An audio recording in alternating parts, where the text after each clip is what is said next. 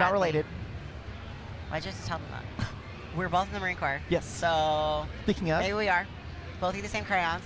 We are here at the 2025, I think it's the 61st Joe Wendler Olympia.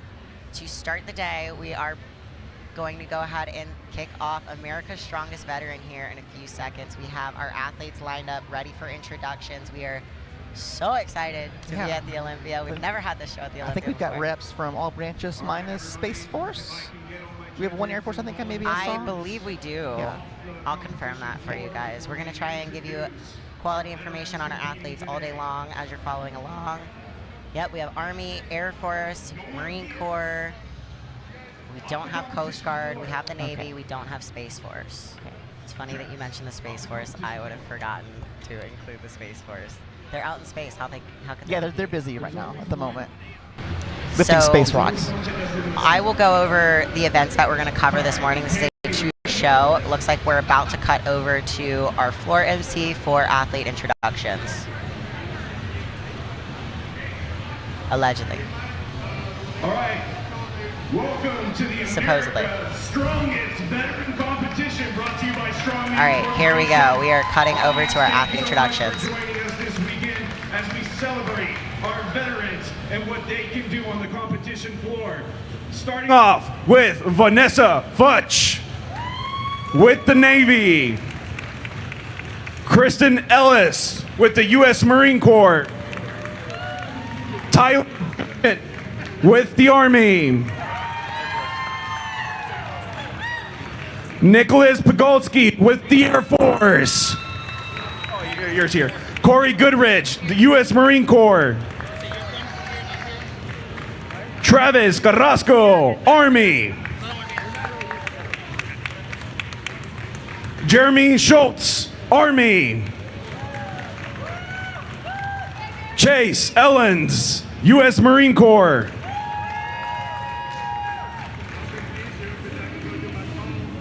Harry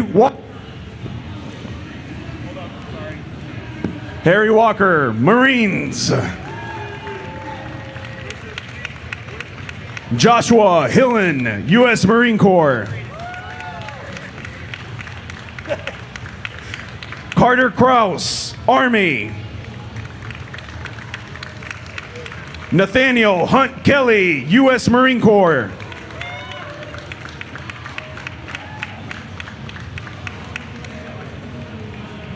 Drew Stats, Navy. Donovan Jones, Navy.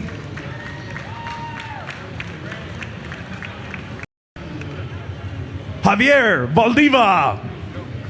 Oh, sorry, I skipped one. Alexander Baca, U.S. Marine. Javier Valdiva, Army.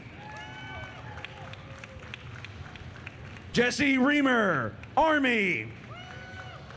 David Day, Army. William Fatiger, Army. And these are your America's Strongest Veterans.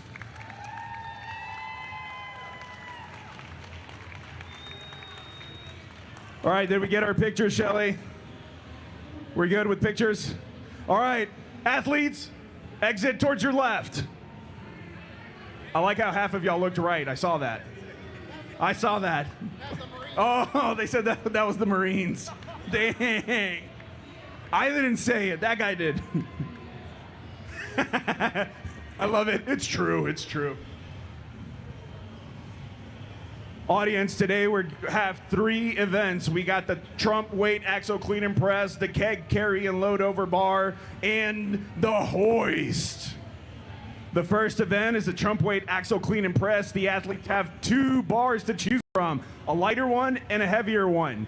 They can do as many reps as they want on either one, but any rep on the heavier bar trumps any number of reps on the lighter one. Oh, y'all are out there. Cool. If I can get my judges out here. Real quick introduction for my judges. In lane 1, we got Nick Best. In lane 2, we have Travis Ortenmeyer. You know, these guys are going to be strict, but still have a lot of fun with the All right. It's probably really hard to hear Yoni over there, our lovely MC, but he is announcing what events we will be covering today. We are going to start with we are starting with a Trump weight axle clean and press. So the athletes can either take the lightweight or the heavyweight, but if they do any reps on that heavier bar, it's going to cancel out any reps they do on the lighter bar. Out first, we have Vanessa in lane 1 and Kristen in lane 2. Navy versus Marine Corps. Ooh. I do like this. I mean, the Marines are a branch of the Navy, but they're better than the Navy. No pressure on Kristen here. This event is a 60-second time limit. Vanessa went for her first bar. Kristen went straight for her trump bar. If Vanessa successfully presses this and chooses to go for her trump bar, she will no longer keep the points on the lighter bar if she successfully presses that trump bar, but it looks like she's staying with her light bar. Kristen is moving some reps on that trump bar. Already a 2 for Kristen. Beautiful split jerks from the side, too. Even if Vanessa gets more reps than Kristen again, Kristen will still pull ahead because she is doing that heavier weight. Correct. It's not really a point system here where the first bar is worth 1 and the second bar is worth 5. It's almost as if you're doing 2 separate events and one is just of a higher caliber. Yep. Got some different techniques going on here. A little bit of push press from Vanessa, then was doing the split jerk with Kristen.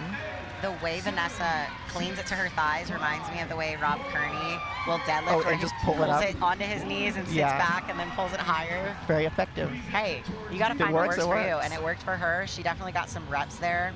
If y'all are looking to follow our scores this morning for America's Strongest Veteran, you're going to head over to Iron Podium and type in America's Strongest Veteran 2025. Those scores should be updating after each event. And those were our 2 ladies. Again, this is the first time we are at the Olympia, and Summer can speak more eloquently about why we are actually missing some lovely faces this weekend.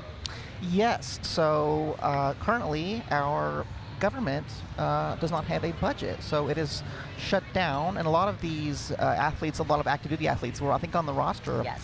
And they oftentimes get funded to come to these competitions. The travel paid for, some per diem, their hotels covered. Cut orders. Yeah, they come on official orders, and so all of that has been paused at the moment. I think we saw maybe 10 to 15 names drop for that reason alone. You might see the same if you're watching ASW and ASM later. We are missing some names there as well.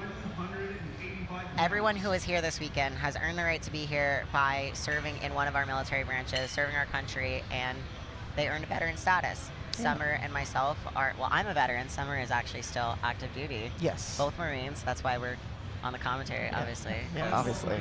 Marines do it better. No big deal. Only the best. All right, we have...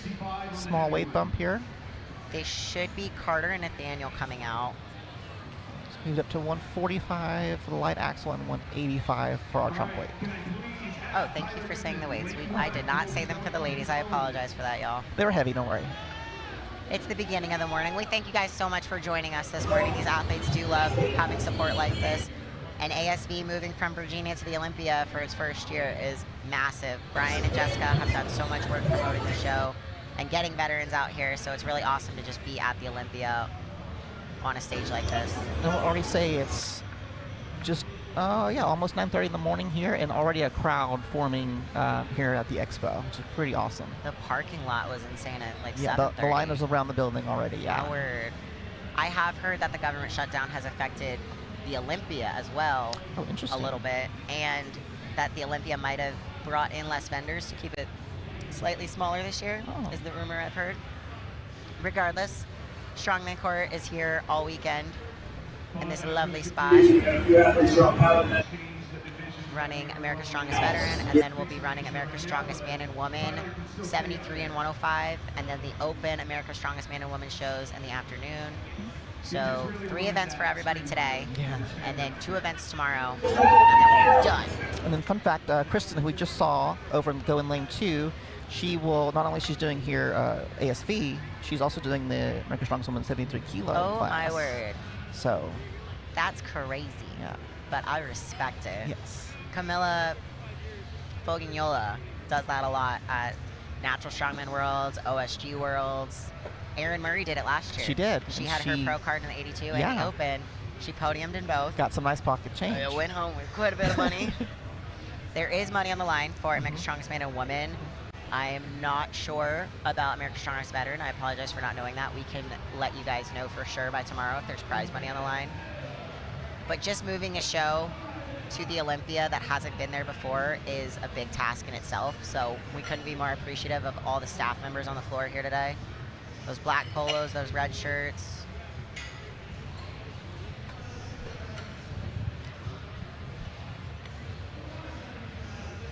I was just told nobody could hear me. So hopefully you guys can hear me better now. Or you don't want to and you turned your volume down already, that's fine.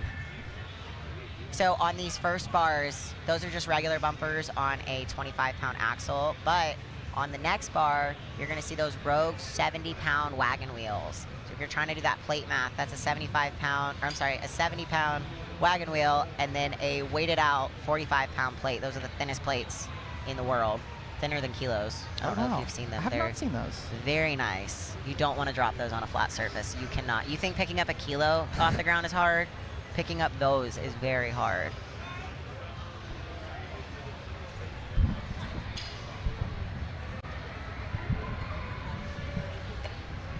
We apologize for this delay, guys. Our staff is working on getting things speedier. It's like a pit crew. It is like a pit crew. And when we get to the overhead later in America's Strongest Man and Woman, you'll actually see the pit crew working the blocks a little faster. Oh yeah, I forgot about that. Brian is actually a veteran himself. Our promoter right there in the camo shorts, he was in the Army. Who else? Who else? We have Nick Best and Travis Ortmeyer judging today. Yep, well, they've done everything. Famous guys who have graciously offered to be here for free because it's for the veterans, and they love him. I remember watching those guys on TV when I was just a wee little child. I was gonna make a joke about like when we were kids together and our parents made you watch it, and that's why you're stronger. Our parents put all their efforts into Summer's strength, not mine. That's why. I'm just in Summer's shadow. Summer, what do you do in the Marine Corps? Well, by trade, I am a manpower officer, so I do admin. It's a thing, I know. It's a pogue if you don't know. Yeah, you know, somebody's got to do it. I was a pogue. I get it. It's okay. But the joke is... What is your cool job? So my cool job is that I teach ROTC at Yale University. At Yale. Summer works at Yale, guys. Make the joke, I'm the glorified meathead PE teacher. Being buff in a job that doesn't totally I don't care about their school. They don't need class. They need just to be strong. Okay, so we've got, I think, 230 for our first bar. So they have 60 seconds to get as many reps as possible. Nice clean. There we go. All right. I believe this is Tyler Goodman. Oh, looking good on the, that is, I think 230. 40 seconds to go. Oh, this is either Tyler or Nicholas. I'm sorry. When the athletes take their athlete shirt off and put on a group shirt, it's hard to tell their names. He's making some easy work of that light bar. I mean, the difference in pounds. What did you say the weights were, Summer? 230? 230 is what he's working with now. And the other one is 265? Yes. And if you've never done this and you're wondering, well, he's doing reps on the light one, why isn't he going to the heavy one? Sometimes that weight is the huge difference for you. Yeah. And these athletes are not only doing this today, they have 2 other events today, and even more tomorrow. But with this event, it's not just pressing it, because you're not just pressing it off blocks, you have to clean it. So if you're somebody that struggles with the clean portion, maybe it's safer to stick to the light bar, build points there, because you can still take second or third. Even if somebody's repping out the heavy bar, you can still come up behind them and get good points.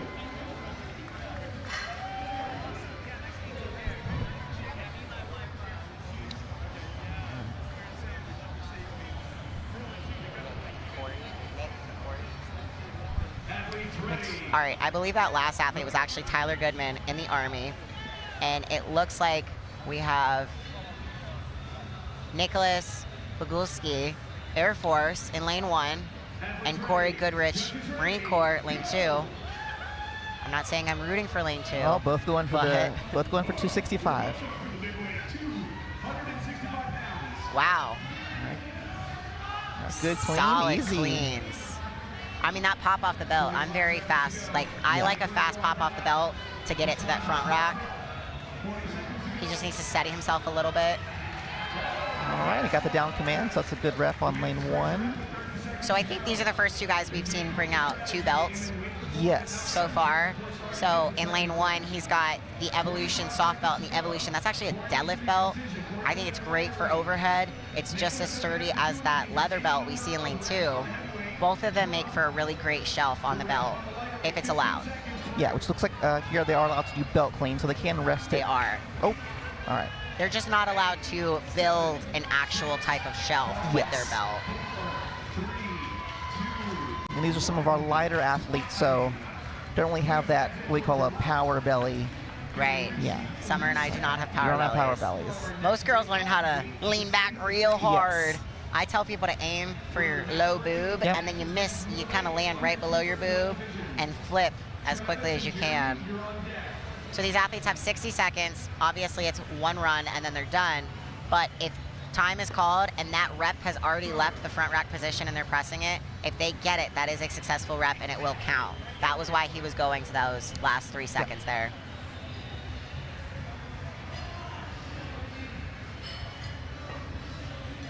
All right, I can see Travis getting ready to come out.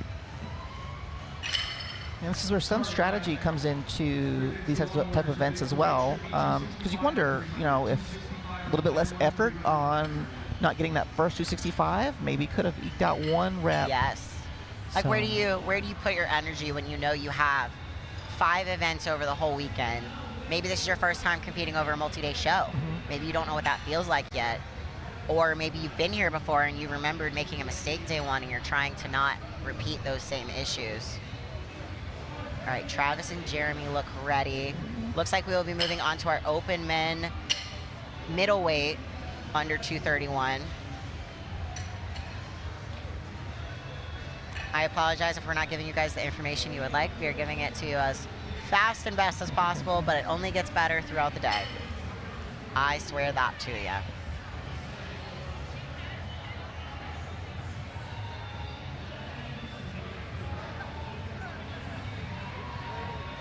So for these guys, they will be changing the weight. Yeah, doing a weight change right now.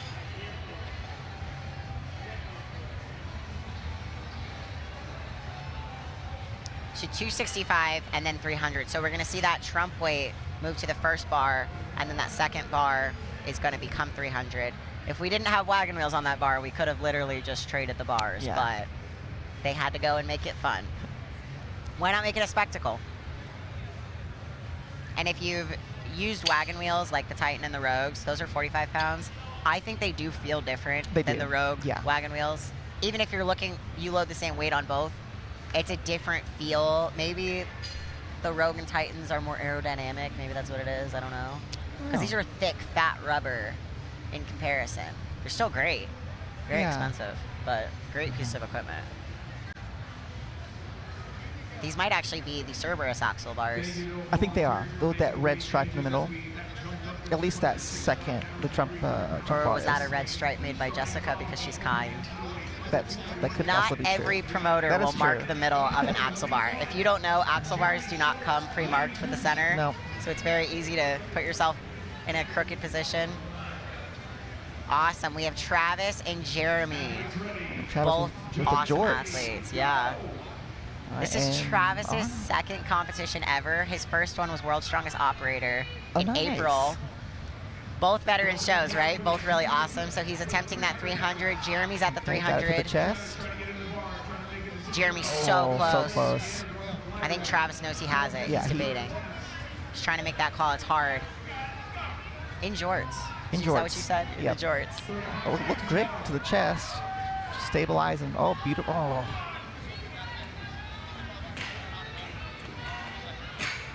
Can't quite lock out and stabilize there for the split jerk. Okay, they have both gone back to that first bar. Time to catch some points. Yep. Just getting 1 rep is so crucial. I actually really like the way Travis is approaching this. He's not rushing himself. He's trying to catch his breath. Yeah. It's not worth injuring yourself. Like maybe you've put yourself in a bad position, but you need to catch your breath and be safe. And he just got a rep. Yeah, got a rep. Almost to at the buzzer. Did Jeremy get a rep? I did not see. I think he might have fatigued himself I a little. think so too. Anything we say when we're talking about an athlete in that way, we are not disrespecting them or talking poorly on them. We are talking strategy the way an ESPN commentator would. Like, simple fact, if you attempt the heavier bar a few times and miss it, you've probably fatigued yourself. And Yeah. that's why Travis took a few steps back, and that's really hard to do. Your ego is telling you, go, go, go, go, go. Take a step back, breathe, recompose yourself. Right, same weights here, 265 and 3. I think we'll see some reps here, though. I know that's Harry Walker in lane 2 and Chase Elenz in lane 1. Both are Marine Corps veterans. I think Harry works at like Home Depot now or something. I don't know what pushing carts. Yeah. I know he does like something lame. No, it's super uncool. So you're seeing the athletes that are choosing to not wear or not wear their athlete shirts. They're wearing a variety of grip shirts. Like Harry's got the Odd Objects one on. We've seen the Evolution ones. We're seeing some briefs. Nice clean there. All right, got a 1 rep on the 300 for Harry. We might actually see a lot of jorts in this show because it's military. I feel like we will, yeah. I love that. Oh, I got it to the chest. Oh, that's a good rep for both of them. Yeah, so both tied here at 1 and 1 so far. So Harry was not only cheering him on, but taking that moment to catch a breath. He's like, also, too, strategy. That like, weight, it's 300 pounds sitting yeah. on your belly and sitting on your chest. I mean, if you know you can press it, that's one thing, but how many reps do you have? Yep, got the down call. Oh, Chase got it right before Harry. We are not doing split times on this event. Correct, yeah, so just 2 and 2, and I think they're gonna call it there. Oh, that was some good sportsmanship. Oh, that was at the buzzer. Okay, okay. Yeah. It's loud in here. Yeah, there's so much music happening in here. here. There's a lot going on. And Yoni's yelling. We can't actually hear every command they're saying. Oh, that's so cool to see from that angle. Yeah. We are to the far left of lane 1, so when folks are split jerking, we get to watch that. It's really cool to see, but at certain moments, like when Harry was locking that out, we couldn't totally see it from our angle. You guys are getting some really good visuals of the whole floor. And shoes. What kind of shoes are people wearing out here? Oh, I like lifters. You like lifters for these? for overhead? I've noticed more people are starting to wear flat shoes for overhead. Really? And I think it has to do with deficiencies that maybe they're working on, but whether you're being pulled forward, backwards, etc. I really like lifters for this. And they look cool. They look good. Yeah. A good pair of lifters. They're expensive. I think Chris Nellis came out here with no shoes on. She did. You're right. She was in socks. Yeah, which is essentially wearing a flat shoe. Yeah. Interesting. Yeah. I don't know how I would like that if we weren't on rubber flooring. Like if we were on the concrete, that slam when she split jerks. Well, that might be a lot of your joints just constantly. All right, we are moving into the men's super heavyweight with Joshua Hillen, United States Marine Corps. We are mostly Marine Corps and Army this year. All right, nice little battle. Oh wow, that was a swift clean. And y'all can't really see it from your position, but the way he clipped his belt, he didn't push it all the way through, so it's a nice little bump in front. It's a really good strategy for using your belt as a little shelf when it's allowed. But not only is the equipment like supportive, but it also can, like I said, be a tool to help you lift the weight. Yeah. You just got to pay attention to your rules. Any show, every strongman show is a little different, whether it's the same events or not. But especially with overhead, you have to look at that belt clean rule. Oh. So he did get one on the 265. I think he's going to call it, yeah. That was rough, but that was good effort. That was a good bail. Yeah. I mean, in that moment, he might have been thinking, like, just not at my judge, because that's the last place you want to send it. Yeah. You don't want to launch 300 pounds to the crowd. But I do get nervous watching someone bail behind, because I've seen it take their arms, dislocate arms, or dislocate shoulders, I should say. So those guys are still at 265 and 300, it looks like. Yeah, 2 on 300 is still the number to beat in that the men's 231 class. Well, that was our first super heavyweight. But it looks like they're leaving the weights the same. There might be a weight change that we didn't know about. All right, for the last athlete, the Masters men's super heavyweight. Masters men's super heavyweight. I am so sorry. I thought they said open men's super heavyweight. It is 265 and 300. That was not Joshua. That was Javier in the Army.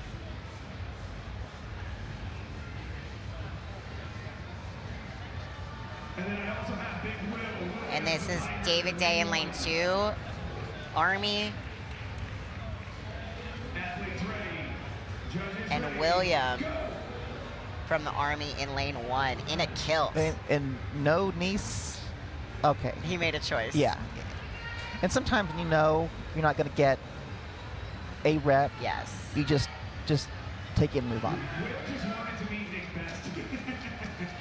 All right, Dave is working really strategically on that clean. Still got some time.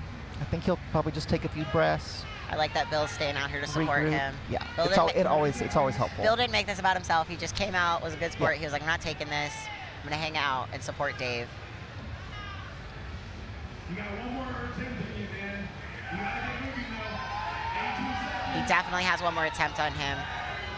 Getting it up. Okay, Get he's to the got belt. it. It's that clean. Yeah. He's just got to get it.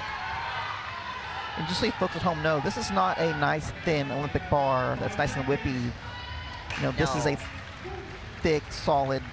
The axle is pretty Yeah. brutal. And that clean, when it's Yeah, it's pushing on your knees, when you're trying to pop it's it very from, comfortable. because it's literally a pop from your belly to the front rack, it hurts your knees the longer you Yeah. stay in that position. I mean, let's talk about this for a second. This is not to hate on Masters athletes. We have Masters athletes, but they're veterans. Yeah, so What double, does the double. Marine- what yeah. does the military do to your body but Yeah. destroy your joints? Yeah. Have you had knee injections yet? Not yet. Not yet. I'm sure I'll be there. Anyone who needs them, I recommend PRP. They're great for your knees. Mel Boss did. All right. This is not Jesse. This is...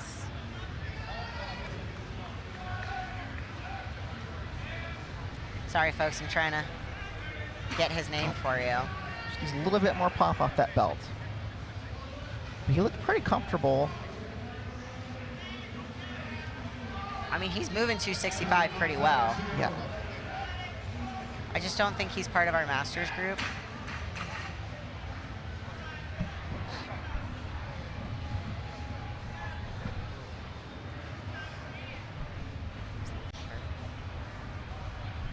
So he's got it back on the belt. Again, he's going to try to bend those knees, squat down, and flip that bar. I think he's running out of gas. And these bars, like you were saying, they're not Olympic bars, they're not deadlift bars, they're not power bars. They have no knurling, Nope. no center marking usually, but Jess did mark these bars. Baca, that was Alexander Baca, active duty men's middleweight 231. So they Okay. did allow some active duty into the show. Okay. And he's from the Army? Marine Corps. Marine Corps, okay. Shouldn't we recognize our own? Like we I should just know. like I'll look him up crayon on MOL real signals. quick. Only a few of you will get that joke. But. How would you guys like it if we just talked in acronyms that didn't make sense all day long? And then we got job specific. I was asking for the athletes to let us know what their careers in the military were, but we don't have everyone's career. If we catch a break, We could try we'll out. be like, come here. Because everybody in the military, like you just Throw a did knife hand, be like, come here. different. Yeah, I knife-handed Harry yesterday, and he was like, "What are you doing?" I was like, "Get away from me." Yeah, everyone here like Pogues, grunts. Pogue is a person other than grunt. Grunt is your infantry folks, the slamming down doors, Yeah. taking names, that kind of stuff. So that's usually how the military divides people. They start with those Kind of two divide topics. ourselves, It's either yeah. Pogue, grunt, and then you get into your specifics of what did you do in the infantry? What kind of gun did you carry? And then as a pogue, what pencil pushing? Yeah. But it's not even all pencil pushing. Like my brother did ordnance for aircrafts, and that's still a pogue job, but it's ordnance. It's cool. Yeah. EOD, Yeah. explosive ordnance disposal. That's a cool job, but it's considered a pogue job. Hey, I've done some combat adges in my day. I went to school to be a mortarman. I was part of the first female push into infantry training. Very cool. It was very cool. Probably the coolest training I've ever been through in my life.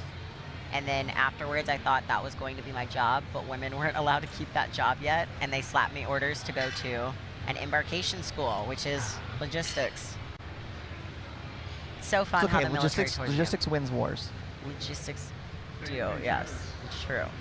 I'm not sure where that quote is from, but it's a quote. It took me to some wonderful places. Yeah. The military has taken me some wonderful places, and Strongman has taken me wonderful places as well, like the Olympia.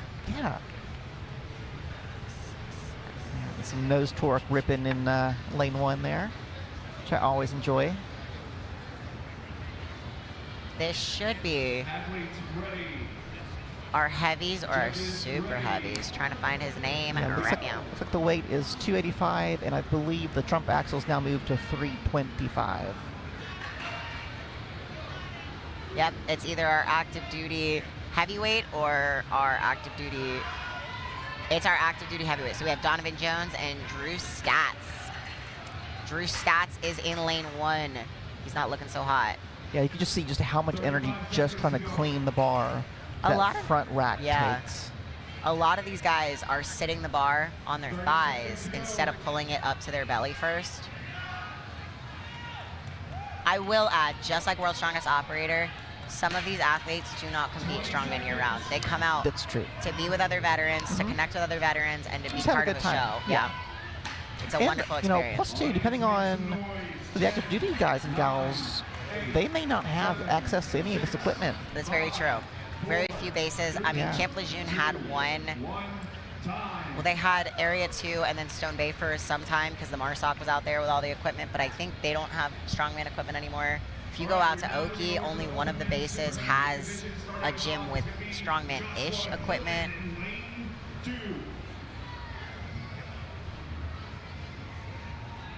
All right, so those were our active duty men's heavyweight 231 guys. They were both in the Navy, Drew and Donovan.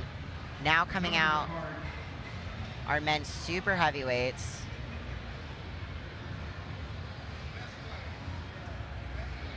I believe this is Josh Hillen of the Marine Corps in lane 2. We got Travis Ortmeyer fixing his plates. What a gentleman. Yeah. You see that cowboy hat from across? Anyway, always on his head. I think it's glued to his head. He took his hat off when he came to Strongman Corps Nationals last month, and nobody knew who he was. I swear, it was so funny. Well, I saw him coming down the escalator as I was checking in last night, and I saw the hat. You saw the cat in the hat? That's Travis. I see that white hat. I think it's a new hat too. It's a legit cowboy hat, you know? He carries it when he travels. It goes in a case if it's not on his body, you know? Like they make cowboy hat cases. It's the shape of your cowboy hat because a good cowboy hat is fitted to you. Now I've seen drill instructor hat cases. That's serious business. Those are very serious. All right, he headed straight for that to 325. 325. I think you can do this. He's got that old school strongman grip shirt on. I like that. That was strategic. He worked it up to his front rack. Oh, easy press. Isn't it crazy how the clean can be harder than the press, or the press can be harder than the clean? Like, it just depends on who you are, your strengths, your deficiencies, what you've been working on. Maybe you have a nagging injury. He's pretty methodical so far in these first 2 reps. Little bump off the hips, up to the belly, and then very nice.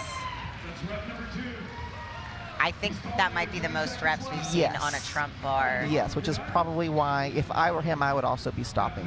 Actually, I lied. Kristen got quite a few reps. She got for the men. For the men's side, 2 is definitely pushing it. Yeah. And so he's, employing really good strategy here. If he's seen other guys go before him that have gotten less than 2 reps, he has no incentive to do more if he beats those guys. And if you know you're going for that light bar, maybe you thought you were going to try the heavy bar, but you're looking at the scores and you're like, I'm actually just going to stick to the light bar and get reps on reps on reps. All right, Carter Kraus in lane 2 from the Army, and Nathaniel Hunt, Marine Corps, in lane 1. Carter comes from Iron Forge Asylum. Nathan is representing the Stronger Together crew. A very cool strength collective that's only been around for a few years. They do one-on-one coaching and group programming to major shows. Something about these pro locks this morning. But you also have to think that's, what, 325 pounds when it slams on the ground? Yeah. It I will say shakes the though, weight. so far those Rogue bumper plates look like, sometimes you'll see people drop the weight and it just goes everywhere, which is bad for everyone. Yes. But these look like they stay in place pretty They look well. like they're staying in place. They're sturdy. I try to kind of push the bar down in front of Where me you so want it it. stays. Yeah. But if it doesn't, I kind of just hop around to it. Yeah. But by the end, yeah, if your plates are moving, it's a little bit harder. Oh. All right, Carter is quick to that front rack. Oh, come on, Carter. A little bit It's more right legs. there. Just believe it. Oh, my Jesus. Looks like he's all right. What a comeback. Yeah. He like did a break fall, a proper That is true. proper break His fall with a McMahon, barbell came or in with an handy. axle. Cream court. All right, Carter is attempting. Oh, come on, Carter. The cleans look pretty easy for him. I think Carter definitely had it, but with this time limit, that, Yeah. like Yoni's talking about, that adrenaline rush, you're down to the last few seconds. Come on, come Oh, on, come on. Oh. Oh, it's right there. Awesome. I think he got that He down got- yeah, call. I think yes. so. I What keep- a comeback. I keep having staff step in front of me so I Yeah, can't see the we're judge's kind arm. of dodging I guess the view here. you guys at home, if you're trying to guess if they got a good rep, just base it off their facial expression. Yeah, when how they put excited it are down. they? Which, yeah, did it. I got a rip. So not only did he fall over, he was able to catch his breath, compose himself, and keep going without being too flustered, maybe embarrassed if that bothered him, or just thrown off. You know, hopefully he didn't get hurt.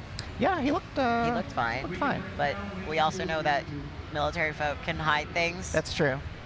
You're not going to go to BAS if you can hide it, right? Until you're close to your EAS and you need to go to BAS. Who is this? This I know.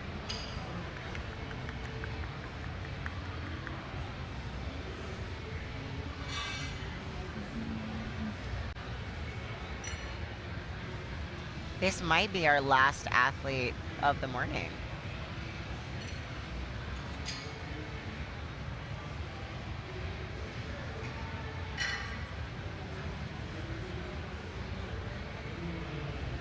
About to find out. They are fixing the bars now. Okay, it looks like he's going to be going solo as well, I think. Is that Ghost out in the Yeah. audience? Got 230. Is that 230 and 265 again? Definitely 230 for the light axle. Not sure what they've got on the Trump axle now.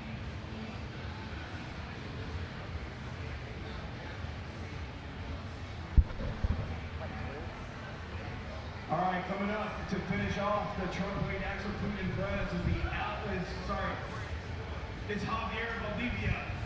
Javier Right. Valdivia. Peso culture. He is of the Army Masters Men's Middleweight Sub 231 class. Why does he give you Sergeant Major vibes?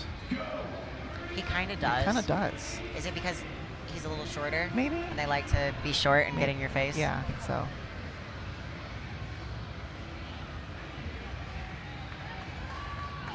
But Javier is Army. He does look like he served his He does, time, you yeah. know? He looked pretty comfortable with it on his belly. You just got to flip it up to the chest. I have never seen that grip shirt before. I've not either. I don't even know that company. Which tells me he's really loyal to that company. Sometimes it's not about the brand. All right, he's got 20 seconds So I to want secure a to wrap. see him keep upright a little bit more when he dips down to flip that bar. So he's right there.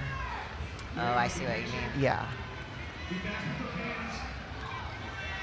Oh. It also could be the shoulder mobility. That is true. The ability to quickly rotate. Yeah. You're pulling yourself under the bar. Yeah. Think of it as if the bar is staying in a floating space on your chest and you're whipping yourself under. That's what that motion is like. All right, we're gonna see a quick floor transition. That is it for event 1, axle clean and press. We are now going to move on to our keg carry and load over bars. So this one's really unique, and I love this one. They're gonna have three staggered kegs that they have to carry and load over a bar. The lightest keg is 25 feet away. They're gonna pick, carry, load it over the bar, run back, get the second keg that is 20 feet away, pick, carry, load that over the bar, and the third one is 15 feet away. Go pick, carry, load that over the bar. You guys get the gist, right? All three of those, the ladies are loading to 42 inches and the men are loading to 52 inches, which is interesting height choices. 42 is actually kind of low for the ladies. Yeah, typically 48 is a That's the generic. national world loading standard, Yeah. but they were a lot kinder, and kegs are a different beast. They are. That's true, but I think the men are still loading to their usual. Yeah, 52. That 52. Yeah, that range is. That is. That sounds right for them. It's a little high. But, yeah. We can adjust height up and down, but we cannot really adjust keg mass. I'm interested. Size. Yeah, so at nationals we obviously saw. Well, you guys can see me now. This is your hamburger style. That's how we call it in strongman, and this is your hot dog style. So if an athlete picked up the keg this way, wait, did I say that wrong? No, this is hot dog. Yeah. Hamburger. Yeah. Hot dog would be if the keg is standing upright in front of you, and hamburger is if you lay it sideways and load it. We saw so many of both at nationals. Like, people would turn it sideways, lay it down, get it into their lap, and then stand it up in their lap so they could get an even higher arch with it. I saw Jessica Mitchell do that, and I was Yes. like, that is genius. Yes. It's all about your strengths. So I'm interested to see how some people do it, but then again, you're carrying it. So a lot Yeah, of it's folks a little bit different. might just run with it, drop Yeah. to their lap, quick And then, load over the yeah, bar. Maybe you might see some different techniques between the first keg and the last keg. Yes. Do you like to do an opposite grip for a load, or both out front? Both out front.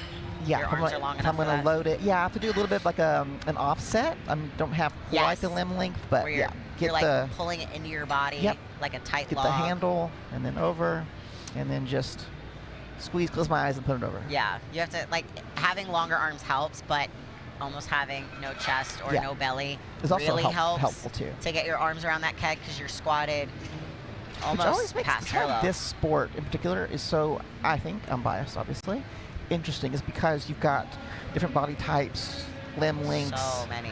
But you could be great at one event and then struggle a little bit on a different one. Yes. And then it all kind of buffs out in the end, and you're like, ooh.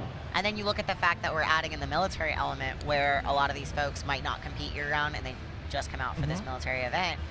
So it's even more diverse and spread Yeah. apart. Some guys will tell you in the back, they're like, I haven't touched a keg in 2 years, or I don't have access. A lot of people don't have access to kegs. Yeah. Yeah, What- sandbags are, so you can buy those I was commercial. just going to ask you, like, what do you train? Oh. That's, oh, sorry. We're being told we're not where we're supposed to be. Excuse us. I gotta give a shout out to Iron Vision though. They are running this live stream on Strongman Core's YouTube channel. They really look Obviously, good. if you're here, you know. We could not appreciate their live stream any more than we do. We've got Owens Media on the floor doing athlete photos, and all the 6 shots you guys are starting to see on banners, I think are usually theirs. We have Zero Dark 30 here as well. Who else we got? Who else we got? That's it for right now. But yeah, what were we talking about? We were talking about kegs. Oh, what? They Oh, threw us off by telling us what to would move. you sub out if you couldn't find a keg? Sandbags, Yep, sandbags, sandbags, sandbags, You can sandbags. buy those But commercially. what I would say with sandbags is very similar to what I say with natural stones. Take longer to do your reps. So with a natural stone, I tell people to take longer because it's a rough material, and it's like, if we're talking sandbag or stone to shoulder, Atlas versus natural, it's not going to glide to your shoulder as easily when it's a natural stone. So I tell people to do pause work up to shoulder. With kegs, I tell people to take a little bit more time because it's slick. So think about your tension, think about your grip, especially if you're using sandbags, but if you're using a Bartos keg that has that grippy material to it, it's nice. You need to prepare yourself for the slick feel of a bar keg, because that is what we have here. We have so many kegs out here. Literally bar kegs. Bar keg. Yeah, I think James went and bought like 330 of them for this show, and that event itself is sponsored by Built Fast Formula. It's a newer supplement company. They might even be in the expo this weekend. So if you're watching us and checking out the expo, go find them. Go find them. Go find Evolution and Undefined at booth 211. Shameless plug. Don't hate it.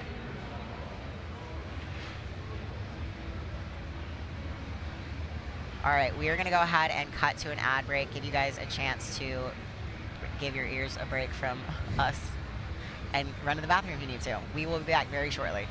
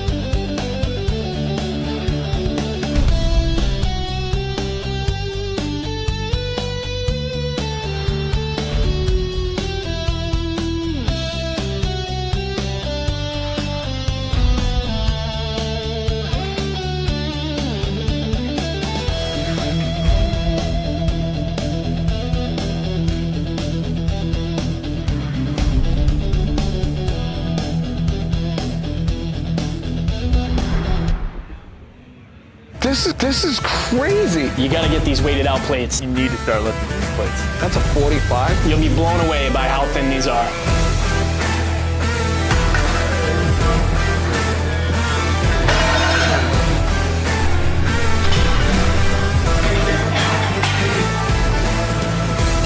I like these things. They're deceptively heavy, thin, rock solid, pure metal.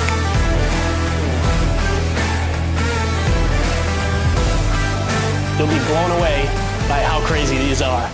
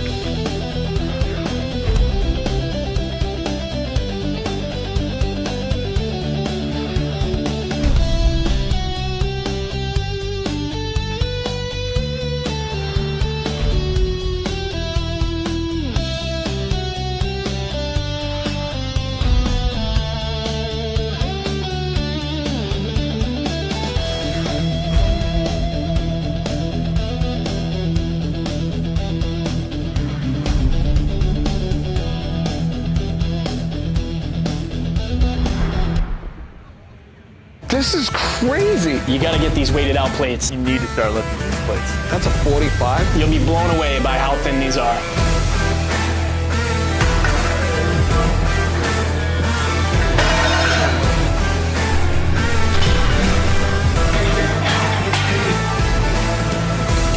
I like these things. They're deceptively heavy, thin, rock solid, pure metal.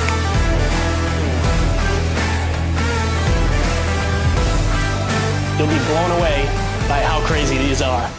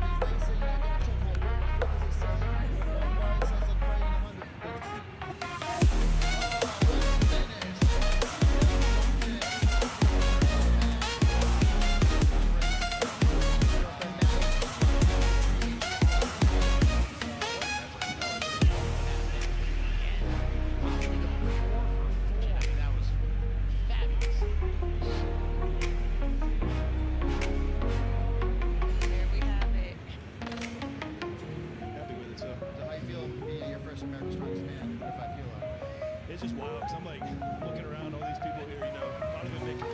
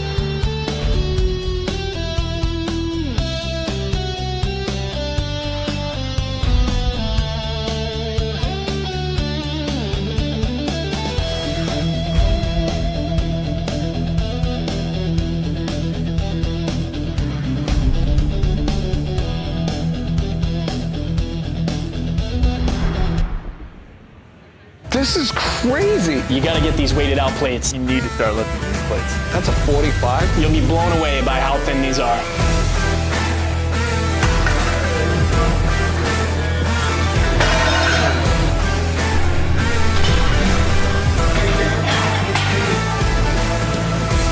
I like these things. They're deceptively heavy, thin, rock solid, pure metal.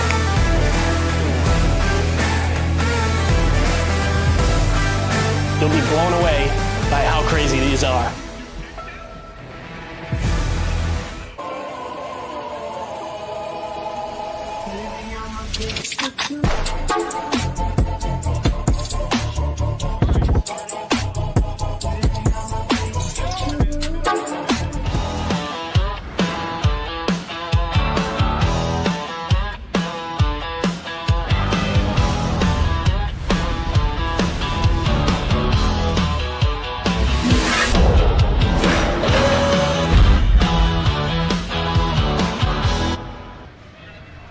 All right, we are back. Okay, 2. Keg carry and load over bar. So as we already prepped you guys, that first keg is 25 feet away, the second one is 15, and the second one is 20, and the third one is 15 feet away. So for these two ladies, we have Vanessa of the Navy and Kristen of the Marine Corps with... I'm pretty sure Kristen has combat boots on. Oh, you know what I said we all should have done as staff? All of us military folks should have worn our cami bottoms. Oh, that's true. Sorry, I'm trying to get the weights for you guys. Open women, it is 200 is that first keg that both ladies have in their arms. Then it's going to be 175. Kristen making pretty easy work. Oh, I'm reading these in a reverse order. That first keg was 155, the second keg is 175, and the third one is 200. Kristen just finished. Kristen, wow, super speedy. Vanessa's right behind her. Oh. She stepped back though. Like, yes. That's an event. You got to step back if that keg's coming at you because it will take a foot. Yes. Come on, girl. Come on, girl. The athletes are not allowed to use the crossbar to help them, meaning that if they get it stuck on the crossbar, they can't put their hands on the bar and thrust forward. Very nice job. Nice. Good finish. Such a good finish. I love that for and her. these kegs are filled with shot and sand. Okay. Yeah, so it's kind of moving around on you a little bit. It's they're mean. Yeah. Not as mean as gravel. The gravel. Have you ever used a gravel keg? I don't know. Let's talk about that for a second. What can you fill a keg with? Besides beer. The Bartos is loadable by plates. Mm-hmm. Other kegs you see filled with sand, shot, water, gravel. Yeah, water being the most dangerous option. Yes, yeah. But we have seen it. Usually when it's water, they're much lighter for that reason. Yeah. Because you could really hurt somebody. And that's where a good promoter comes in. If they're going to make the event super weird, the weirder it is, the safer it needs to be. Yes. Because you want to put on a show, you want the athletes to have a great time, and you want it to be an amazing feat of strength, but you also don't want somebody to get hurt because you were overzealous about a weight and a cool idea. These crossbars are moving up to 52 inches. And it looks like we have Javier coming out first. We might be switching group orders based off of the kegs. Yes, off the keg weights. Yeah. So Javier is a Masters men's middleweight under 231. If I didn't already say it, the ladies, Vanessa and Kristen, are both open women middleweights under 180. So for Javier as a Masters men's middleweight 231, his kegs are 225, 250, and 275. Okay. Oh, they're actually on the back of the room. We can't see those signs from where we are. There's a jerk block and a Nick Best blocking it. When Nick and Travis stand in front of us, it's like the whole show everything is gone. blocked. Yeah. It's just, they forget that they're massive. Large humans. And what's funny is Nick drives the tiny, well, he just got a truck, but he drives a tiny, it's either a coupe or a Fiat. We stuffed like 8 people in it once, and I was like, this is not for us. All right, once we get those kegs set up, we will get rolling. Crossbar, the height is up to 52 inches now. Yes. So that keg they just rolled out, like literally putting up right now, that one rolled easily. But as soon as a keg gets a dent, they don't roll, and sometimes the sand inside won't roll either. So it depends on what's inside of it and how you're gonna move it. And these, it's my opinion, but kegs, they bite. They bite back. I personally, when I do Atlas stones and things like that, or natural stones, I like my skin to feel the bite because it's confirming how solid I have the hold. That makes sense. If that makes sense. But once I start bleeding, you know, you can't. You're done. We might actually see elbow sleeves because of that bite you're talking about. I personally wear a thin sleeve. It'll grab your bicep real nice. And you've had a bicep owie that you don't want to repeat. It's not fun. All right, here Javier is working on that first keg. And that's exactly how we would tell you to do it if you were using sandbags to replicate this event. You would start with it standing, flop it sideways, pick it up hamburger style into your lap, and that's where you would need to practice pretending like it's slicker. Yep. And he's got gloves on and a grip shirt. And what he's doing is he's pulling it into his chest, pinning it to the top side of his chest or his breast for the ladies, and he's standing upright, so it's almost a front squat up so that he can clear his hips, run forward, and keep it in that upright position. It works for the first keg. He did have to reset for the second keg, which, as it gets heavier, that's bound to happen. From here, just a triple extension. Oh, come on, get under it, get under it, get under it. Now here with the, like a sandbag, this is round object on round object. Yes. And that's another thing. If we were using a square platform, it might be easier for you to get it over that edge. But like you said, round on round, it's gonna spin. And it's amazing how everyone's instincts kick in really quickly with kegs and they just jump back. Yep. You're not really trying to save that keg, because if you don't and it lands on your foot, you're done for the day and weeks probably. We had no one get hurt at Nationals, and I'm hoping for, let me shut up before I jinx something. We're not allowed to talk about those things till the end of the show.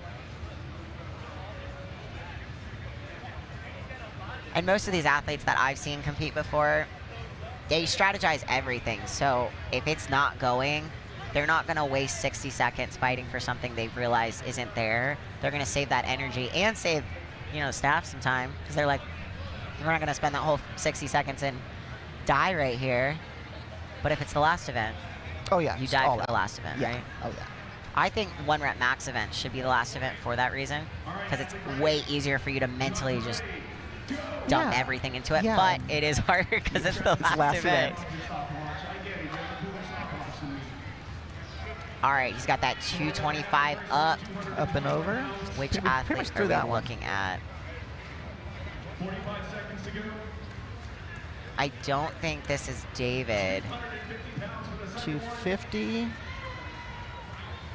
I'm sorry, folks. I don't have his name at the moment, and he is in a grip shirt. 30 seconds to finish the 275. The 275 is already in his lap. He's trying to secure that high chest carry. 15-foot walk. Oh, nice. Wow. Nice. Yeah, that's an exhausted pace. I think he said under 25 seconds. We haven't even run our official, our unofficial timer. There's so much happening. Yeah. Crowd's picking up again, some more. But solid run there. Okay. All right, this is Tyler and Nicholas coming out now.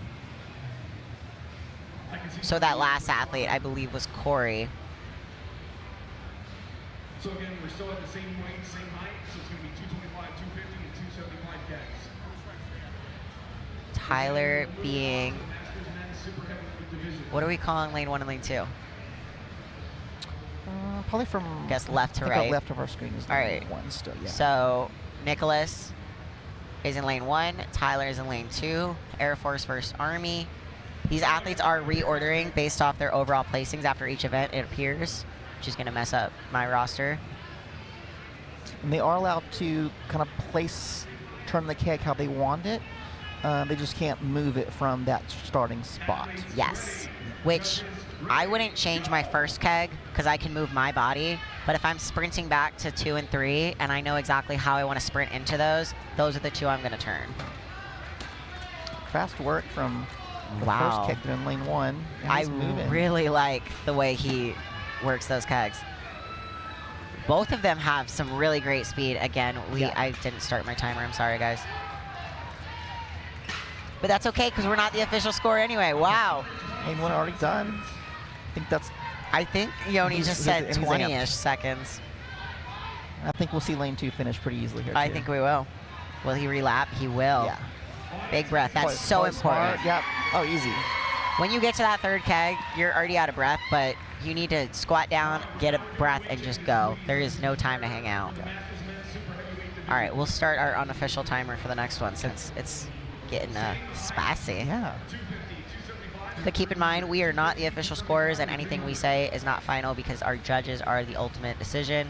If you are looking for scores of these events, you're going to head over to Iron Podium, America's Strongest Veteran 2025. Scroll down to the bottom where it says View Scoreboard. And as you can see, the overhead is already input, and the keg carry is starting to get input. So yes, you were correct. Kristen did get 2 reps on the trump bar. But Iron Podium is not showing us trump versus light bar. Oh, yes they are. Yes they are. I apologize. It's that first column. All right, we are now switching over to our next class, which is... Looks like the weights are 250, 275, and 300. So we went up by about 25 pounds in each lane. I don't know if anyone listening has picked up a keg full of not liquid, but how about dead weight? Very. Yeah, because the sandbag has play to it. It's just different. And an Atlas stone, yes, it's large no matter how you look at it, but you're pulling it between your legs, and it's a ball. So it's easier, much easier for you to hold on to in a sense. But like you said, yeah, it's keg. A keg is dead weight. It's an awkward, it's an odd object, if you will. Yes. Another shameless plug. There. Grip shorts. Odd object shorts, grip shirts, socks. Our media team's wearing them. All right, that 225 is over the bar for... And this is where it helps to be a little bit taller of an athlete. These loading events. Believe this is Bill. Yes. Our gentleman that strategically skipped overhead. Looking solid though. Very, on the medley here. He's representing Aftermath Training and the Army today. He's gonna no relap. Didn't need it. And what are military folk if they're not all about strategy? Right. It's a very nice job. He is decked out head to toe in servers. Do you have a favorite sporting, like, major equipment? You know, I really do dig the odd object shorts. You do? I do. I do like my odd object shorts. They're very comfortable. I wear my Evolutions for stones, but I wear my odd objects for other things. Because they're a little bit thinner. Yeah. But I like thick briefs for stones. Still neoprene, but they're not, I don't want to call odd objects thin. They're very supportive, very snug. I'm going to stop comparing them because I'm having a rough time finding the right words that I'm looking for. But those shorts are comfy. They are very nice. And they form to you very well, opposed to other shorts that look like diaper butts. All right, we have Dave in lane 1. Moving fast. And Jesse in lane 2. Both representing the Army. Jesse is representing River City Ironworks. Dave is representing Temple Barbell. Both yeeting these kegs over. Jesse is almost done. You're gonna see some different techniques here and how they've been carrying the kegs. So lane 1 here is kind of doing that, not a mixed grip, but on the keg, this would be the version of it. Yeah. It's a little bit slower. Jesse finished in under 25 seconds. Just needs to go slow and steady here. I personally believe the longer you sit in that position, the harder it is to explode out of that position. Yeah, that weight just really However, just sits. If you are really struggling to catch your breath or keep going, what are you going to do but sit there and try to finish? But he did get one keg over. He so did. At some point. He got 250.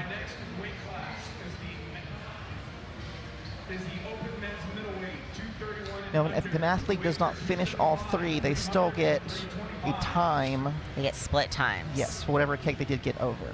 We did not go over those rules. Yes, it is a 60-second event with split times. So if Summer and I were running head-to-head in the same class, and we both loaded our third stone, or our third keg at the exact same time, I believe it is the split time of the second that would determine the higher placing. Yeah. Which is very difficult for us to run it exactly at the same millisecond. But it happened at Nationals with one of the events. I can't remember which one. It was the Hoist, actually. We had a dead tie. Wow. Like milliseconds and everything.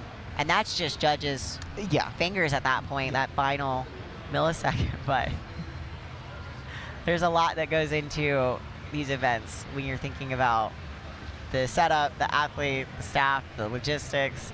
There's so many fine details. Like, you have your judges here.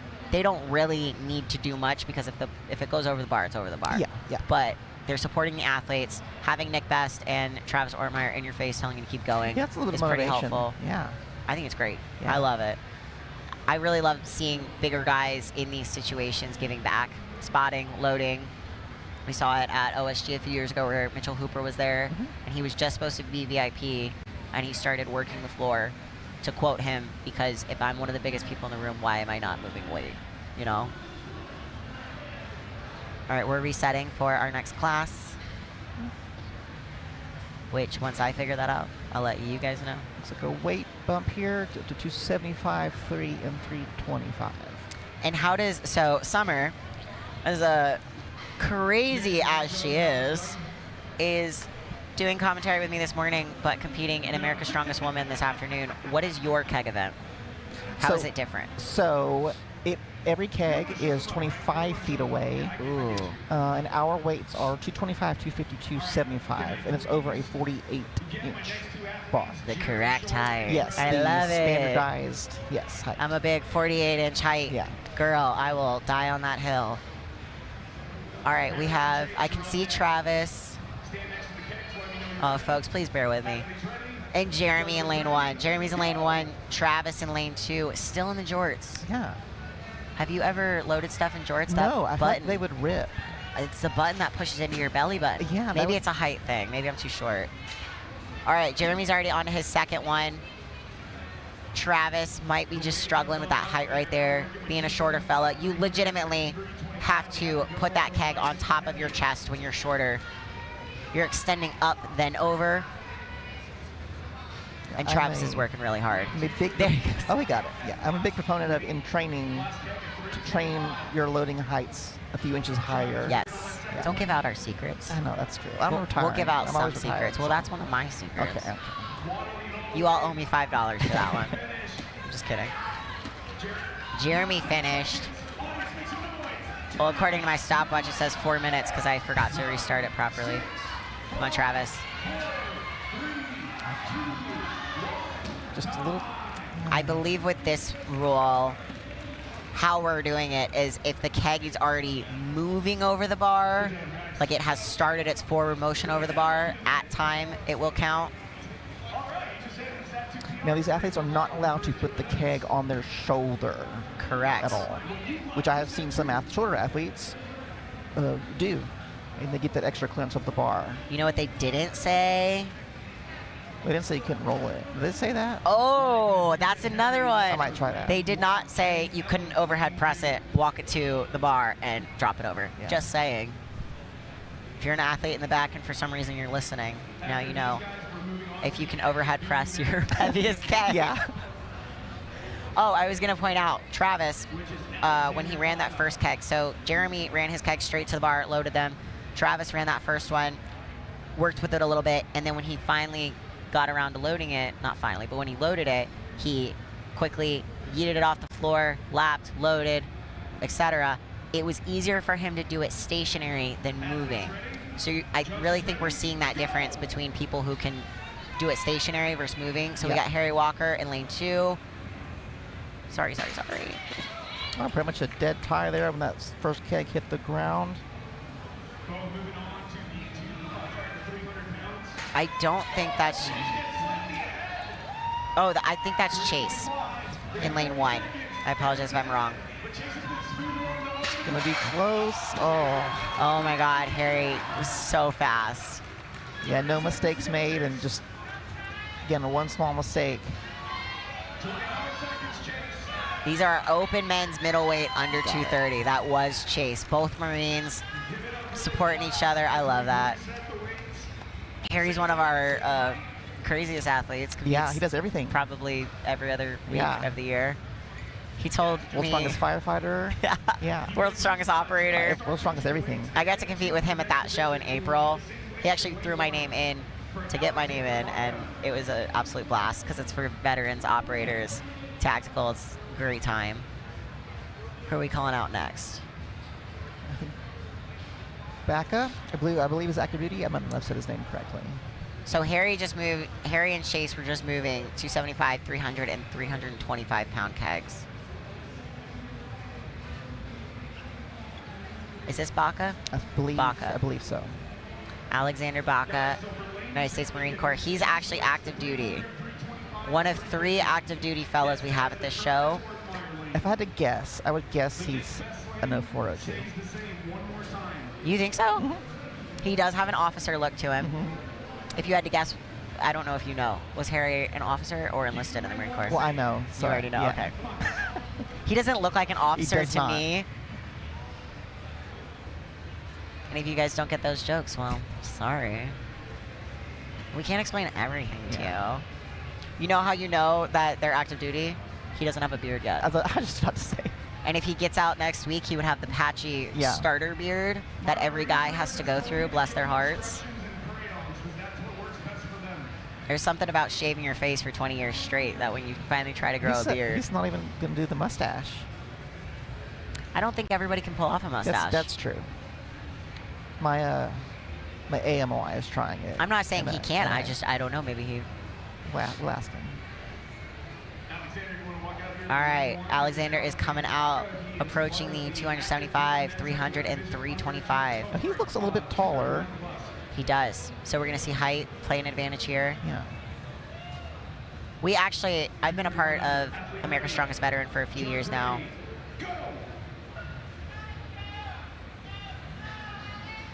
Oh, don't trip, come on. We'll sit down, regrip.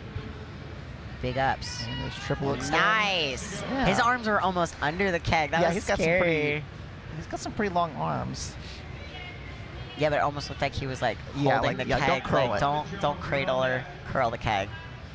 But yeah, when America's Strongest Veteran was in Virginia, they would have spouse categories, active duty categories, things like that. When they opened the show this year, it was primarily first for veterans, and they opened the active duty component later.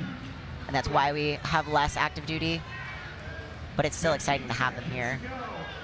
He's really fighting that 300. One thing I'd want to see him try is to turn the keg totally on its side and almost deadlift it and lean back. Yes. So at Nationals, it was keg for reps over the bar, and you were seeing as people fatigued, they would straight leg deadlift it and immediately pop it into their lap and sit down, readjust their hands, and fight to throw it over. You're trying to trick your fatigue in that sense. You're like, if I slowly pull it to my lap and then quickly move my arms and then throw it over, you're tricking your body in a way. You're convincing yourself you are anyway.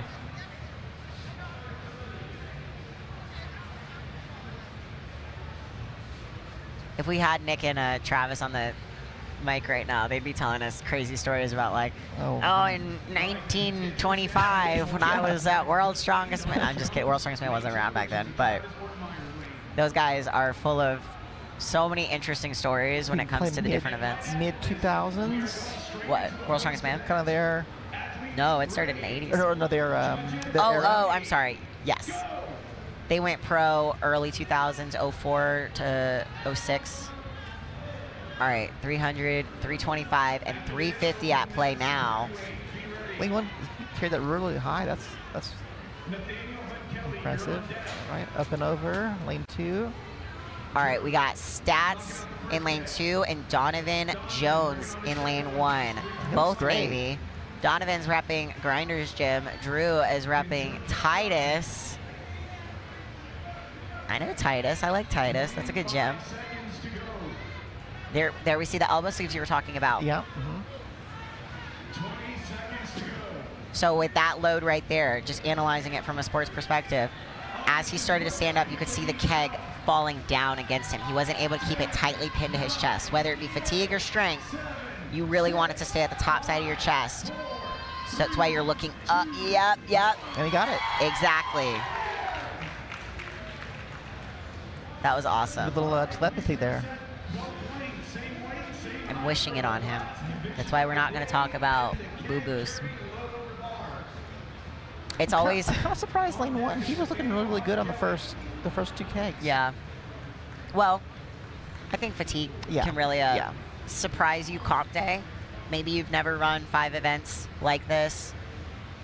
Maybe you keep all your days spread out. So running 2 events back to back can be a lot.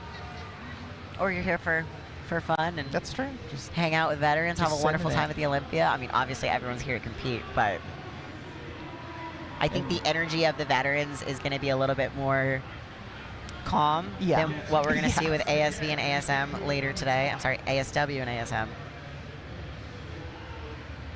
But it looks like here at the expo, at least the seating area is just about standing. Yeah, room. it's only very a fair full. bit of seats, but yeah.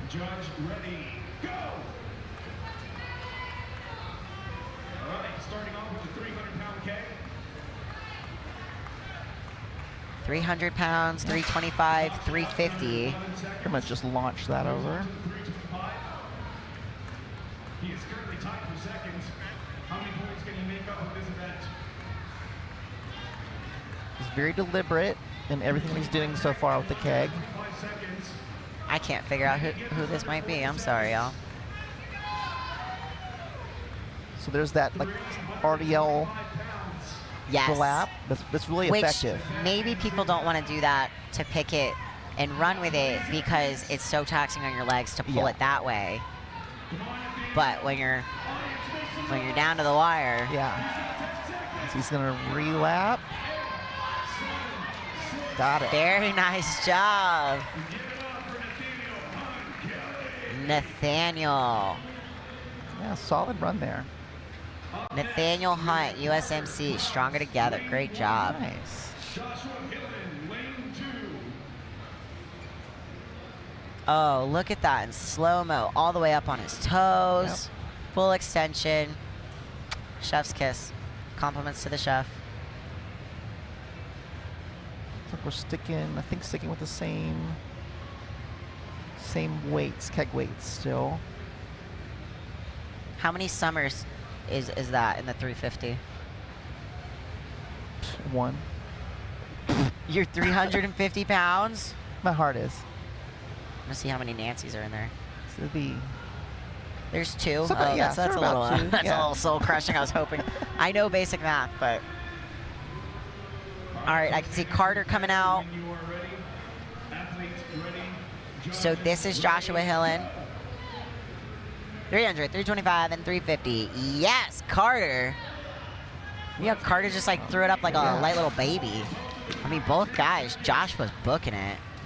It's kind of hard to sprint between these because your distances are so short. Yeah. You don't need a ton of momentum and speed to get, back just a few feet, but. I mean, Josh was carrying that like at his face. That's how strong he is. Carter's really using his height in his favor. Both guys. That's so high. That's awesome. Oh my gosh, Josh. That, he's amped, as he should be. So I think those might be the top 2 times. Wow.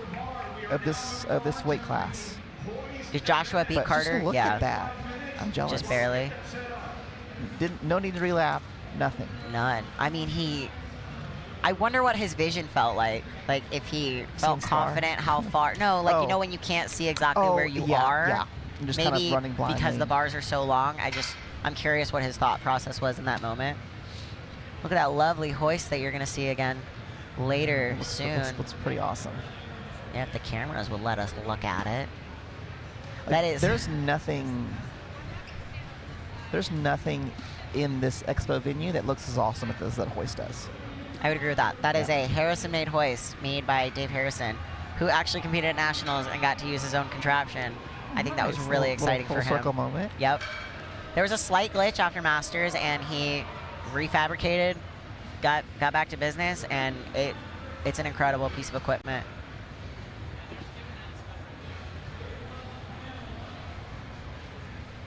All right, so we are gonna give y'all another break. We're gonna run to the restroom and cut to a commercial for a bit right before we come back to our final event of America's Strongest Veteran this morning at the Olympia.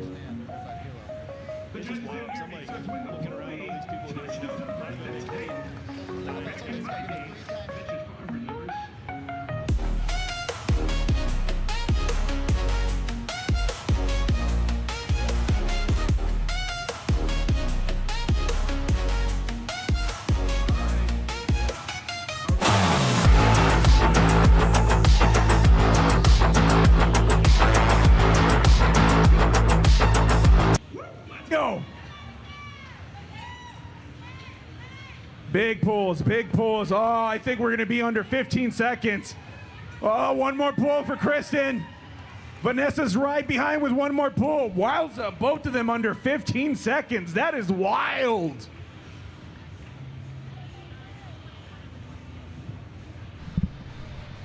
Wow, that was an incredible job for Kristen and Vanessa. A sub 15-second finish, that is insane. There is a likelihood that we can see a sub 10-second finish today. It's gonna be tough.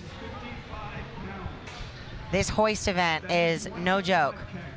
They do have a 60-second time limit, but no athlete is honestly gonna use 60 seconds, I'm willing to bet.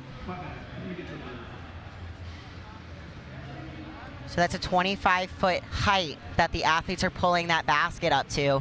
They're seated in, it's a similar position to a lat pull-down machine. I mean, it's exactly that position. They can adjust that top bar that sits on top of their quads to their liking.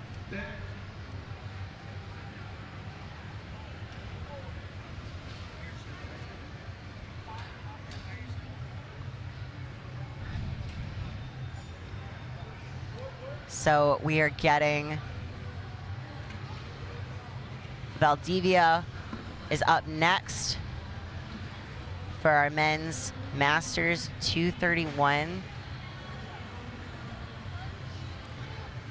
I can tell you for a fact the athletes were not told the weight of this hoist for a reason. They were given a expect heavy, and it is heavy. So the height they're pulling that basket up to is about 25 feet. The basket empty is 150 pounds. And then they're adding, okay, so for the ladies, we had sandbags in there. Now they're adding a 150-pound keg. And that's probably going to be our base weight for most classes, where they're going to keep adding weight on top of that. The ladies just had a sub 15-second finish. Oh, wow. So Now, Kristen Ellis will do this event twice.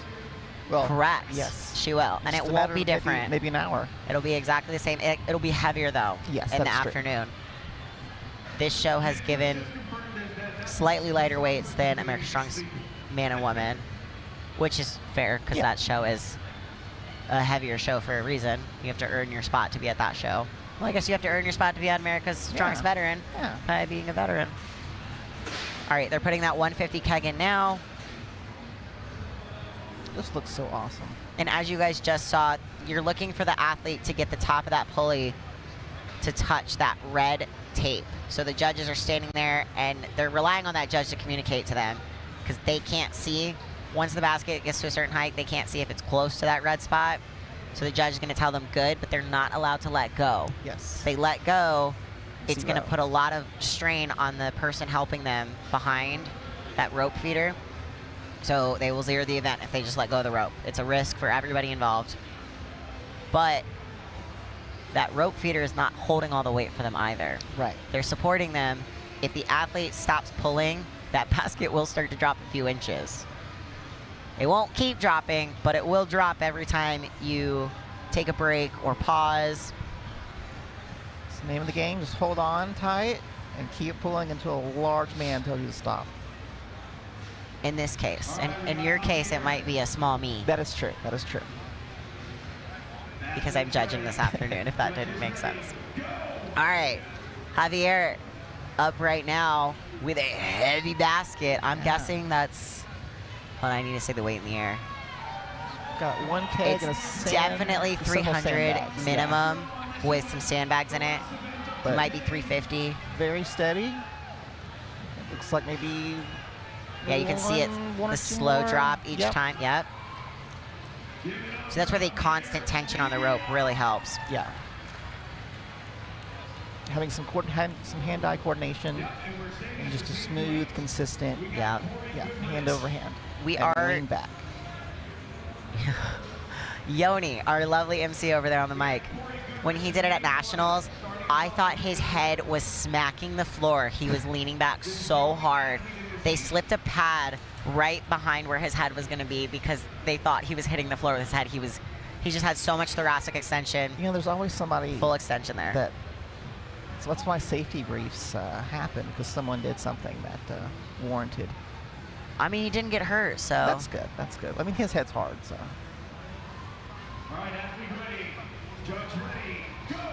This, I believe, is Corey Goodrich, USMC. Also a Stronger Together guy.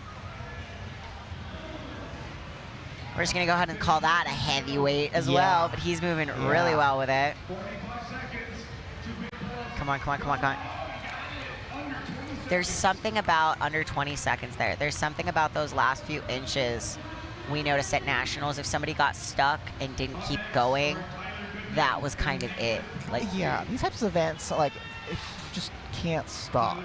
Because once your momentum is gone, it's so hard to get it back. it gets worse. Yeah, Yeah, you think, and oh, let me catch a mentally breath. too, It does yeah. get worse. Something like this, too, it's like, you know, just the faster you go, the faster you're done. Nicholas Pogluski From the Air Force in here. lane 1, Air Force. Again, these are, you know, our smaller athletes, too, and this is an event where getting back, the more body weight you have to throw back, doesn't make it hard. It's, you know, I think this is Tyler Goodman, both open men's lightweight, under 175. she had a great keg Tyler's run. Army. Tyler's got those purple Right. odd object shorts on. Head-to-head here.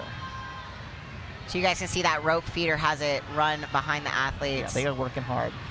to catch it in case the athlete, like, it slips out of their hands, but, oh, nice. That was fast. That was a very fine job. Yeah. We're seeing a lot of sub 20 seconds. We haven't seen a sub 10. We could start making bets. We don't have anything to bet with. We're in Vegas and we have nothing to bet with. I have 4 batteries. I'll give you 2 batteries. Okay. But we got to call it. Like, I do think we can see a sub 10. Oh, yeah, for sure. I know we're going to this afternoon in ASM because those athletes I already know have been studying the nationals videos. Results. I'm sure those videos went crazy. Oh, yeah. Just for athletes to study. All right, we have Dave in lane 2. Oh, they did put the weight down. Yeah, 255. 255. Wow. Okay. I guess I lied to you guys. Sorry about that. Have they had that weight there the whole time? I don't know. Are they Mandela affecting us right now? Playing mind games with us. Like, it's always been there. Oh, Dave's going by himself. All right. Making steady work of it. Steady is the name of the game. Yep, reach, and lean back. But I know his CNS wants a little bit more speed, so it can just be done with. Yes. He's not giving up, though. So athletes About halfway can't up now. stand up. They do have to stay inside the apparatus in some way, but their butt can come up. They can lean back as far as they want. Like, they can essentially stand up with their feet still, with their legs still locked in. Looks like he's getting a height for his score. He is. So they have a tape measure that follows the bottom side of that basket. Just like Highland Games, it's a super easy way to measure. No guessing. I like at the Shaw Classic, we did a yoke into a heavy arm-over-arm pull. It was a seated arm-over-arm pull, but the apparatus we used had a laser on it, so if you didn't make it to the top, it lasered your height. And I think we were pulling, like, engines. Wow. Like truck engines. They were very, I don't remember what they were. I saw that. I remember it looked It was very cool. Yeah. The Shaws do a really great job of just coming out with the craziest equipment for the big boys, and then it Yes. trickles down to us shortly thereafter. Another head-to-head here. This is Will and that Jesse, both in the Masters men's super heavyweight. Yes. Both sides finished up to 295 now. Bill and Jesse. Wow, very And nice essentially, job. they're just sitting in a lat pull-down seat. I don't think I've ever seen a arm-over-arm pull I have set not up quite like this. Either. It's always been you're sitting totally, your butt's totally on the ground. I don't know if Dave came up with this idea or if James came up with this idea, but Dave was really excited about it. I know that. I forget the year, but I know it is based off or inspired by a World's Strongest Man. One year they had an event very, very close to this. Okay. Yeah. I believe that. I mean, Strongman, some people are always trying to reinvent the wheel, and then some people are looking at a certain wheel and going, how can we replicate that or do that again for a different group of athletes or a smaller group of athletes, smaller body weights? A little more modernized. Who do we have? Travis and, is that Chase or Jeremy? I think that's Jeremy. Jeremy and Travis look like they're going head-to-head all day. 295 pounds in the basket. Jeremy is almost to the top. I don't know if that would be sub 10, but that was a good time. What we need is for a timer that connects to Yoni, so when he starts his timer, we can just see it. But we're not that advanced. It's a lot of work for the feeders to slowly lower. Yeah, they're getting the grip workout today. That is such a good forearm workout, my word. If I didn't have an athlete competing against you this afternoon, I would tell you a secret, but I would tell all of you a secret, but I'm not going to. What are ways you have found to train for this event since you're doing it this afternoon? I'll be honest, I haven't trained for it at all. Okay. Which is the incorrect thing to do. If I gave you this for an athlete and you were programming for them, what kind of ideas come to mind? If your gym Got has, Harry Walker and is that Chase? I believe so, with giant arms. Yes. Yes. Oh my God. Look at Harry's yeets. Or his yeets, his lean backs. Goodness. Very aggressive, which is what you want. Yeah. I mean, Harry is pretty aggressive That's in true, moving yeah. events. He's insane. Yeah. So, how would you So if your gym replicate has training for this? just regular climbing ropes, holds for time. I've Body seen, weight holds where you're hanging in the body air? weight. Yeah, that. If you can add weight to yourself, that's always great too. True. Um, You could also do regular pull-up bar Yeah. holds Yeah. for time. It's not exactly the same as what you're talking about in that position, but it's still. So, that's Baca. If you have a sled at home, yeah, honestly, the normal traditional seated arm over arm, because really what you need to do is get your hand-eye coordination and that Yes. rhythm of you grab, need to lean build back. the arm over arm rhythm. It's Yes. not always the rope, and it's not always you're pulling above your head or in front of you or Yeah. below you. It's not really the direction. It's the arm over arm. End of the row. day, it's the same movement. Yes. Reach, lean back. Reach, reach, pull. Yep. All right. Baca's ready. It's our one active duty Marine. 295 pounds in the basket. He's kind of standing up into it and using his body when he sits down as he pulls. Which, that is a piece that is very hard for a lot of people to train without Yes. that ability in a lat pull-down machine. But like I was telling Summer on our break, I saw Justin Legier and I believe Nick Gardione from our America's Strongest Men in this afternoon. They were setting up 2 yokes. So one yoke would sit on top of their thighs, the way that chair would, the cushion would, and the second yoke would be what their weight was being pulled over. But that takes a lot of weight, a lot of equipment. Yeah. You need 2 yokes. You need to put weight on both yokes. Then you have to put weight on a sled. You need a rope. A lot of setup. And honestly, having a rope feeder in training, anytime you need train something like this, partner, yeah. because if you're would be sitting, ideal. that rope builds up in your lap Yeah. so quickly, and it's so distracting. It's honestly in the way. It gets in the way. It's a huge deal. So just having a rope feeder take that slack away from you can be very helpful.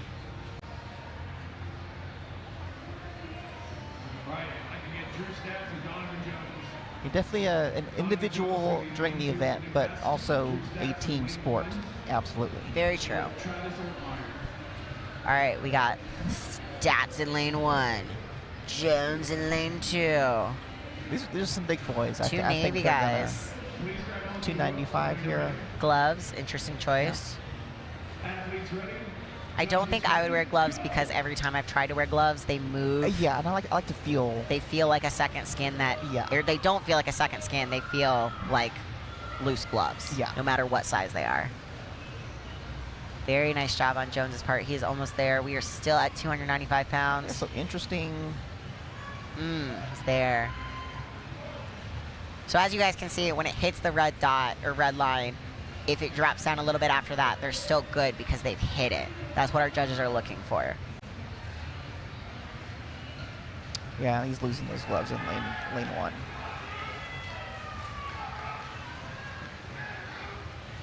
What did he do when he took the gloves off? How did he keep the rope from dropping? I think the gloves were just throwing him off. I think. But maybe was the weight already in the air or yeah, not yet? Yeah. He got a few pulls. So his rope It was about feeder a third just of the held way, it for a the way second? up, yeah. Okay.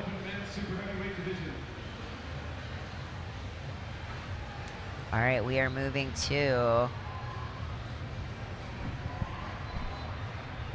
325 pounds in this basket. He's going to be in lane 1.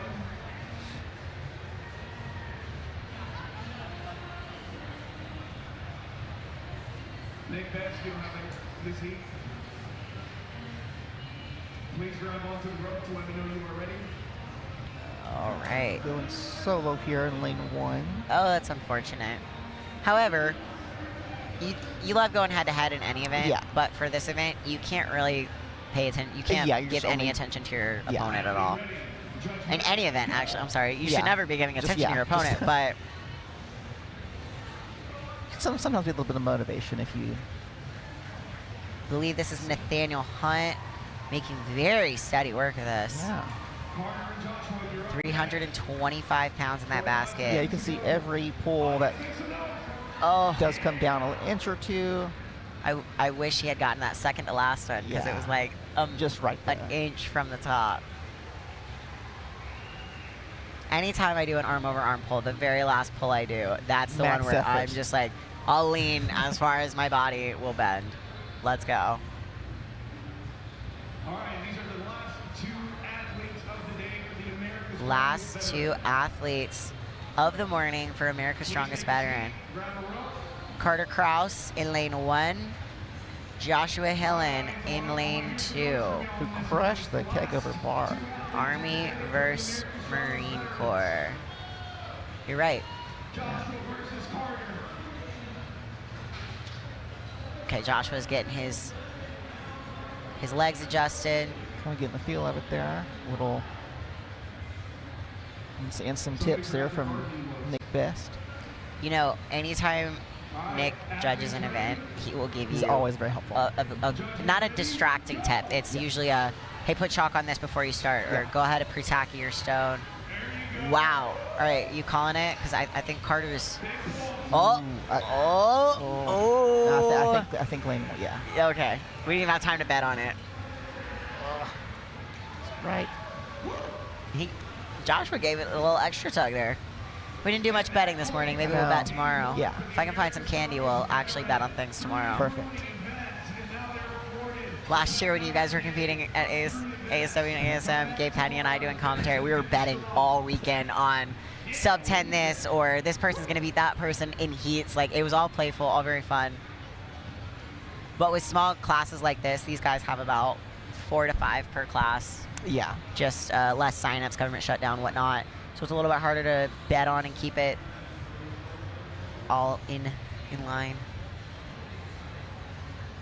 But that is That the is last event for day 1. the end of America's Strongest Veteran. Day 1 at Joe Wendler's Yes, the Olympia Expo. 61st Olympia.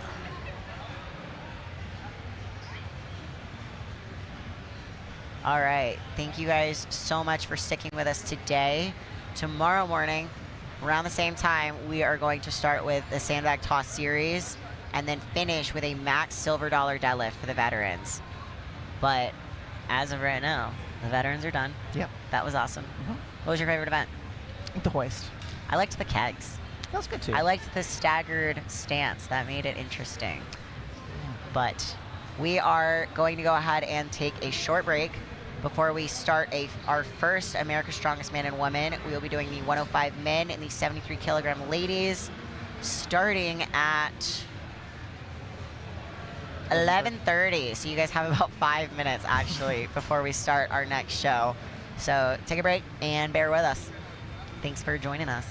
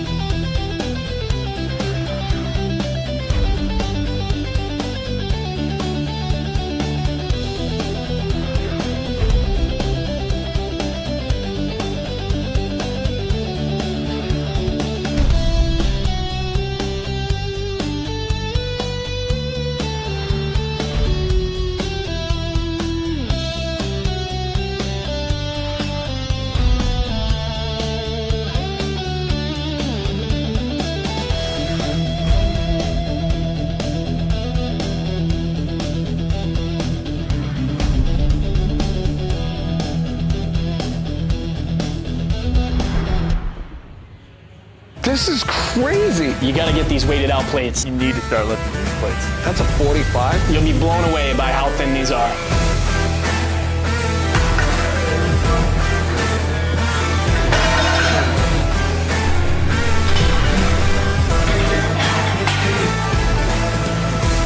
I like these things. They're deceptively heavy, thin, rock solid, pure metal.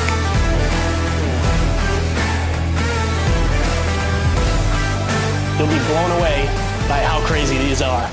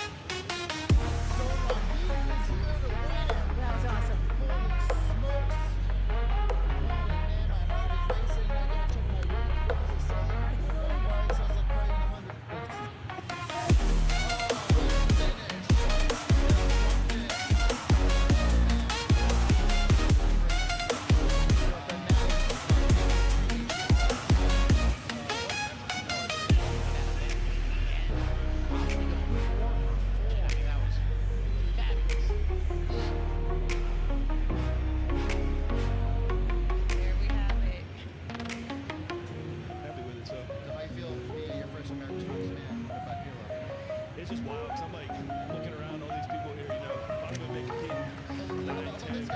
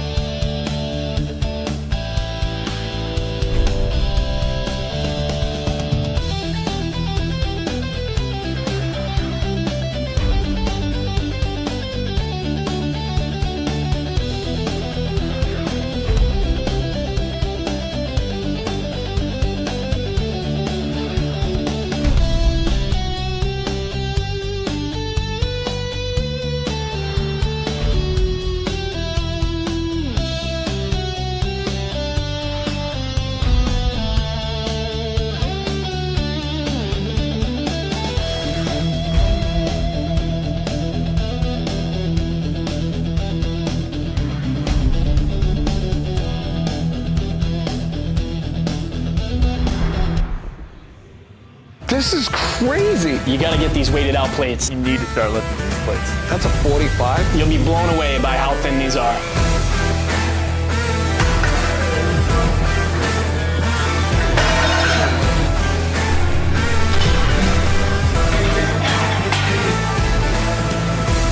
I like these things. They're deceptively heavy, thin, rock solid, pure metal.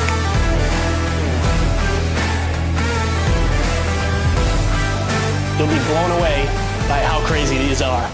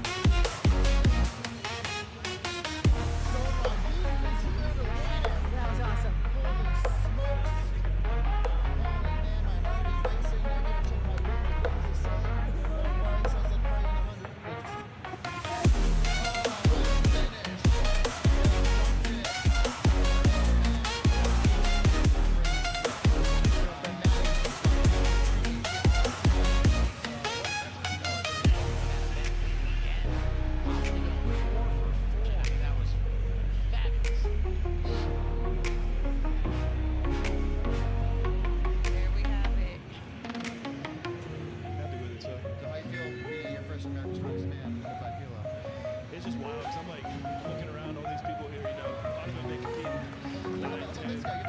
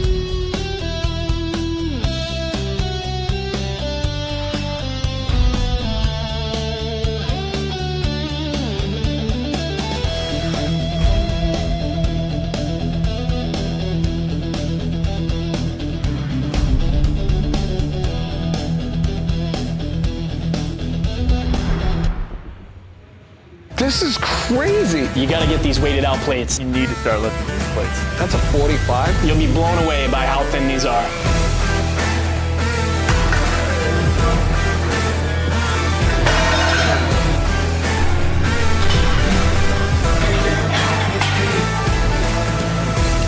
I like these things. They're deceptively heavy, thin, rock solid, pure metal.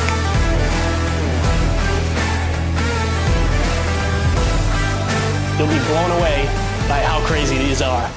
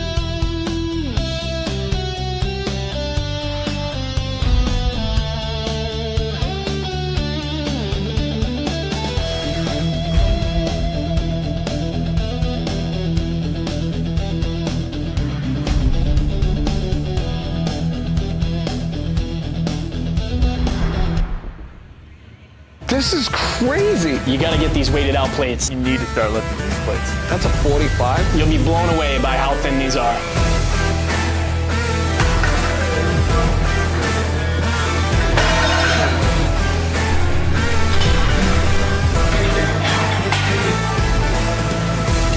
I like these things. They're deceptively heavy, thin, rock solid, pure metal.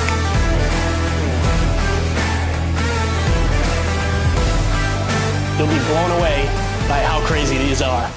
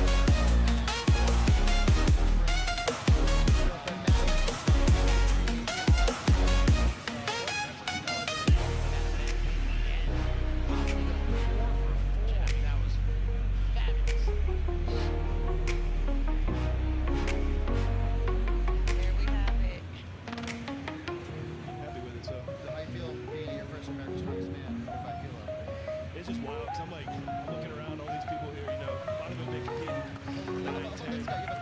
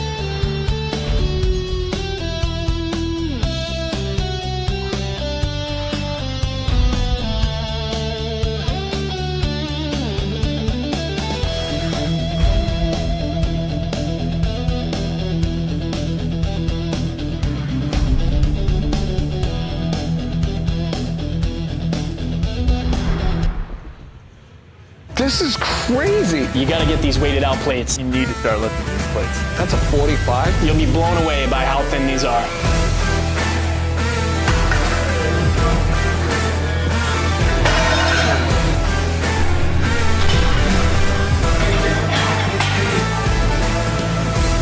I like these things. They're deceptively heavy, thin, rock solid, pure metal.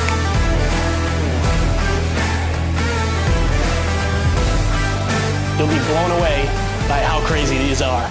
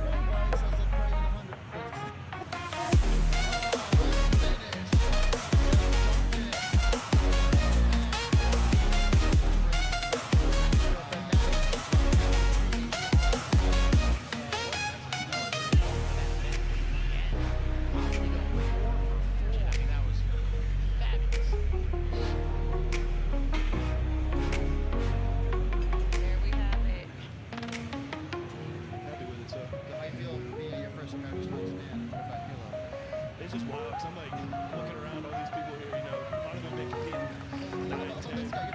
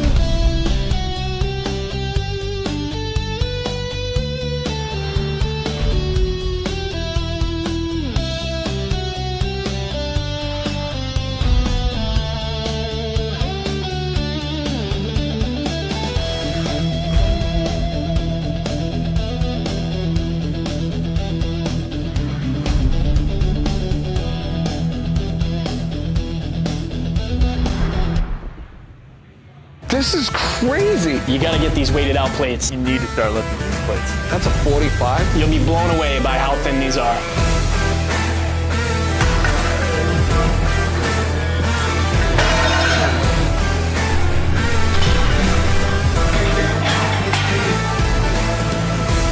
I like these things. They're deceptively heavy, thin, rock solid, pure metal.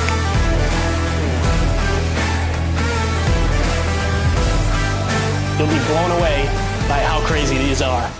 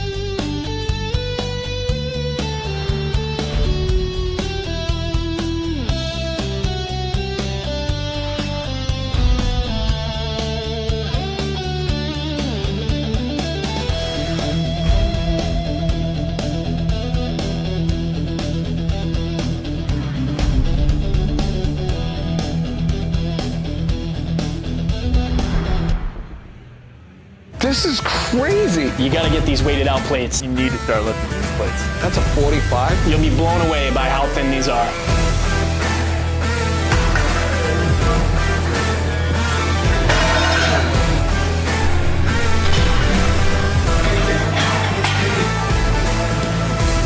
I like these things. They're deceptively heavy, thin, rock solid, pure metal.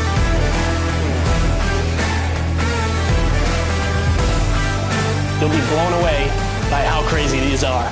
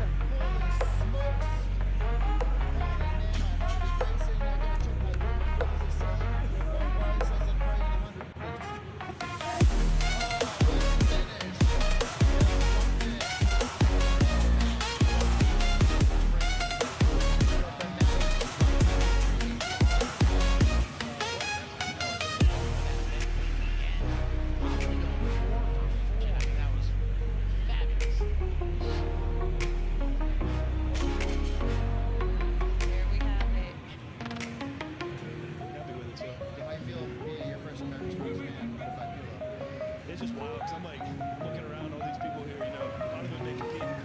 And I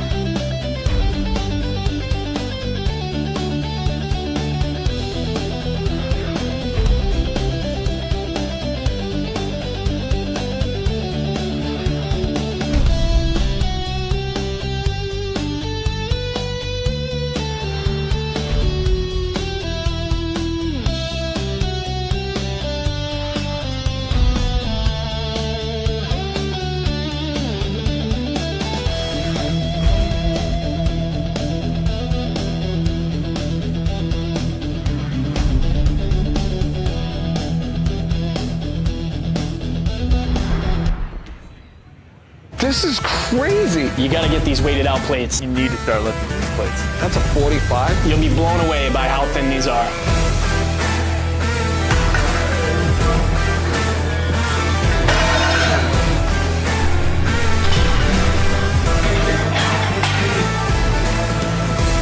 I like these things. They're deceptively heavy, thin, rock solid, pure metal.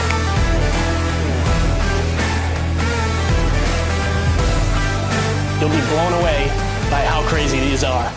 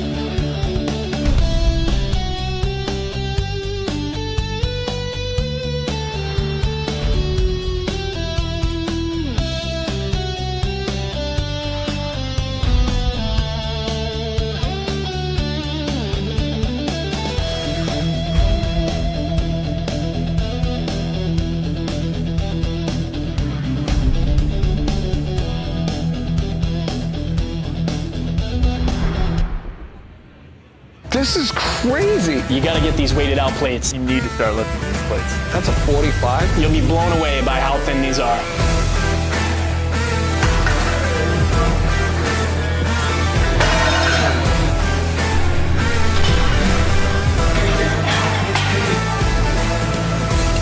I like these things. They're deceptively heavy, thin, rock solid, pure metal.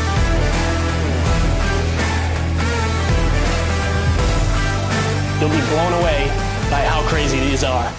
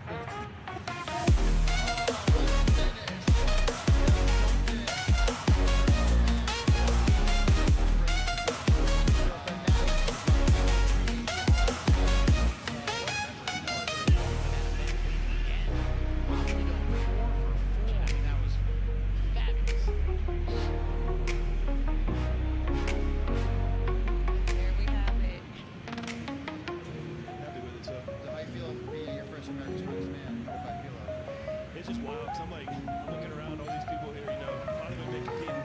9,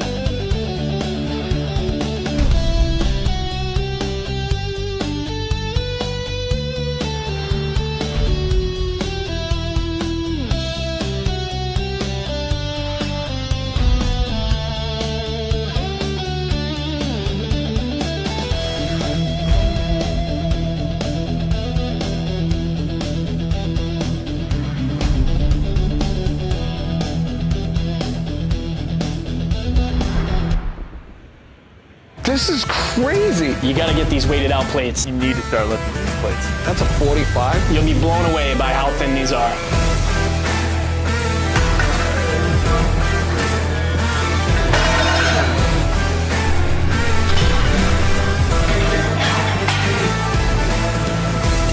I like these things. They're deceptively heavy, thin, rock solid, pure metal.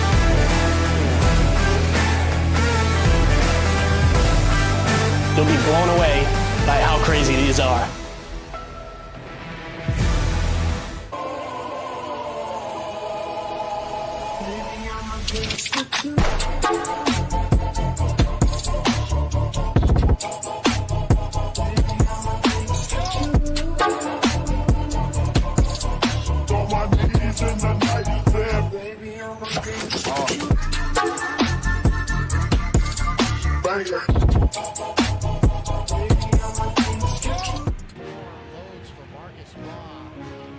Just putting his stamp on the day. The next day, as opposed to just look how manage the days individually.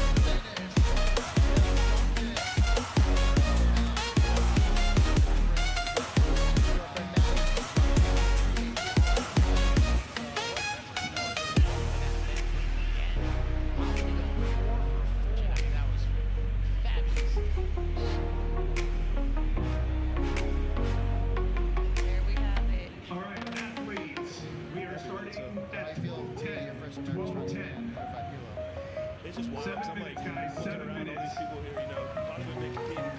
That ain't 10.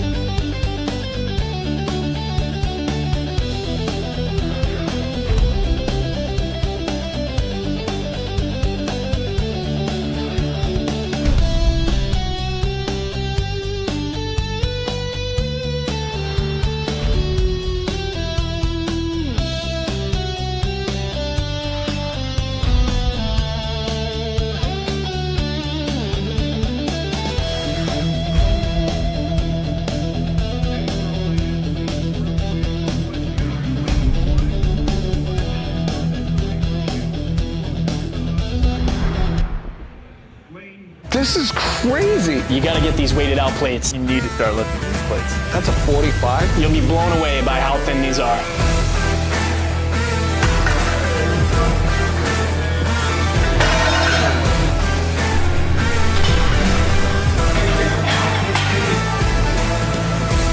I like these things. They're deceptively heavy, thin, rock solid, pure metal.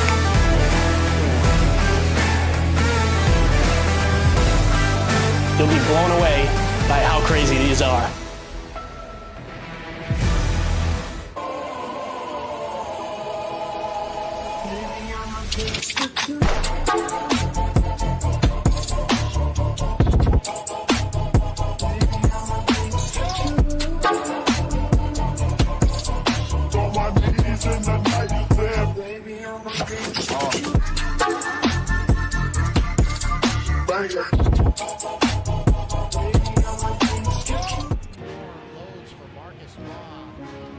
Just putting his stamp on the day.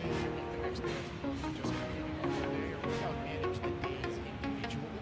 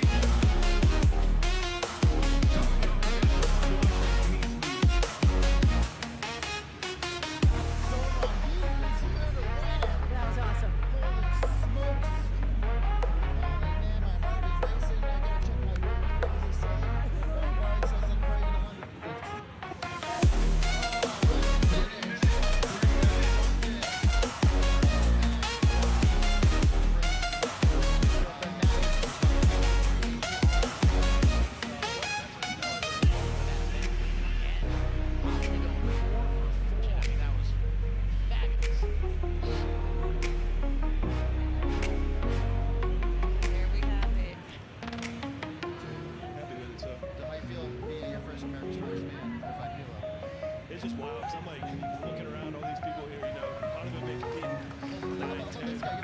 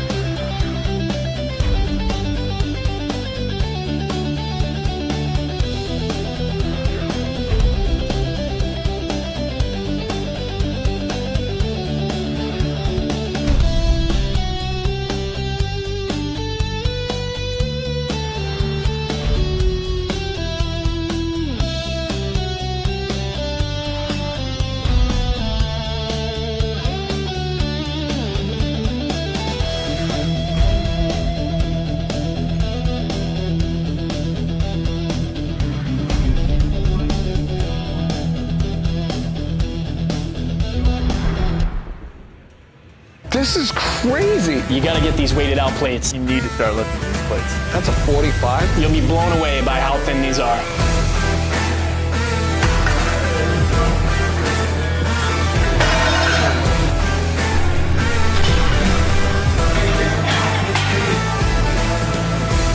I like these things. They're deceptively heavy, thin, rock solid, pure metal.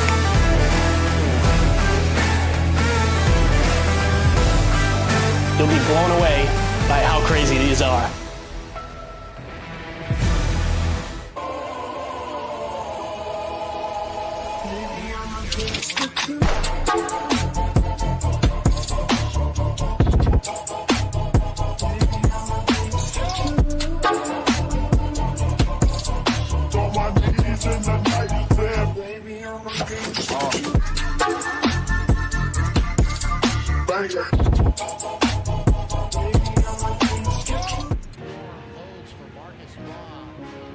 Just putting his stamp on the day and the next day as opposed to just continuing to manage the All right, let's days begin to clear out the floor, individually. please. We can only have my judges and Katie.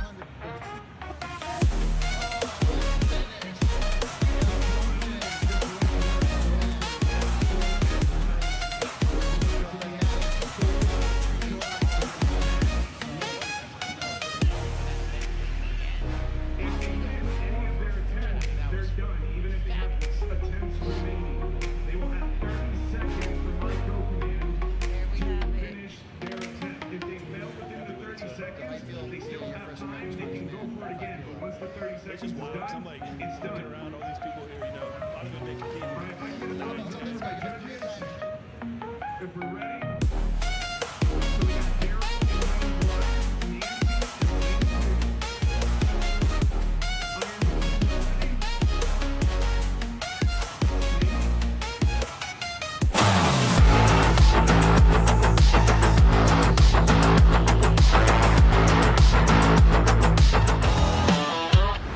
Good. Awesome. first attempt at 170 pounds in lane 1.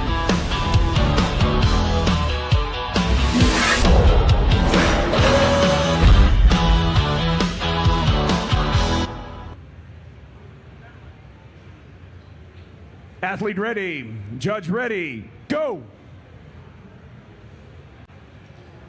Bailey Packer coming up to lane 2, getting ready.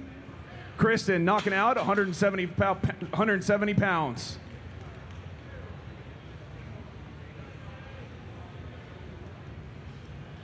Athlete ready, go! I need a weight change in lane 1 to 215 pounds, height of 0. That is a successful lift for Bailey Packer. Lane 2, weight of 225, height of 0. Katie Johnson, lane 1.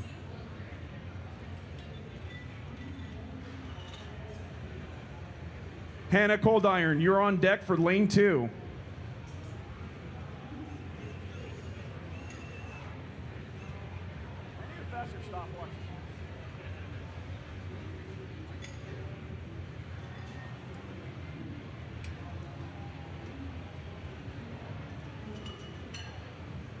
So again, for lane 1 for Katie Johnson, it's a height of 0 and a weight of 215.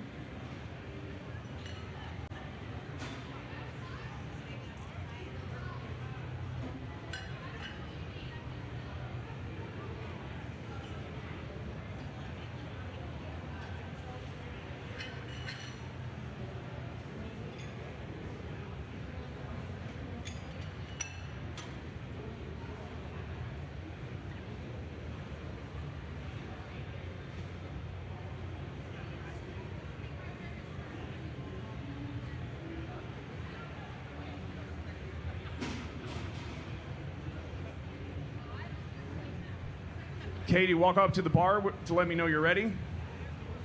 Athlete ready, judge ready, go! Hannah Coldiron, please walk up to lane 2. Katie gets the down command.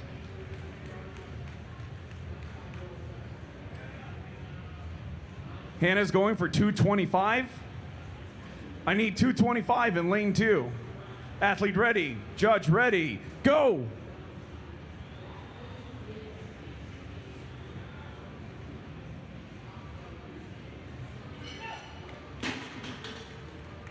Hannah gets the down command for her first attempt.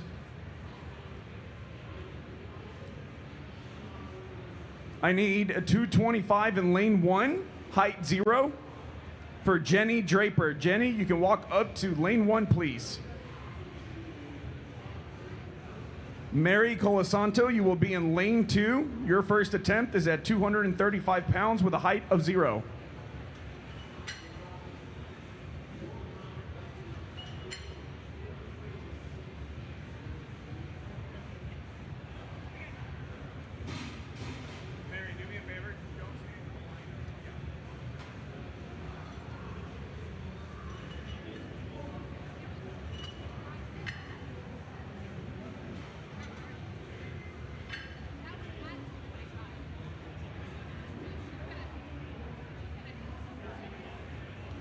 All right, we're gonna move on to Mary in lane 2. Mary in lane 2. This is her first attempt at 235. Athlete ready, judges ready, go. Jenny, you will go after Mary. Mary gets her first attempt at 235 pounds. Jenny, you're up. Walk up to the bar to let me know you're ready. Athlete ready, judge ready, go. Both lanes are going to be at 245 in a height of 0. That's a good rep for Jenny Draper.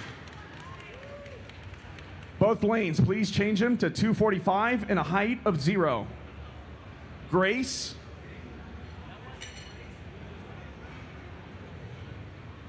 Grace Inga Britson. Oh, that's going to be a tongue twister. Lane 1, please. Sarah Johnson, you're going to be in lane 2.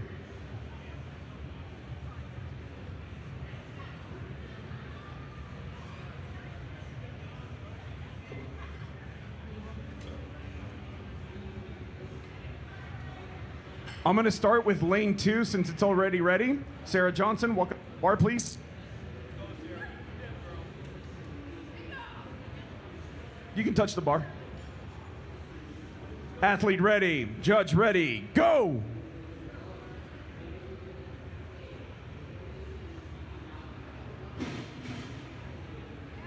Awesome split jerk right there. She gets her first attempt at 245 pounds, and to close out the first round of attempts is Grace in lane 1. Athlete ready, judge ready, go! In lane 2, can we please set up 185 pounds at a height of 1? And another good rep in lane 1. That closes out the first round of attempts. We have 3 more to go.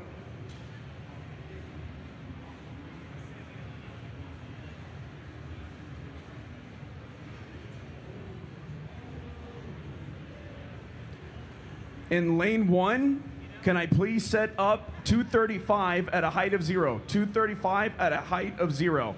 That will be for Katie Johnson.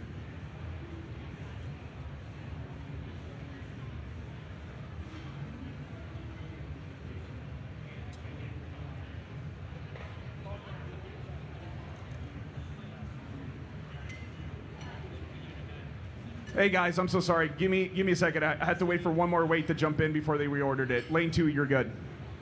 Oh. So for lane 2, it's going to be for Bailey Packer at a height of 185 pounds, please.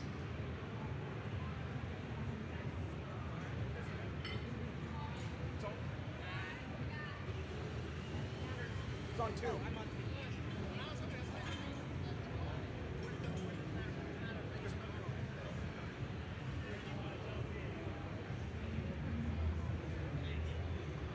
Yeah, so for lane 1, it should be 235 pounds at a height of 0. Sorry if I didn't say that. I thought you could read my mind.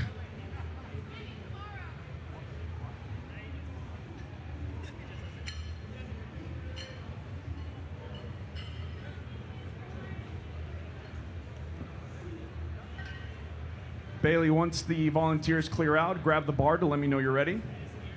Can I please get Katie Johnson in lane 1?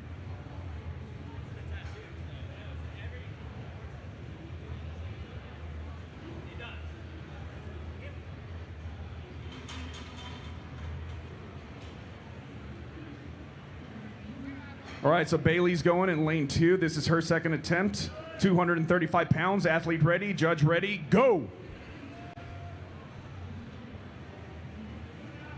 Going with the behind the neck technique, split jerk, down command, ready to go for her third attempt. Now we're moving on to lane 1. That's Katie Johnson, 235 pounds for her second attempt. Athlete ready? Judges ready? Go.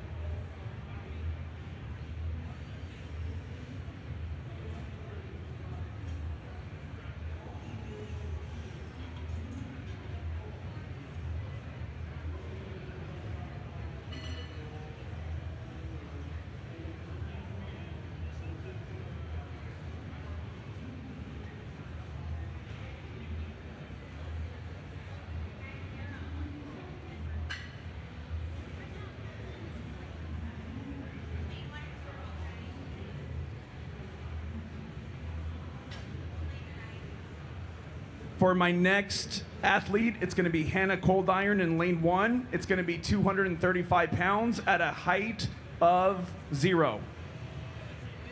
In lane 2 for Jenny Draper, it's going to be 235 pounds at a height of 0. Hannah, grab the bar to let me know you're ready. Athlete ready, judge ready, go.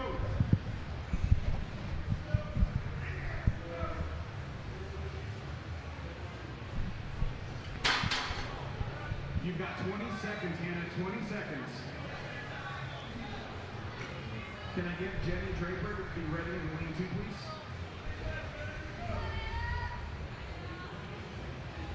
Come on!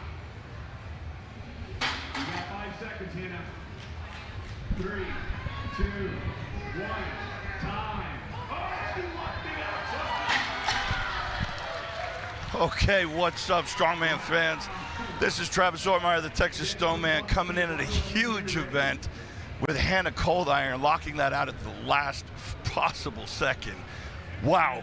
Okay, so everybody give me a little bit of a break. I have absolutely no idea what I'm doing when it comes to running this part of things, but I do know a lot about Strongman, so I'm going to do my absolute best here. Okay, we got a successful lift over there. I think that's lane 2. We're moving up to 255 pounds on lane 2. For Grace Ingebrigtsen.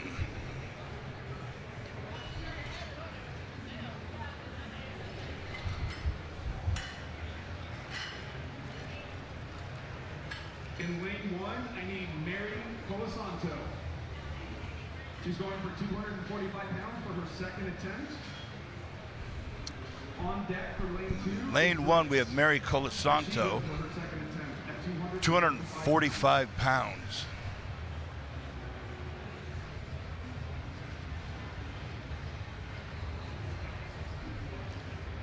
Now we're looking at about 100 pounds over body weight on this behind the neck jerk.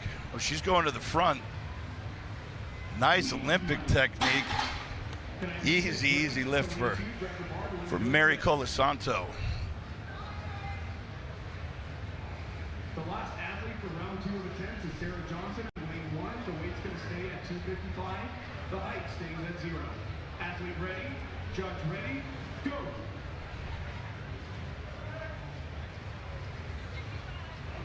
And an easy lockout on lane 2 for Grace Ingebrigtsen. For her second attempt, Sarah Johnson is going to be the last athlete with her second attempt at 255 pounds in lane 1. Sarah, you're in lane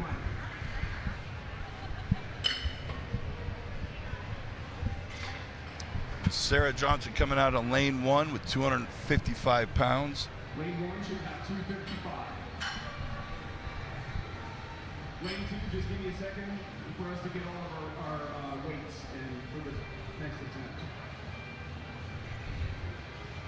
Now, as an athlete, she's doing the smart move. She's double checking the weights because in a show like this, with a lot of weight changes, it's easy for a spotter to make a mistake. So it's always on the athlete to make sure that the weight is right. That way, there's no screw-ups, there's no problems.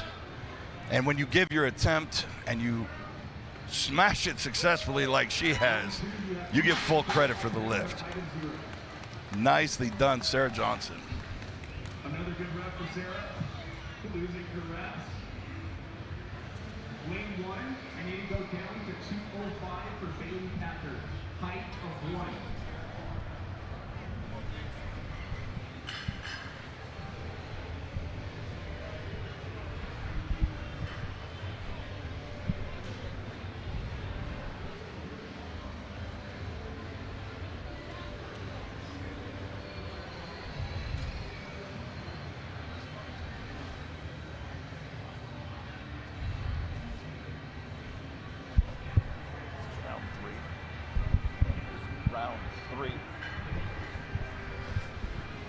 All right, looks like we're back at the top of the order of round 3. We're going to start with Bailey Packer and Katie Johnson. Lane 1, Bailey Packer. Lane 2, Katie Johnson.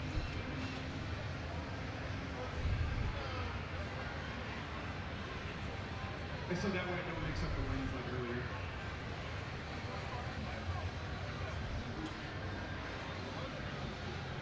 Awesome. Can I please get Bailey Packer, lane 1.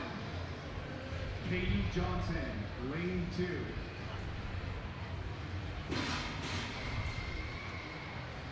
All right, athlete ready. Judge ready. Go. 205 on the bar. Third attempt at 205 pounds. Oh, it was very, very smooth technique. She just got a little bit behind her, ended up dumping the weight. I think she's allowed to reset it. She's gonna have to do it herself, which is a real pain. But she still has time. Oh, this would be amazing if she gets this. Keep your composure, make it happen. Oh, just couldn't quite get it. That's a huge effort on Bailey Packer's behalf. I think she would have had that first one. It just got a little bit behind. She had to bail out on it. Now, 245 pounds, Katie Johnson had to dump that one forward.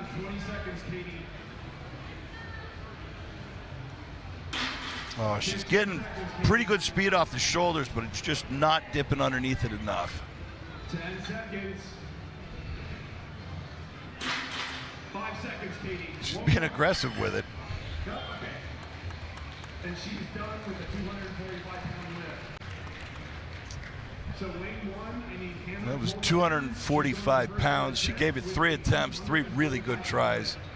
Came up just a little bit short. Now we have Hannah Cold Iron walking out in lane 1. Hannah, early on in training for this event, actually smacked herself in the back of the head pretty bad. Shook it off, finished her workout, and came back stronger and stronger every time after that. Hannah is one of the toughest people in this sport. I'm going to give her that. I've been watching her a long time, and well, she's been a champion before. I think she's one of the favorites for sure in this event.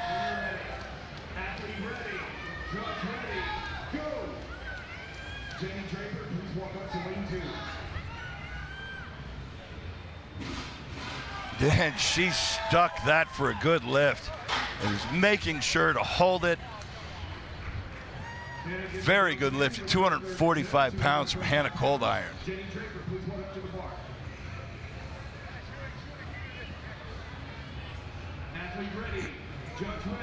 And Jenny Draper on lane 1, also with 245 pounds. Really good lift off the blocks. See Nancy Johnson in, giving her the down signal. Good lift from Jenny Draper. In lane 2, I need 270 pounds, 270 pounds. All right, in lane 1, we're moving up 10 pounds, 255 pounds.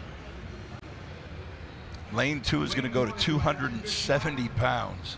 255, height of 0. And this is gonna be for Mary.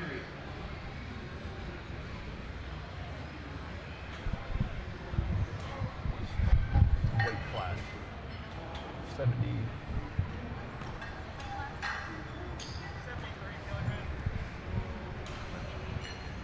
That's like 161. All right, Mary, please walk up to lane 1.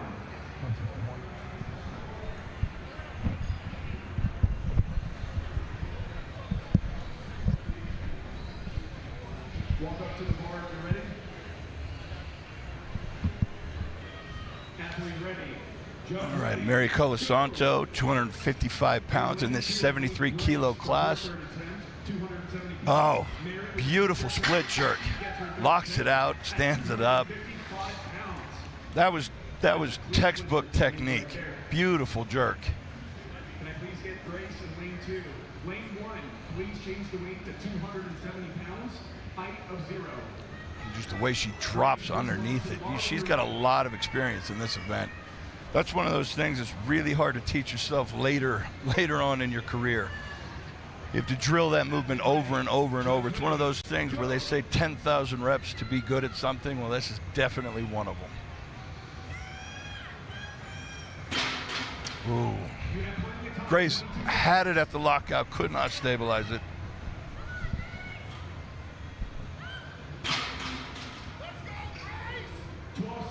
Looked like she put that one out, pushed that one out in front of her just a little bit. Yeah.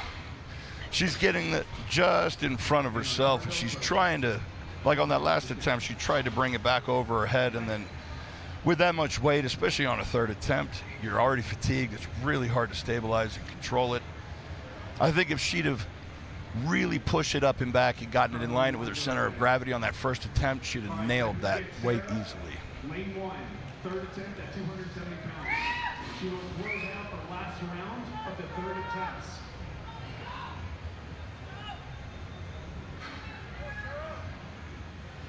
Sarah Johnson, 270 pounds also. Also going with that front rack technique. Oh, wow. Oh, owned it, stood there with authority. She knew she had that. That was an incredible lift. For the fourth attempt, in lane 1, I need 255, please, 255. Also, the same thing for lane 2, 255, 255, please. Both at the height of 0.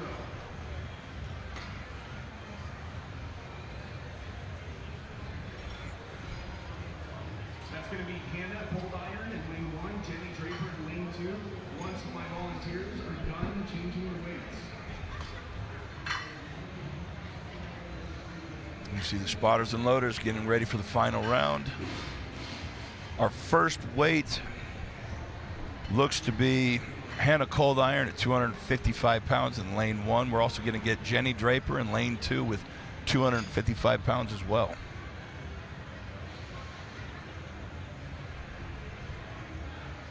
This is one of those events where sometimes you want to take the gamble and maybe add 5 pounds more than you think you can get.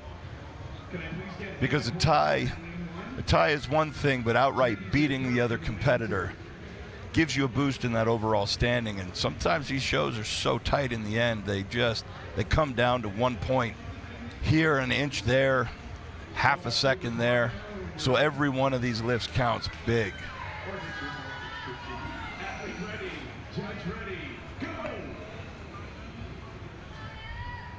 Hannah with a great lift off the rack. Got a little unsteady in the overhead, but she's nodding like she's got it. She knows it's coming. She's got to compose herself, steady herself for the big lift. I think she jumped a little bit too soon into that second attempt. She should have given herself just a few more seconds rest. She's got plenty of time. I think she's given everything she had on that. Nice attempt. In lane 1, can I please have 270 pounds? Same height. Athlete ready. All right, Jenny Draper, same weight at 255 pounds.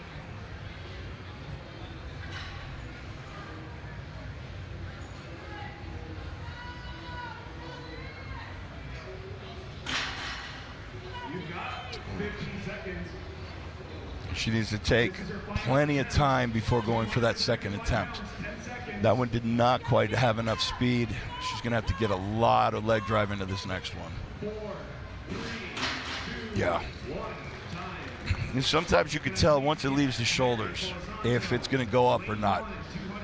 And I guess it's a certain speed that the bar needs to reach. And that one, I hate to say it, just didn't have it.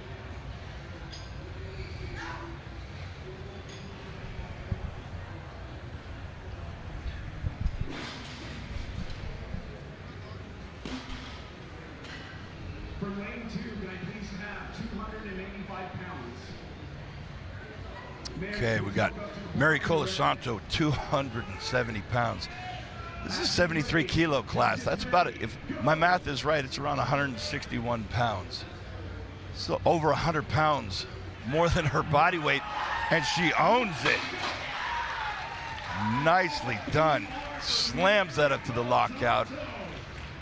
Holds it up, and you gotta love the celebration. One more athlete, one more attempt at 280. Oh, that was just pretty. Give it up for Sarah Johnson in lane 2. Right over here, lane 2. Oh, you gotta love that energy at the end. That's the best feeling in the world right there. Athlete ready, judge ready, go! Right.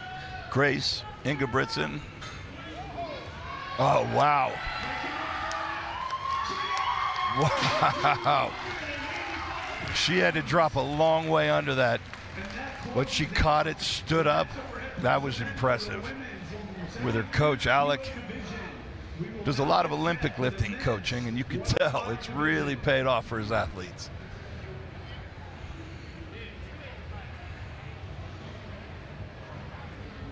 Yeah, that was a really good lift.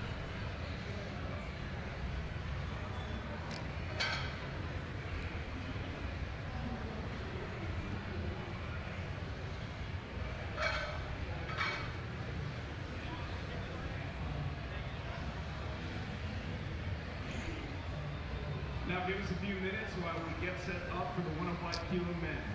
All right, we are moving on to the 105 kilo men. That's 231.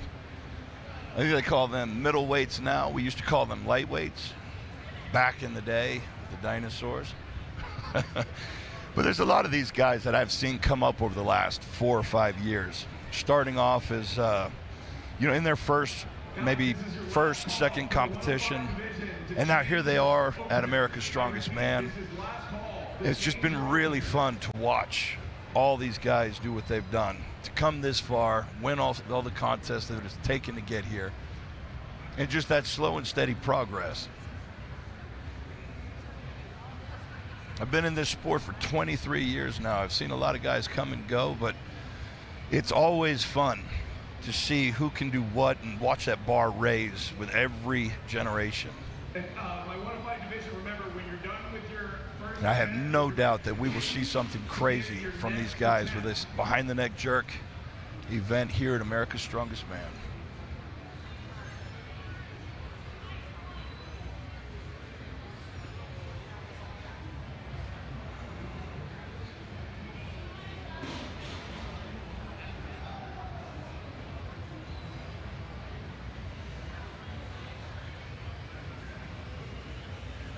All right, so lane 1 is going to be 285 at the height of 1. Lane 2 is going to be 315 at a height of 2.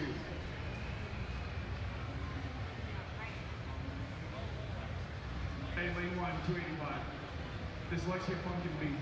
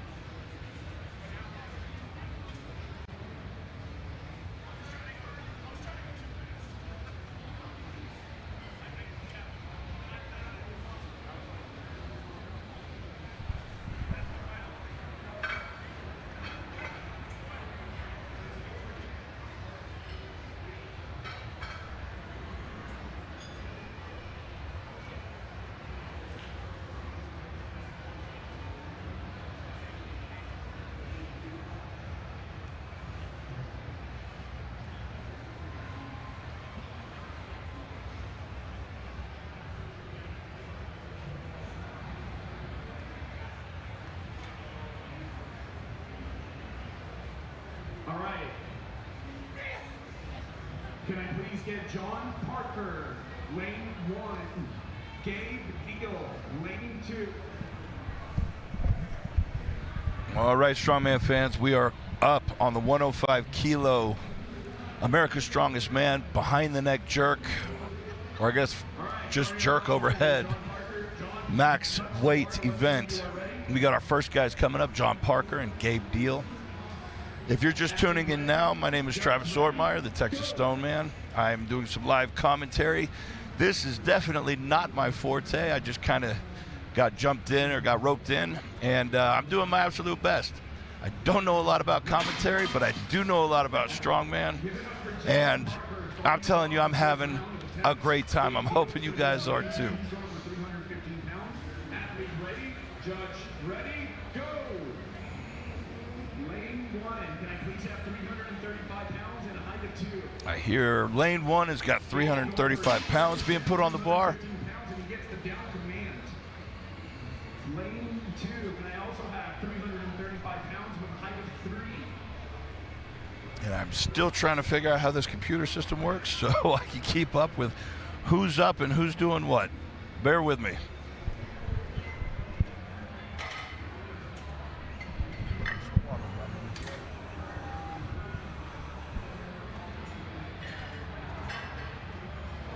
all the women. So I don't know how to change this to the men.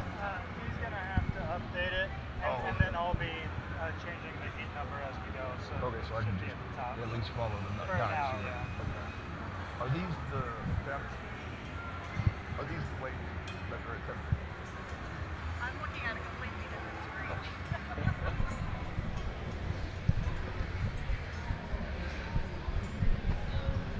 All right, I just got a short lesson in how some of this computer software works.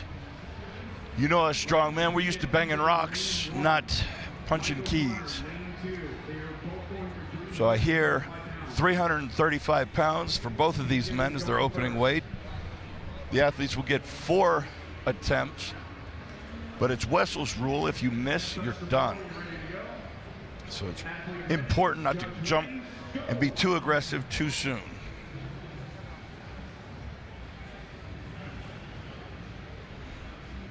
Oh, very good opening lift.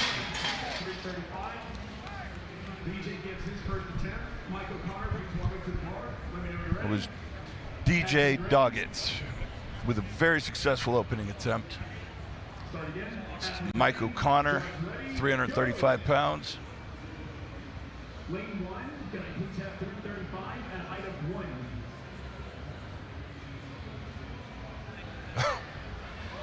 Barely any leg drive. There's a man with some strong shoulders right there. You see the judge made him hold it at the top to make sure that rep was cleanly locked out. Now, a clean lockout is the athlete standing straight, arms locked out straight as they can overhead. And what I mean by that is some of these guys have had injuries over the years, and maybe an elbow or a shoulder doesn't want to go perfectly straight.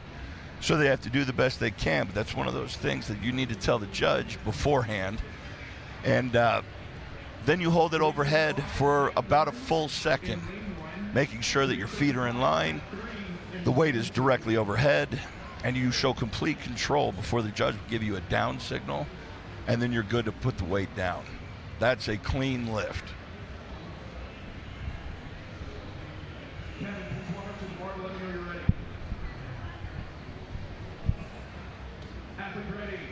Right, we have 335 pounds on the bar for Kevin Candido. First attempt, 335 pounds. Kevin can do, though. Got a very shaky start to that press, but got it back under control, held it for the lockout. That was actually a really good recovery, especially over here from the side. I could see how he threw it forward, steadied himself, and then pulled it back into his center of gravity and locked it out and held it for the judges down. And a very easy opening weight for Matt Powell. Lane 2, 375. Lane 2 was 375 at a height of 0. Now I can see some of these athletes' second attempts. Most of them are doing pretty modest jumps, maybe 20 pounds. Looks to me like John Parker has made a 50-pound jump for his second attempt. So what that tells me is he had some nerves coming into this, and he wanted to make sure that he got that first lift out of the way, cleared the nerves. He knows he's got a whole lot more in him, but just wanted to make sure that first one got on the board. No mess ups, because you absolutely do not want to bomb out and zero the first event. Unless they miss one of their attempts, once they do, they're done. Athlete ready, judge ready, go! Next up. Nick Saconte, 355-pound opening attempt, very easy. Nice split jerk technique. Looked very comfortable. I think we're going to see a lot of guys going over 400 pounds today.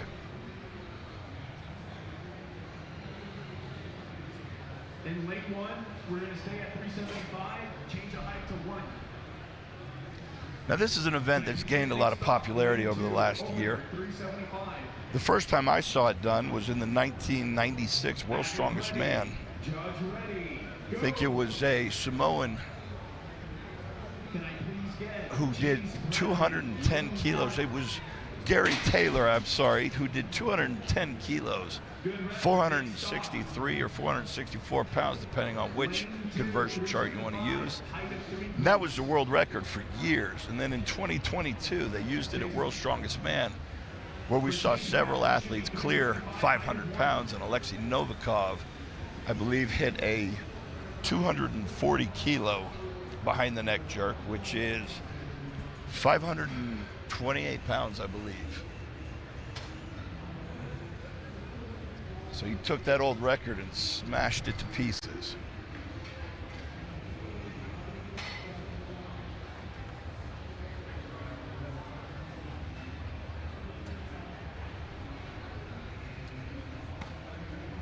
I believe that record was smashed again this year at World's Strongest Man by Lucas Hatton, who we'll see later today in the Open America's Strongest Man super heavyweight division.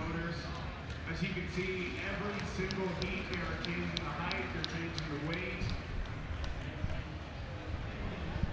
changing how far apart the blocks are. I can't remember the exact number for his record. I know he tried 270 or 275 kilos, which is, with 275 is about 605 pounds, and he tried to press behind the neck overhead. Just to hold that much weight in the arms just seems unreal to me. But his successful lift was around 570 or 580, so 570 pound world record. I'll get the exact numbers on that later. We see another great opening attempt at 375 pounds by Chase Bradley. I think we'll see him get up into the mid-fours today.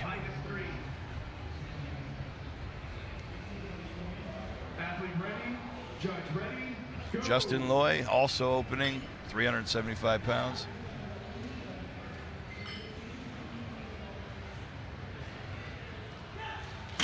Got a little bit of fight for that, but very clean lockout, very stable, controlled overhead position. In lane 2, it's going to be 395. These guys are still kind of shaking off some nerves, so that's probably what's going on with a lot of them. Their second attempt is when everybody kind of settles in, the nerves are gone. If it was me, I would have gone and probably thrown up after the first attempt, just because my nerves were so bad for like my first 50 competitions. But once you get that out of the way, you feel great for the rest of the show. So that's probably where a lot of these guys are at the moment.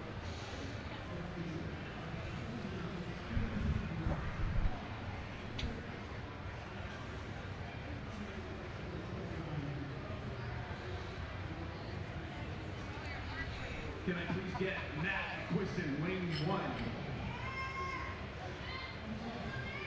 Matt McQuiston coming up with 395 pounds, And then lane 2. just shy of 400 pounds as his opening attempt.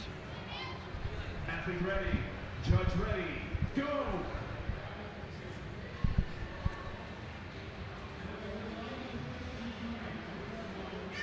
And that looked very comfortable.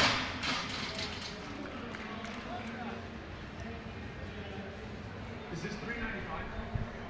Just double checking. Jordan, welcome to the bar when you're ready, please. Athlete ready. Judge I think he thought that was too easy. He was checking the weight on the bar. for lane 1, I need That's a good position to be in for your opening attempt. of 1. Jordan makes the down command his first attempt at 395. Jordan goes through at 395. Now we move the bar up to 415 pounds. For the next two athletes, Zach McCarley and Aiden Howell. Now, Zach McCarley is a name that brings me way back. I've known Zach probably 16 or 17 years, back when he looked like a shaggy-haired beach bum.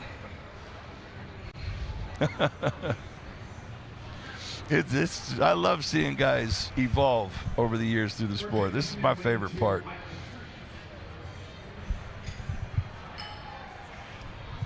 But Zach McCarley is one of the most athletic people I've ever met, and this is a very good event for him. 415, height of 1. 415, height of 1.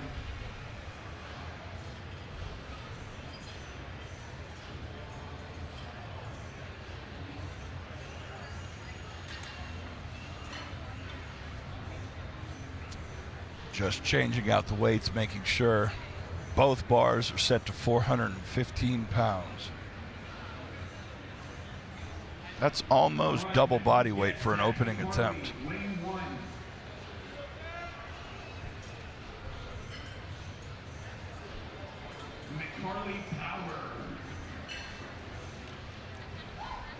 Here we go, Zach McCarley getting ready.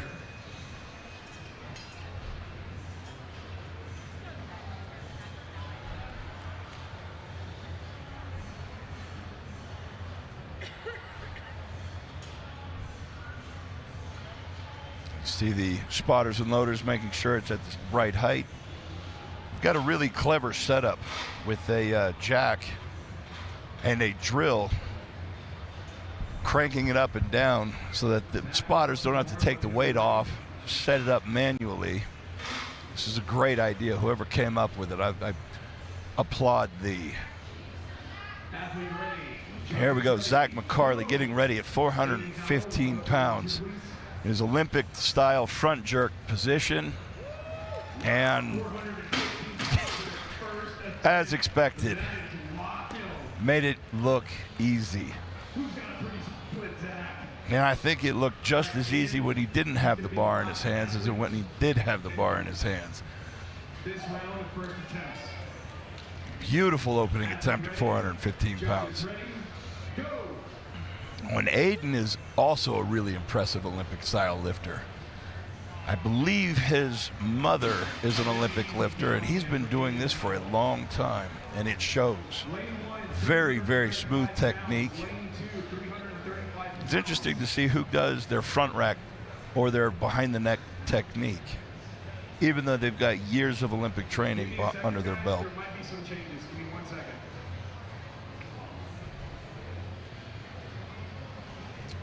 And I think those were our top two opening attempts.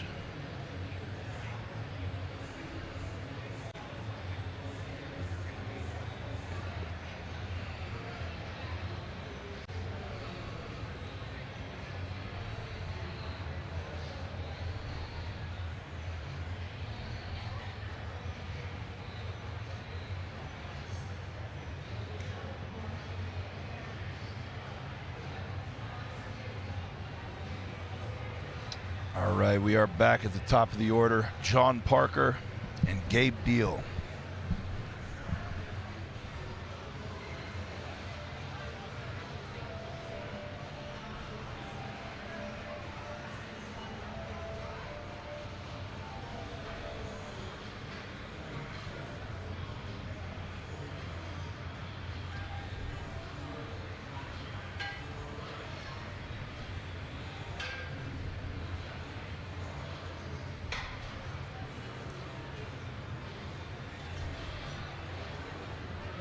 Awesome. So in lane one, it's going to be John Parker with his second attempt at 335 pounds at a height of 1. In lane two, it's going to be another 335 attempt but at a height of 2. John.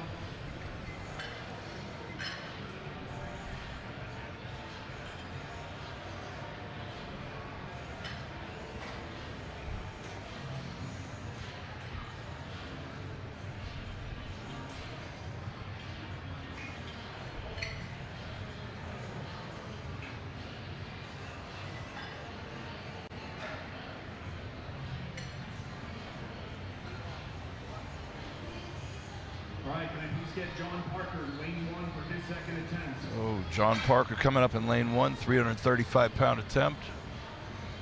Gabe Deal, you can walk up to lane two.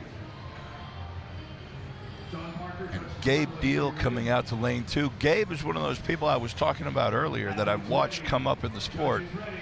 And we got John getting ready. 335 pounds on his back.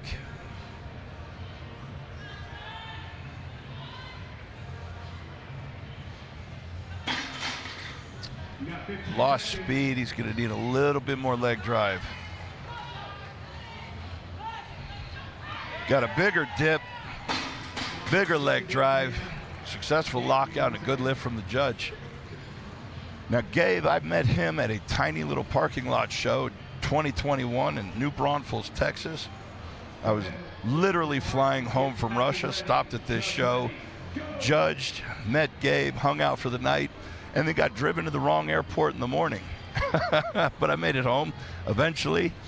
And now I'm here watching Gabe go from a little 185-pound guy who had never done strongman to being here at America's Strongest Man, 105 kilo, with a successful 335-pound second attempt.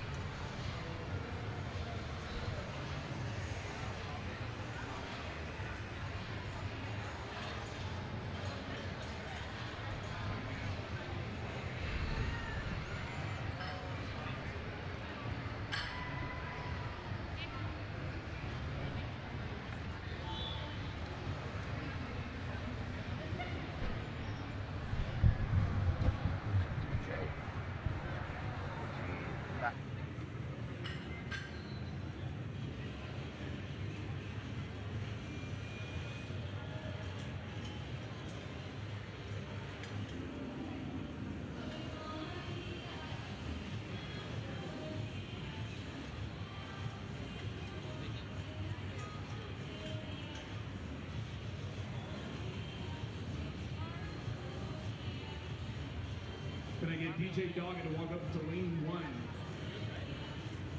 Michael Connor, you can walk up to lane 2. All right, DJ Doggett coming up.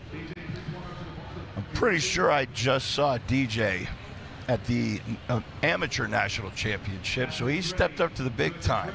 I believe he earned his spot. He was on the podium. I can't remember exactly which position, but here he is in the big league, getting a very nice third attempt. Second attempt, I apologize. 355 pounds, making it look easy. Athlete ready, judge ready, go! Lane 1, I need 375 at a height of 1. Oh, sorry, 355 at a height of 1.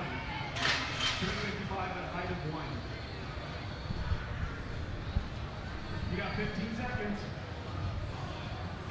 Mike O'Connor still got 15 seconds. Plenty of time for a good second attempt at this 355 pounds. Oh, there it is. There it is. You could just see right off the shoulders the speed it was coming up with, that was going to be a good lift. Lane 2, height of 3. I don't know, the way his first attempt went, I would have only put 10 pounds on the bar, but the way that second one went, I think he's good for another 20. And he thinks he's good for another 20. He's just put in a third attempt at 375 pounds. Lane 2 should be 355 at a height of 3. Matt Powell, you can walk up to lane 2. Kevin, walk up to the bar when you're ready.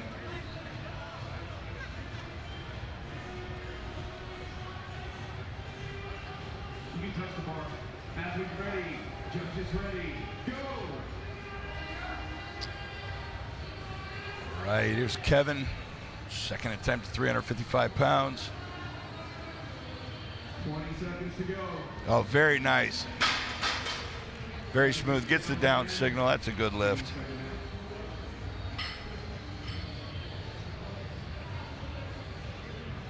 Quietly walks off, saving his energy for that next attempt.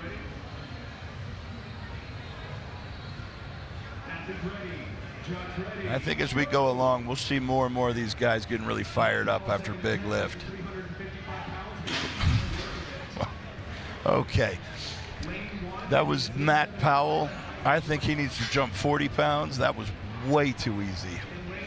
He is selling himself short if he only goes to 375.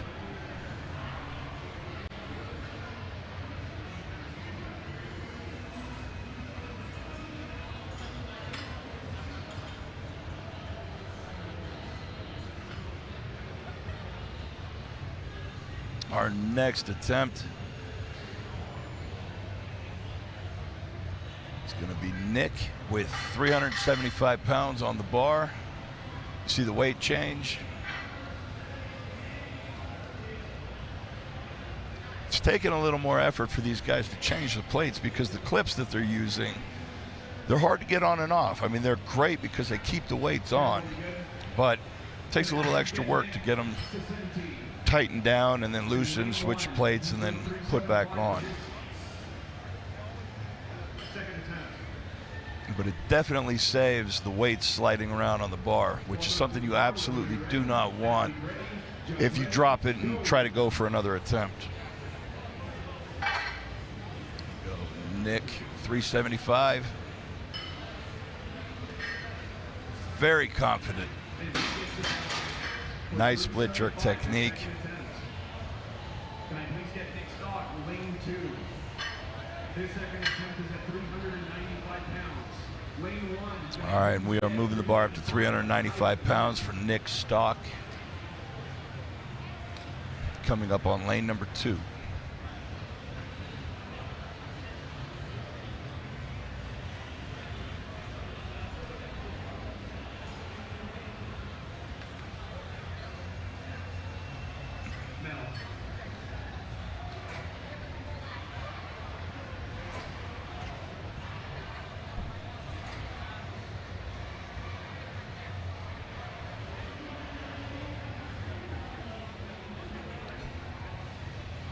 See Nancy Johnson giving a couple things. Probably some pointers on what she's looking for in a clean lockout. Just a quick refresher. Takes that front rack position. With such a beautiful beard, I'm surprised it didn't slow the pace of that bar down. He made that look kind of easy. 395 pounds. We need to check that bar and make sure that's right.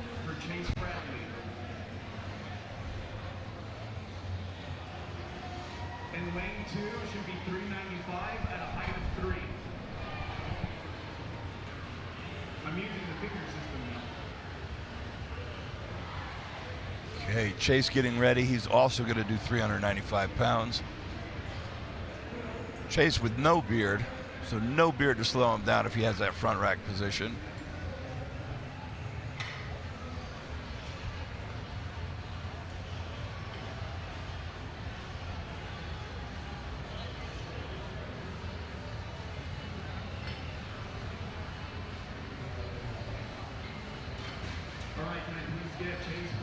I am, of course, joking about that beard comment. There is a little bit of an inside joke there for anybody who's wondering.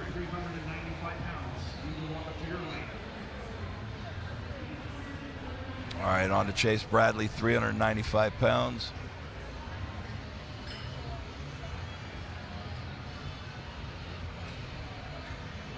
Chase, walk up to the bar to let me know you're ready.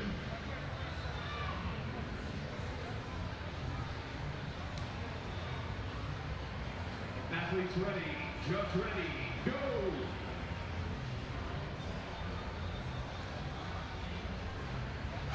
Oh, wow. You know, the Olympic lifting technique is just pretty to watch. It's just something that is always awed many. It's especially when performed that well. Just an incredible attempt there from Chase Bradley, 395 pounds.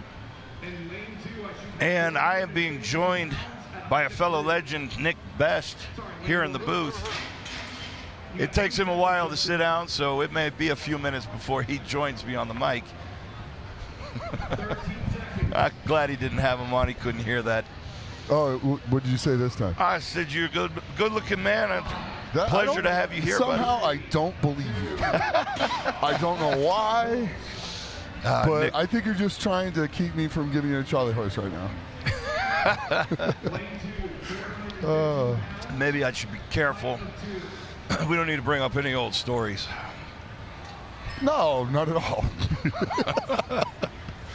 Which ones would you like to start with? For those who don't know, this is Nick Best. Never heard of him. He's done a couple things. One or two. One or two. A little bit. For like 80, 90 years you've been going? Something Yeah, like that. jerk. He's Yeah. broken all the records for, well, age and... Just because I broke all yours doesn't... Oh. and set them too high for you to get to. Whoa. Okay, now for the story here. The story here. Nick was already a powerlifting world champion, and now he decided he wanted to take his hand or try his hand in strongman. Yeah. This is 2005. Yeah. That's right, Utah. Mm-hmm. I was a pro. I had just won 2004 Amateur Nationals. Mm-hmm. Nick was trying to get his pro card, and so we were going head-to-head in this pro-am, put on by Van Hatfield. Yeah. It was a fun show, and one of the events was a max deadlift, and my deadlift record, my amateur deadlift record at the time, was 745 pounds.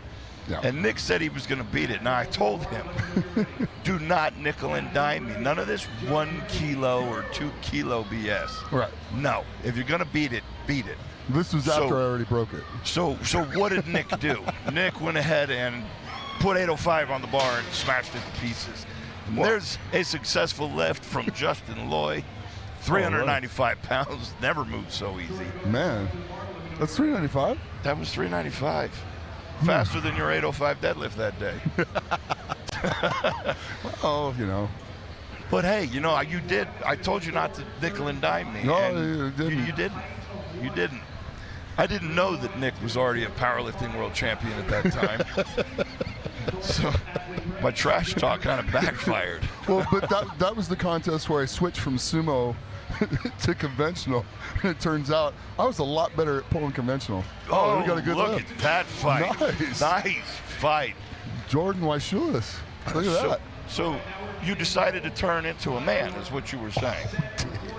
It's, okay, so you went to strongman and finally got your man card. That's yeah, sure. And then broke my something. record with it. Yeah. Obviously, you should have been pulling like a man the whole time. Well, yeah, I should have been pulling conventional the whole time. Turns out I'm a little bit better that way, I think. Looks better, too. Well, it's just weird because I had to develop it out of nowhere. And so I just started playing with it, and I came up with that really narrow stance style from that. And that's right. Did it the whole time. The ballerina stance. Yeah, pretty much. With your heels almost touching. Yeah. That's right. You went from sumo to as narrow as it gets. I went from one extreme to the complete other. The good thing is the complete other worked really good for me. It did work really well. Yeah, I guess it kind of works some of those same muscles. Yeah, with that toes out kind of thing. Yeah. Interesting. Very similar. And now for those listening who have been offended by my man card comment about sumo, I absolutely respect sumo. As long as it's done on a stiff bar with... Correct. Yeah. I'd like to see things get back to 2-hour weigh-ins.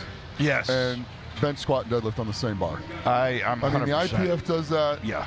Which I don't like the IPF, so there's that. That's another story. But that's the only thing I like about the IPF is they have 2-hour weigh-ins and that. If you're going to beat Ed's records, Cohen, you need to have that. Then do it the way he did it, or you didn't break it. Absolutely. I could not agree more. When you have a bar that gives 5 inches before the bar comes off the ground, I got a problem with that. Yeah. When his didn't. Exactly. But anyway. Different record, different bar. Yeah. Now this guy right here, I don't know if you recognize him, Zach McCarley. See, he looked like a beach bum with shaggy hair. Back when he was a teenager. This guy's been around a long time. The former teenage national champion. Was he team national champion? Wow. Yeah. He was lightweight and then, oh my gosh, I'm doing good today. Hold on, let's see. It's been a long day already. That's okay, man. I don't remember things so well after the last concussion. That's right. We'll talk about that in a second. This is 435 pounds. Jeez, Zach smoked that. So these guys, Zach and Aiden, both have an Olympic lifting background. It's very evident in this event. Yeah. And just on another level. Just so impressive. Very much so. Yeah, so the year Travis won, or not Travis, Foster Parnell won in the heavyweights, he won in the lightweights. That's right. You trained with Foster, right? Yeah. Okay. Man, he was good. That kid was frightening. Aiden's going to regroup. I think he snaps this up. Oh, he kind of shifted to the side on that dip.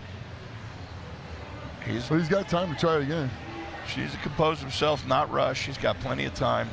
He is losing it. Now it's on the floor. That's it. Well, you can see during his dip, he shifts over onto that right side. So he's got some... I think he's anticipating his split too much. Yeah. And he's getting ahead of himself. Yeah, well, the thing is you're not in a rush. Yeah. You know, I mean, you have time left on the clock. Use it. Yeah, absolutely. Do it once instead of having to try it 3 or 4 times to get it right. Yeah, you know, that's... I noticed the weight's so heavy, you got 4 people lifting and putting it on the platform. That is kind of fun to watch, man. I'm not going to lie. You got one guy putting it overhead and then 4 or 5 people trying to reset it. Right. It's good stuff. So I think with that miss, that puts Aiden Howell out, but he is still currently in second place. He's got 435 under his belt. So what's the weight on the bar right now? Is it the weight that's out on the floor? So now we are going back through the order. We're going to drop back down to about 3. Okay. I think 3. Gotcha. Thank you. Thank you. Yeah, as we move along, I'm starting to figure out this computer system. It's a lot more. Well, it's a lot better. It's a lot harder than banging rocks together, but you know, you get so much more out of this. Okay. I'm still stuck on banging rocks, George. I'm with you, buddy. I've graduated to sticks, but yeah. Well, at least I got my cell phone okay. Oh, he's right there. John Park. I think he rushed. Come on, John. He rushed. Take Let's that go, time, John. like you were talking about. Take that time. Regroup. Yeah, there he goes. You got it. Nicely Big done. smile. That was awesome. That was. I think, you know, it's just pure aggression. He snapped right back under it. I think he just rushed the first one. He's in a hurry. Maybe that's what it was. And he just knew he had it. Sometimes you need to be excited. You need to be fired up, but you need to be focused. Yeah. And a lot of guys come out and they're not quite concentrating enough, or they're not quite focused enough, and they make a mistake. And if they get their wits about them, they can fix it. Well, yeah. We just saw somebody fix it. Gabriel Deal, here we go. Oh, that was just close. There. He says that's enough. I guess he knows he's found his limit. That's kind of like an elbows and tricep issue right there. Could be just a little out of his wheelhouse. He had a really good 3. No, he got that 55. So far up over his head. Yeah. He fixed that. He fixes that issue. He'll probably do 60, 70 more pounds. So now, on that note, yeah, what would you do to train that kind of lockout strength? To fix that? Well, it's funny. Gabby Bergholder actually worked with me a little bit on doing some overhead stuff, and everything she worked with me on worked really well. Okay. Details. Share the deets. Well, kind of like the sets and the reps and stuff like that, but also, you know, she'll work the heck out of her shoulders, and then she'll do, you know, single arms as well, but she'll also do holds for time up over your head when Under you're in the the lockout position. Okay. That has made a massive difference for me. Interesting. Okay. It really has. I'm like, just spending time in that position. Yeah, it's neat this far into the game, and I'm still learning really cool things, and that was something I learned from her. DJ looks just a little bit out of his realm, out of his depth on that. He looked really close on the first one, but the second one, yeah, the 375 that's a big weight. Yeah, I'm not gonna lie. This is, you know, I can't say much on overhead pressing. Well, you know, like you're saying, spending time in that position maybe. Well, it's helped a lot. I was training pretty good, and my training now is going actually really good for it. So that's really good to hear, because you've always had a terrible overhead.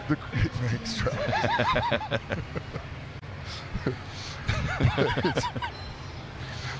Mike O'Connor here, 375 Come on, pounds. Mike. Oh, he's close on that one. Left elbow just failed. Yeah, well, we're getting to this point where you can see what's weak on a lifter. Yeah. You know, it brings out the weak spots, whether it's hips, core, if it's just a lockout thing, or if it's one arm versus another. It starts to show at weights like this. Yeah. Kevin Candido. Here we go. Taking his third attempt at 375 pounds. I think if it's possible, he's got this. Come on. Oh, wow. Yeah. Wow, that came off the shoulders way faster than I expected. That was really good. Yeah, you can see him kind of, whoa, that went a lot better. The surprise on his face when it went into position. Yeah. I think he got a little bit of a quick down signal, but I think it was locked out. He held it. Yeah. Wow. Wow. Matt Powell showing that 375 is no problem for him. But yeah, so holding it for time, and now I'm getting to where I'll hold it up over my head, in some cases over 30 seconds. Oh, wow. Okay. And man, the stability I'm getting out of that, it's made a big difference. Well, you know, what works for you may not work for somebody else. No, this is true. And so I think your primary issue was always like mobility and getting to that position. My upper thoracics and stuff. Yeah. So now spending all that time in that position, it makes you really figure out what you need to move and where to move to hold that. Correct. It also forces into the position. And then I started doing front raises with a bar and the same grip that I do my overhead in. And instead of just finishing up here at your shoulders, I come all the way back and then I try to take it back as far as I can, letting the weight pull it back. Interesting. And it's opened up my shoulder girdle a lot. I mean, do you do that as a warm-up or more post? No, that's post. That's post. That's a cool down. Okay. Or a finisher. It's accessories work. Yeah. Oh, beautiful split jerk. I think Nick left some weight there.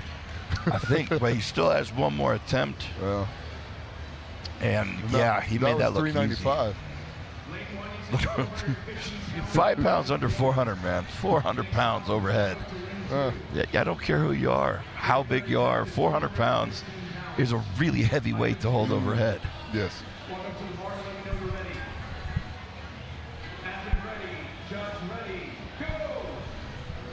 Here we go. Oh, Nick Stock. He's got 415 on there.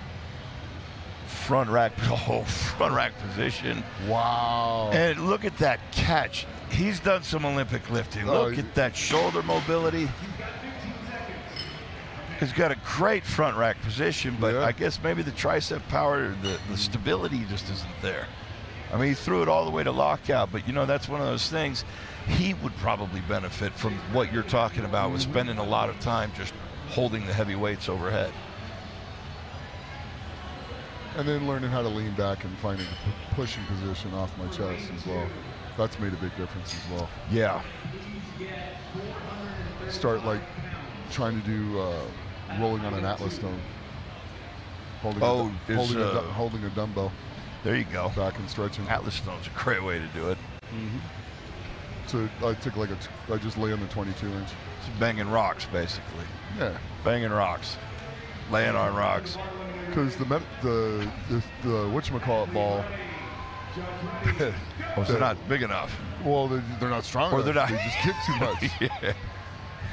Flattens out underneath you. Wow, that's right there. That was close. Okay. Chase has got time. Chase Bradley steadying himself. Speed. Looks good here. I think it's just a touch out of his wheelhouse. He's going again. He's going for one more.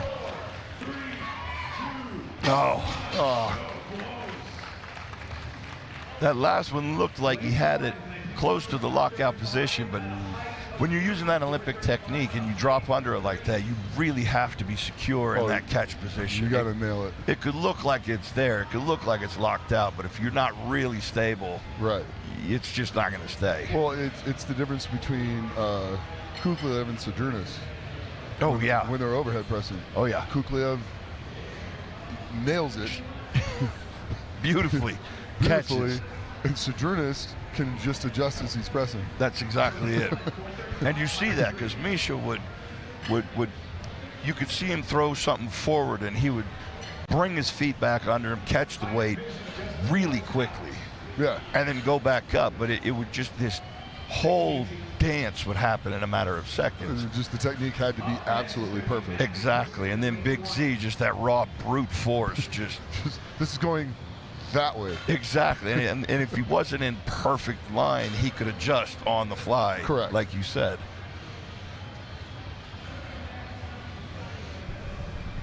But that's what keeps strongman interesting, man. There's so many ways to do things.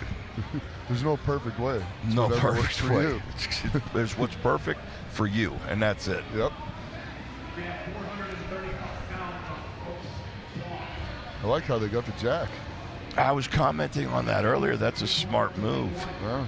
They got the drill attached to it, cranks it up and down. Yeah. Whoever came up with that, I mean, I applaud them. Okay, Matthew Quiston. So what we're saying is Rogue needs to take it one step further. Right? Yeah. Take note, Rogue. Whoa! 435. That was pretty. Wow. That was really, really pretty. And he pressed that out, too. Nailed that. Very smooth. I think there's a little room left in that, but I think that's what, I fourth? think so. Is that his third or fourth? I think that was his third attempt. You have the computer and I don't have my glasses on. Well, I'm trying to figure out how this thing is. Don't worry. There's just a lot of numbers and buttons. At least you can still read things on here. Yeah, I can see it at least. I don't need the glasses to see it. What's up? These are fours? Okay, cool. Okay, my apologies. These are fourth attempts. Right, so it's like too bad you can't see him try another one. Uh-oh, here comes Jordan. Jordan, take your time. Take your time, Jordan. Giving it everything he's got. There it is. Caught it. Wow. Ooh, that came close to coming off. That did. And just for note, just for reference, it cannot come off of the platform if it comes off after. Yeah, you're disqualified if you let it fall off afterward. You have no more attempts. They say thank you, but Wow. you're done. That was a really impressive lockout.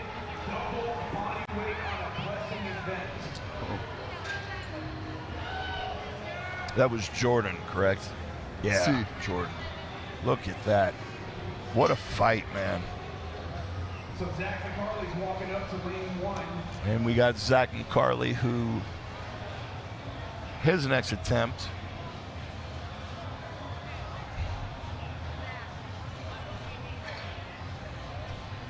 For lane 2. 455. 455 pounds going on the bar. Dude, I cannot wait to see Lucas do this. Yeah, Luke, I was talking about that earlier. Lucas has the world record, but I couldn't remember exactly what it was. Because I know he took the record and then made a big jump to 275 kilos. But I think he hit 260. Yeah, I think it's closer to like 260, maybe. Because I know he's real jumped. close. He made a big jump to 6'11". For his last one, it was like 275 kilos. Okay. Somewhere in that 570, 580 range. Yeah. I love Strongman. I really do. Me too, brother. Come on, Zach. Sorry. I just Nick, bled everybody's ears. Nick showing how much he loves Strongman by screaming into the microphone, cheering on, Zach Zach. on. Let's go, Zach! So, if that big was your weight. ears, sorry. You didn't need them today. No, we're good, brother. We're good. Come on. None of us can hear anymore anyway. Take your time. Slow down. Yeah, that first attempt went out in front of him just a little bit. That second attempt was in line with the center of gravity. That's where he wants it. He just didn't quite have the height on it. Didn't quite get it high enough to drop underneath and lock his arms. And you can hear him running out the clock, not rushing. Oh. Now he pushed that one forward, but he threw himself forward underneath it and almost managed to catch that one. Man. So athletic. I love watching that guy lift. So figure, I've been watching Zach since probably like 2009, maybe? Yeah, somewhere in there. Somewhere in the 2010 era. That was a quick 16 years. God, dude. Seriously. So what happened? What happened? You just We were just going against each other in Iceland, running around in minus 15-degree aluminum factory weather.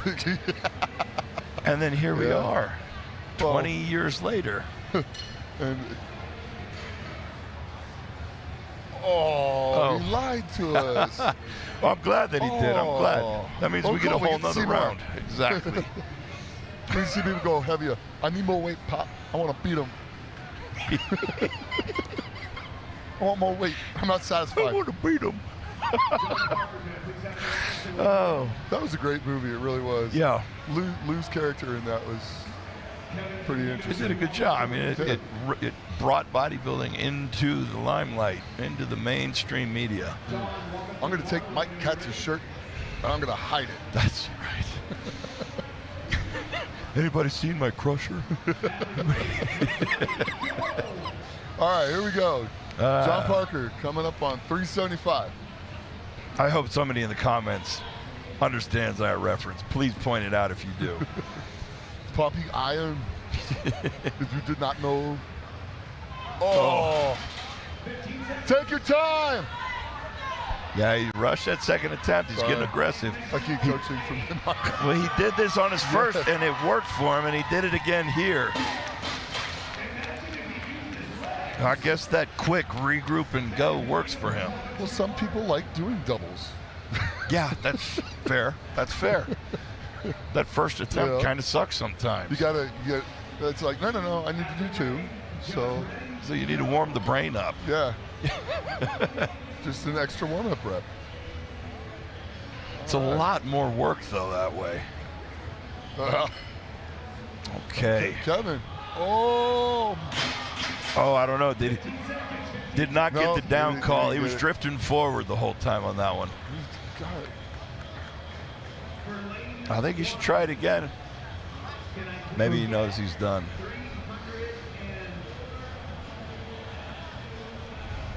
£400. So lane 2, can I please get 395 at a height of 3? And lane 1? Okay, Did this. people see us talking? I have no idea. I didn't do see my us hair. Talking. Yeah, I forgot to do my mine head's too. really shiny. I gotta make sure my part is in the right spot. You don't have a part anymore. Wait, what do you mean? What do you mean I don't have a part? What? Your beard has a part.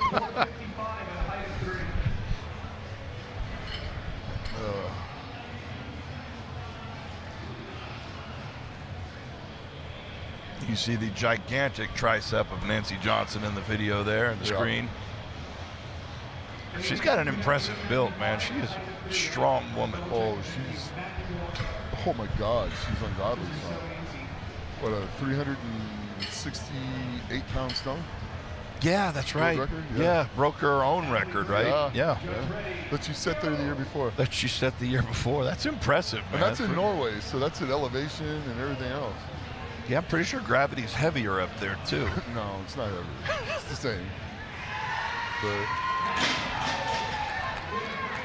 But if you think about it, the world is actually a little bit oval in shape because of the centrifugal force of the rotation of the Earth. So you're closer to the core when you're at the poles. Travis. So you just keep trying to show you have a big brain. Look, dude, it's simple geography and history, right? Or physics, whatever it is. One of those things. Look, man, I know my language arts, okay?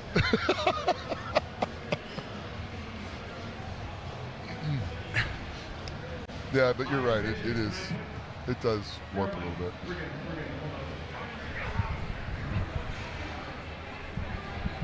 No, but it's always fun to go up there and go to FIFA and see Kiki. You know, I've always wanted to do that trip. That does look like a lot of fun. I want to do that Hercules hold apparatus. If you're a fan of Strongman, you gotta go to that. It seems like a place. Yeah. It is the most beautiful place to do a Strongman contest, like, ever. So there's a question that I get all the time. Yeah. What is... Why are you bald? What? No, Well, I could give you 100 reasons for that one, but Stress. yeah. There's women, you know. Oh, go ahead. It's one of those things. Anyway, Go ahead. Sorry, I really interrupted. the question that I get a lot of the time is, what's your favorite place to go? Wow, that fourth attempt was amazing. I told you I had a little left in it. Yeah, Matthew just smashed that. That was what, 455? That was I can't see. 395 pounds. No. That was his fourth attempt. Are you sure? No. I'm looking at the wrong Matthew. I'm That's what I'm sorry. That saying. was 455 pounds. Ah, see? Sorry, Nick. You are absolutely correct. Jordan, my shoeless. I can read these things. I just don't know what any of them mean. Let's go, Jordan. Take your time. And Nick's over here coaching from the sidelines. Very gracious of him to cover his mic this time. Oh, wow. Yes. Wow. Oh. He needs to take his time. He needs to take his time, regroup. That was such a fight. That's going to take a lot of energy out of him. Come on, Jordan. He picks it up fast. He's got it in him. He's got it in him. Oh. Bit much. Wow, that's kind of a heartbreaker right there. I thought for sure he had it. He started coming out and lost it. That's hard to see. But that's one of the things I love about this, man. Oh, yeah. But that's kind of the thing with, the split jerk is you can get up, catch it in position. You still got to get out of that position. You stand up. You got to lock it and stand up, yeah. Okay. Uh-oh. Nice. It's coming to us. I guess that's the end of the first event. Yes. Oh, there we go. Okay. There we are. Oh, yeah. Oh, my God. So what I was talking about earlier. Now, this is a question that I get a lot. Okay. What is your favorite place to go that you've been to? I find that almost impossible because there's so many places that we've been. Norway is one of mine. Yeah. Iceland is another one. Yeah.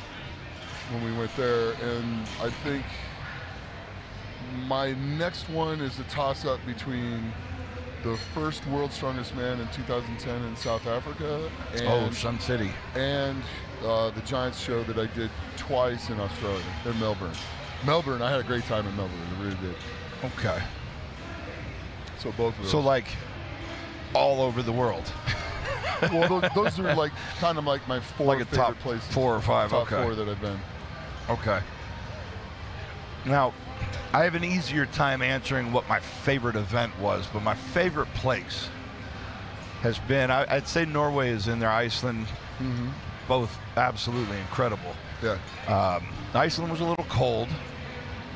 Well, I was from Houston at the time, and I didn't own a sweatshirt, and I had no idea how cold got. You want me to move over? Oh, slide over, Nick. Come on in, buddy. There we go. Is this better? Don't touch me. He's in my space now. He's touching me. Anyway, car rides are fun with us. So yeah, Norway. This is the bus rides back from Korea. No, we're going to leave that one alone. What's Korea? There's no such thing. Korea is something that was made up. On me somewhere.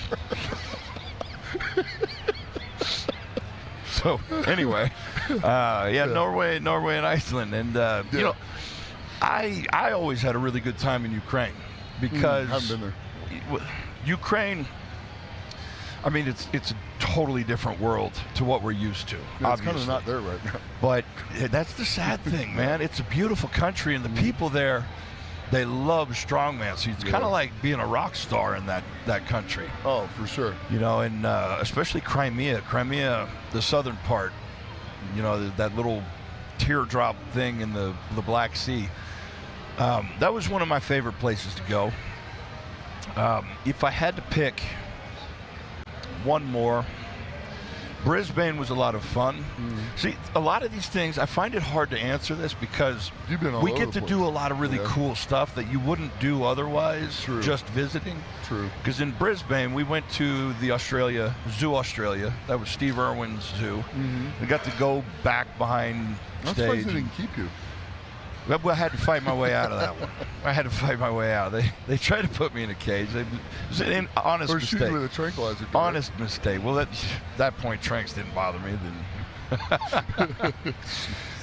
But no, I mean, we got to go to a like a water park and a roller coaster, an amusement park, and we get to go to the front of the rides and all those things. So it's a really fun experience. Yeah. You know, but. Well, I just got a story after that, so go ahead. Oh, let's go ahead. Let's hear it. Oh. Let's hear it. I want to hear this So, story. We got to go to a water amusement park in England when we went to visit Eddie for the strongest man in history. And we got to go to a water park, the four of us, when it was shut down and only the four of us were in there. Oh, yeah, okay. That was a lot of fun. That's what the similar idea to what we got. It was pretty silly, to say the least. I cannot confirm or deny there was a chicken fight. Oh, sure. Yeah. So. But now, where was this chicken fight? Was it on the top of a slide or something? You get knocked down, you get thrown into the abyss. It was like in the shut-off wave pool. So we were trying to be smart about it and not go to the hospital that day. Smart about it. Smart about it. Okay. Now, all right, favorite event. Favorite event. Can you think of your favorite event in all of Strongman? No. I can think of mine. I can think, well, I think 3 or 4 that were pretty special to me. Okay. My favorite is the way the Arnold used to be set up. You were on a big stage in the middle of a giant expo hall, and the frame carry was set up at a diagonal across that stage. You started at the back corner and you moved across towards the opposite front corner. Correct. Now, when you set up, you step into that giant frame, and all you see are the handles, and you see where the ramp is straight and then starts to take that angle upward. Where everybody makes the mistake. Where everybody goes straight into it and then buries it. Yep. And then, you know, all you can see is the top of the platform. You don't really see anything else. And then you're getting ready. You see David Webster and his Coke bottle glasses, his foghorn. Yeah. And anyway, you're setting up, and then you pick it up and you start up the ramp. And now you see the top of that end of the ramp, the platform, starting to get lower and lower as you move your way up, and then you see over the top of it about halfway up, and there's this sea of screaming people, and there's nothing that lights you up like that. Yeah, it's pretty cool. I've never missed that frame because the people in that crowd were so friggin' awesome. Yeah. I still get goosebumps when I think about it. I know. It was my favorite event, man. Then you stand on top of the frame, and you feel you're literally on top of the world in that moment. No, 100%. Yeah. Yeah, I had a lot. I had 2 opportunities with that frame. One, my back was kind of already hurt, so that wasn't as good. But the second one was really good, and it was interesting to know I had the fastest time until Brian went last. And he beat it by like a half a second. So, and that was with the 1,050. Yeah. So that was kind of crazy. Did you guys? They used the straps at you, right? Yeah, we did that in 2012 or 11. They tried to make it really heavy, and so we added the straps. Yeah. Yeah, they got rid of the heavy yoke. That was very disappointing. Honestly, man, that's probably my least favorite event in Strongman was the really heavy hay bale or cotton bale yoke. I mean, it was great for some people, great, but as a spectator, you see this giant bale of cotton, and then it moves an inch or 2, and then it moves a foot, and then it moves another few inches. It's just not fun to watch, in my opinion. It's not fun to watch you do. I just pick it up and straight across. Well, to be fair, I never did that one. I did the one with the tires on it. I didn't do that one. I didn't put it down. What weight did you have it at for that? I did 3 of the test weights. I did the 1365. I did it at Rogue. And then I did the 1500 and then the 1564 or something like that, which they ended up doing, I think, that maximum weight the last year that they did it. Yeah. So that was pretty cool. I had got to go to Rogue to test. I was the alternate that year. I think it was 13. And yeah, that was pretty cool.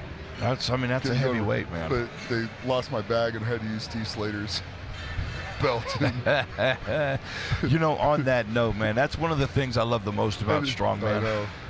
When you've got equipment, you're losing something. Yeah. If I'm going head-to-head against you, and I need a belt, you'll take yours off, give it to me as I walk out there. I love that about this sport, man. All the way from the parking lot to the biggest stage on earth. Oh yeah. There's the brotherhood. Yeah, the brotherhood's really cool, and a lot of the newer guys don't have a lot of the issues that we started with, like at Worlds and some of the other competitions. I mean, at Worlds you couldn't have anybody back there. Oh, that's right. We had no coaches, no help, no nothing. We had 2 PAs that had no idea what to do other than maybe grab us some water. Yeah. And which is, I mean, it's fine. And then we had to take care of each other. Somebody needed the straps up, we helped them with the straps up. Somebody tore a callus off, we helped them with tying the callus off. That's right. We were there. We were the ones there for each other. Period. That's and right. That kind of created a really good sense of camaraderie because you wanted to see everybody do good. You know, if they beat you, they beat you. Well, that's kind of what it is, man. You always wanted to beat the guy at his best. I never wanted to beat anybody who was broken. Right. That takes the fun out of it. Yeah. You know, it takes the honor out of it. I mean, it's still fun to win. That's cool. But, yeah, you definitely want to beat a guy at his absolute best. No, yeah, for sure. I mean, if you're going to say you're America's strongest man or world's strongest man, there shouldn't be an asterisk next to it. No, yeah, agreed. So it's just been, it's pretty cool.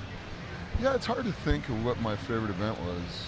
I mean, it really is, because there's so many places I'd love to compete, but the Arnold stage, when it was the old stage, when you're in front of everybody that was in the expo, far better.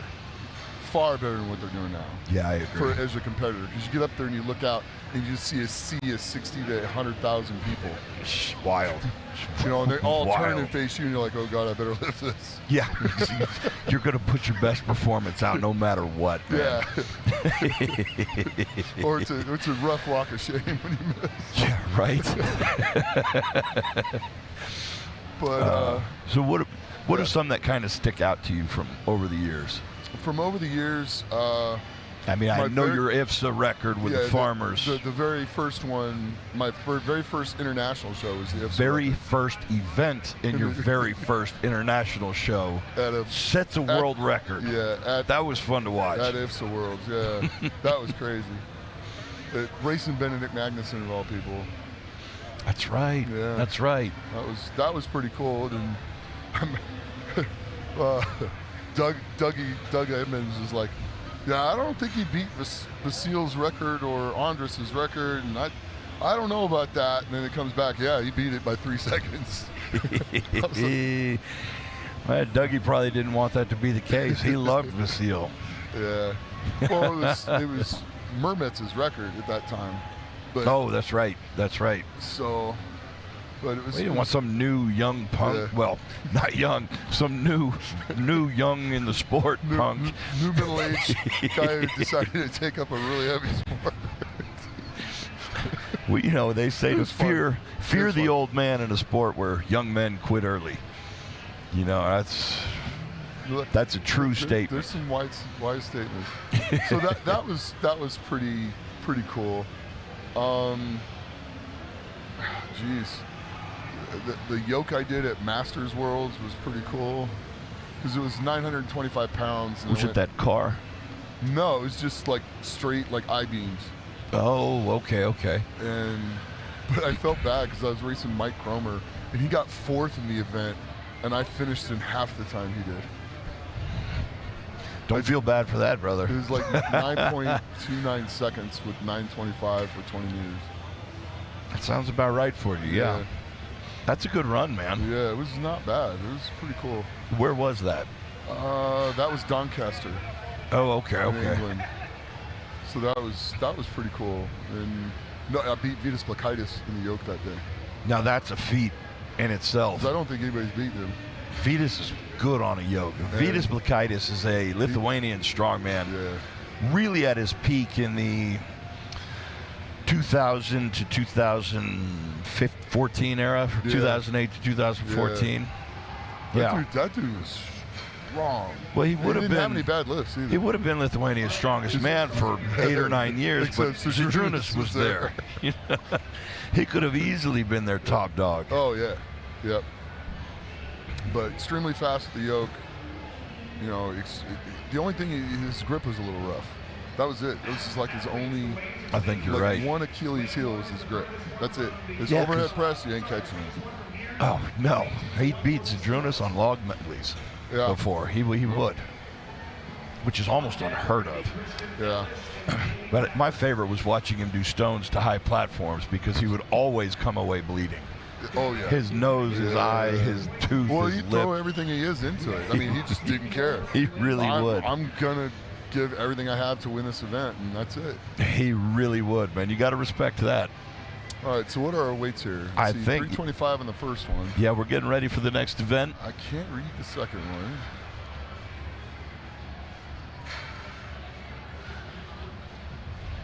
Ooh, 4 1/4. Okay. So this is here the comes deadlift Hannah. ladder. Yeah, 325, 365. And a cold iron. I think Hannah's going to blow through this. I've seen her training. She's a good deadlifter. I think she pulled somewhere around 500 pounds on an axle the other day. Yeah, 5 biscuits. Yeah, 5 biscuits.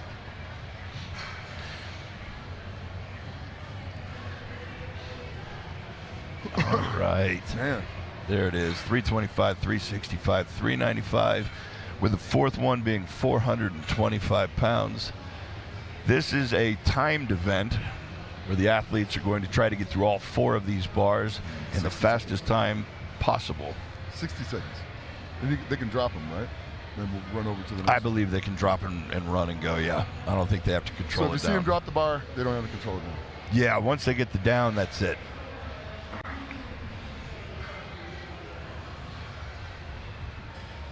God, this used to be one of my favorite events. Yeah, mine too. It's like the quiet before the storm. Except for there's no really quiet in here because all you hear is a. Yeah, that's right. It's kind of hard to feel quiet in this. Well, I gotta say, this is a really big expo hall, and it is full. There are people everywhere. Down there. You can even see some. Oh yeah, that's right. Smoke. Well, I think it was like a graveyard motif booth somewhere in there. I haven't been able to walk around yet. I want to go see some of this. I see. Oh my gosh. Okay, now I got to figure out how to scroll over to the deadlift ladder. Okay, wait a second. All right. Look at this. I'm figuring it out. Ellis. Look at that. Bailey Packer. Here we go. All right. Now, Kristen Ellis. Kristen's out in She's front. competing in America's Strongest Veteran literally an hour ago. Yeah, so she's doing 2 contests for the price of 1, Colin. And she is on the Ocho. Oh. There it is. Wow. Bailey locking out the 4th rep, and then this is what Strongman's all about. She comes over to cheer Kristen on. Yeah. That camaraderie we were talking about. Yeah. I know this is going to be a top-end single for Kristen, so getting it in a medley is going to be a little bit of a big jump for her. Now this is after already doing a keg loading medley. Yeah, she already did 4 other events. Other overhead pressing events. And that hoist. The hoist already. So her back has been put to work today. Yeah, so that's pretty impressive. She's got a bargain. All right, so Kristen gets 3 reps in 14 seconds. Bailey currently in first with 4 in 19.7. Her and Hannah are going for it. Both athletes through that first one. Wow. Katie Johnson. Now Hannah's coming up on her. Katie Johnson has got the speed off the floor, but her grip kind of holding her back on that 3rd one. Oh, she's more than made up for it on that 4th Katie one. was flying on that. Wow. Both athletes getting all 4 reps. Katie Johnson just blasting through that one. Yeah. Killed it. Both of them. That's crazy they're able to get the figure 8s on that fast. Yeah. That's You know, I had my athletes practice that. You know, and kind of break them in and have them curled around a little bit so that they, when you put your hand under, they're naturally already looped in front. Yeah. I probably shouldn't say that out loud and everybody's going to steal my ideas. Yeah. I know. Probably not a unique idea. That's okay. All right, wow. On to the third one already. Wow. She is Grace is killing blowing through this course. I'm going to say I think Grace won that event. I think that was first place time. She's celebrating like it was. Wow. Jenny Draper. Come on, working Jenny. on that fourth one.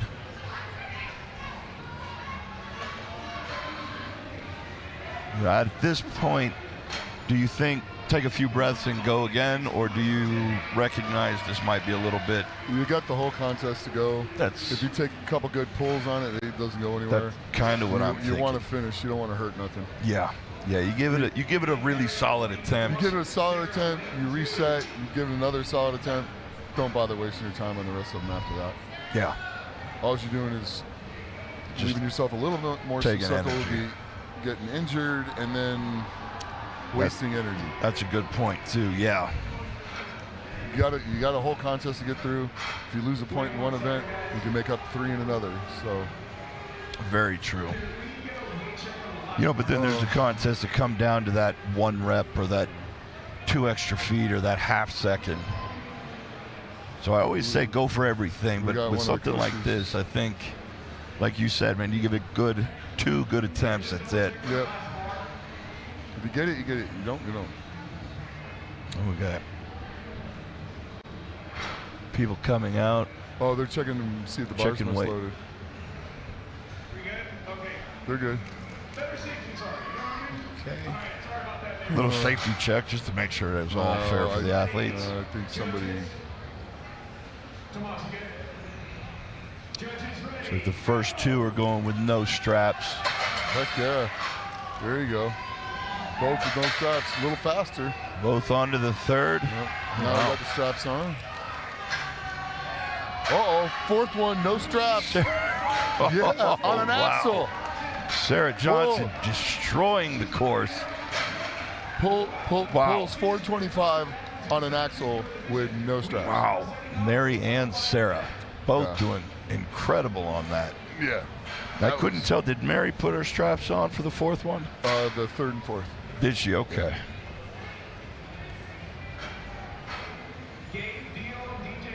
Somebody's waving at us.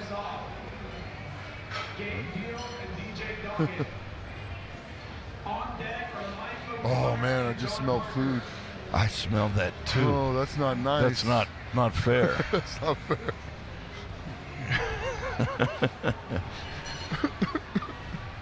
So you're over here, you're breaking Nick's heart. Somebody get the man a food. Give this man a little bit of food. He's wasting away over here. He's under 300 pounds. In the immortal words of Brian Shaw, I want food. That was what, 2013, yeah? Yes, that was 2013. China, not a lot to eat in China if they don't really work on getting that nailed down. Well, yeah, they don't Not have a lot of options. The food cleanliness standards are clearly not the same. Yeah. So there's that. And then, like a lot of our food at the buffet that we would go to eat at every day wasn't cooked all the way. So, yeah. Oh, yeah. I remember places like that. Then they just reuse whatever wasn't eaten. Yes. Just put it out for the next meal. Yeah. I think one of the best places was Malaysia for food, which I was quite surprised. Now that was good food. Well, I went to a place in China that had amazing food. We were in a really nice hotel, and the food was probably some of the best I've ever had anywhere. Wow. But I've been to other places in China. Not so much. Not so much. Exactly. Yeah, I remember everybody figured out that there was an American-style sports bar called the Dolphin in Senya. And so we'd all go there. Carpool. in those little Chinese cars. Oh my God. In the United States, it'd probably be like a 10-minute drive, and there it was a 45-minute drive because people don't know what traffic laws are in San Diego in 2013. No, people just drive right through the lights. If it was red, they just keep right on going. Yeah, Like, it's kind of terrifying. Red means stop, guys. Red, stop. Green, go. And they would just turn. So nobody was driving fast, though. Just Everybody's a going like suggestion. 3, 4, 5 miles an hour. You weren't going quick. So, because you would expect in that craziness to see an accident or two. We didn't see any accidents. I guess you just get used to driving like that. I remember the thing that stood out to me driving in China, well, riding in China and watching the drivers, was they had one hand on the wheel and the other hand on the horn. And they would honk at people as, like, if they were on the freeway, they would honk. Like, as they're next to a car or passing a car, or as a car passes them, they honk. Like, they're all saying hello the whole time. Hello. Like, I'm behind you. Hello, I'm passing you. And it's like, I can't stand that. That gets on my nerves more than anything out there. And it was really hard for me. I had to shut the world off and just not watch. It was just, that one was a little too much for me. Now, I've sat in the back of a car with no seatbelt on in Romania while a guy was going up and down the side of a mountain. And I was about to say, that's got to be, Romania has to be the scariest cab ride I've ever taken in my entire life. Man. It's like, speed limit? No. Oh, okay. Okay. Yeah, well, this ride in Romania, this guy, he was trying to keep up with his high-performance Mercedes in front of us. Yeah. And he was in like a Mazda SUV. And, I mean, he was doing his best to keep up with him. And I didn't have my seatbelt on. And as I'm being slung from one side of the car to the other, I thought to myself, I should probably buckle up. But instead, I took a picture and just put my hands up and enjoy the ride, because at that point, what's the seatbelt going to do? You're going to fly off the side of the mountain. I think I'd rather be flung from the car rather than roll down the whole thing. The good thing is clearly the man was successful because you're still here. Yeah. Against all odds. Yeah, I know. Against all odds. I'll hand it to him. And these guys could drive. Stick shift, too. He was handling the whole thing. Yeah, our taxi cab driver was, I was like, dude, we're going 75 miles an hour down the middle and then on the side of the road, and people will just park on the side of the road there. Oh, and they those just little, they got like that little 2-lane road that goes through the whole country. It's not a freeway. It's just like a road, like a city road. But and they will just turn off into the grass and park. Yeah. And then back out the same way, back right out into it. This guy's coming 70 miles an hour, and the car's like trying to back out. You're just like, it's terrifying. Yeah. But anyway, they're getting set up for the men's deadlift ladder here. Looks like what, 585. I could not see. I know the last one's supposed to be what, 750? 750? Yeah, 615 looks like on the second one. Can't quite tell from here, but. Oh, okay. So we're doing. Well, that's the important one. We got 585 to 700. 700 is a fourth rep on an axle. That's a pretty good pull. Yeah, not bad. Especially for the lightweights. Yeah, and the thing you gotta know about an axle is it doesn't give. Yeah. There's no whip coming out of the bar, guys. People don't seem to understand. They say, why deadlift on an axle if you're going to use straps? They don't understand that with an axle, it's like being punched in the face to try and lift that thing off the ground. It's 0 to 100. There is no flex in the bar. Which leads me to the point of the most impressive deadlift I've ever seen done is Eddie Hall's deadlift at World's Strongest Man in 2017. That was 1,041 on an axle. Yeah, that's right. So no give in the bar, no bend in the bar, no nothing. That was the one with all the plates stacked out, right? Yeah. Yeah. Yeah, that was pretty impressive. The bar might have moved an inch if it was lucky. Yeah. Yeah, with the weight stacked out like that, but you're talking next to no flex. Yeah. I think I pulled 838 that day and just missed. I had 880 just about there, but I missed it. That's a big pull on a bar like that, man. And it looked like, well, if it's true to World's Strongest Man form, it's always an inch or half an inch lower than normal. Exactly. Yeah. I don't know what their obsession with that is, but they love to make it harder. I know what the obsession is. Gregor doesn't like people. That's probably it. All right. There we go. DJ's moving, man. DJ's moving. 665. Here we go. Gabe looks like he's gotten in his rhythm. That's pretty good. There it is. But DJ. Gabe's now coming up. Yeah, Gabe's got a little bit cleaner technique. DJ is letting his back round so much, it's going to make that lockout really difficult.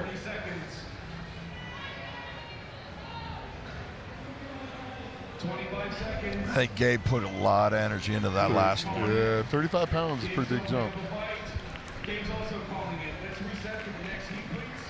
Really good pace through 3 by both gentlemen. Yeah. And DJ's got a long way to pull. Oh boy. He's tall. But a lot of times those long levers help too. Yeah, sometimes. Absolutely. He's so tall, I'm kind of surprised that he's a 105. What was that? I missed that.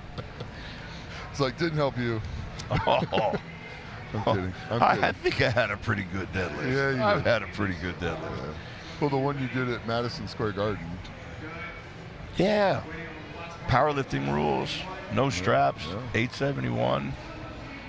Real easy. Real easy. Got a nice bar and weights out of that, I believe. That's right. Jerk. That's right. That's right. It was Alico sponsoring, and the president from Alico was there, and he's handing out the award, and he goes, "Oh yeah, by the way, since you won the contest and you won the deadlift, that's yours." And it's a nice, $10,000 set, kilo plates and bar. That's a one-of-a-kind bar, by the way. It's an Olympic weightlifting bar with the powerlifting knurling on it. That's not something you can find anywhere else. All right, Michael Connor's up. John Palmer. Go. Whoa, Palmer's moving. Yeah, it's blown through 2. Here we go, 3. Not having to strap in on those first 2. Single wrap in. There So he quick. goes. Here we go, 700. I think he's going to smoke this. I'm with you on that. I think he's going to smoke Yeah, this one. I think He you're gets that right. grip right. He's got those figure 9 straps. They hold. Nice. Very clean, both men. Wow. Mike made some ground back coming up on him. He really did. Just not quite enough. But both guys, 700. Yeah, 700 looked easy Pretty almost. solid, yeah. What do you think? You want to jump in? No. Not today. Probably in about... That's right. Sunday's deadlift day. Yeah. International deadlift day. It is? I just thought deadlift day was any day. But it is. It really is. Dia de los deadlifts. Going to pick things up and put them down. Get huge, get strong, and move fast.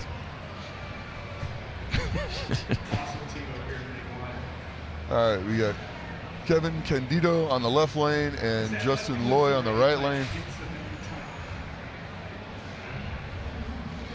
You know, it's kind of an interesting series of jumps. First one being 585, second one being 615. It's 30 pounds, and then you got a 50-pound jump to 665. Surprise.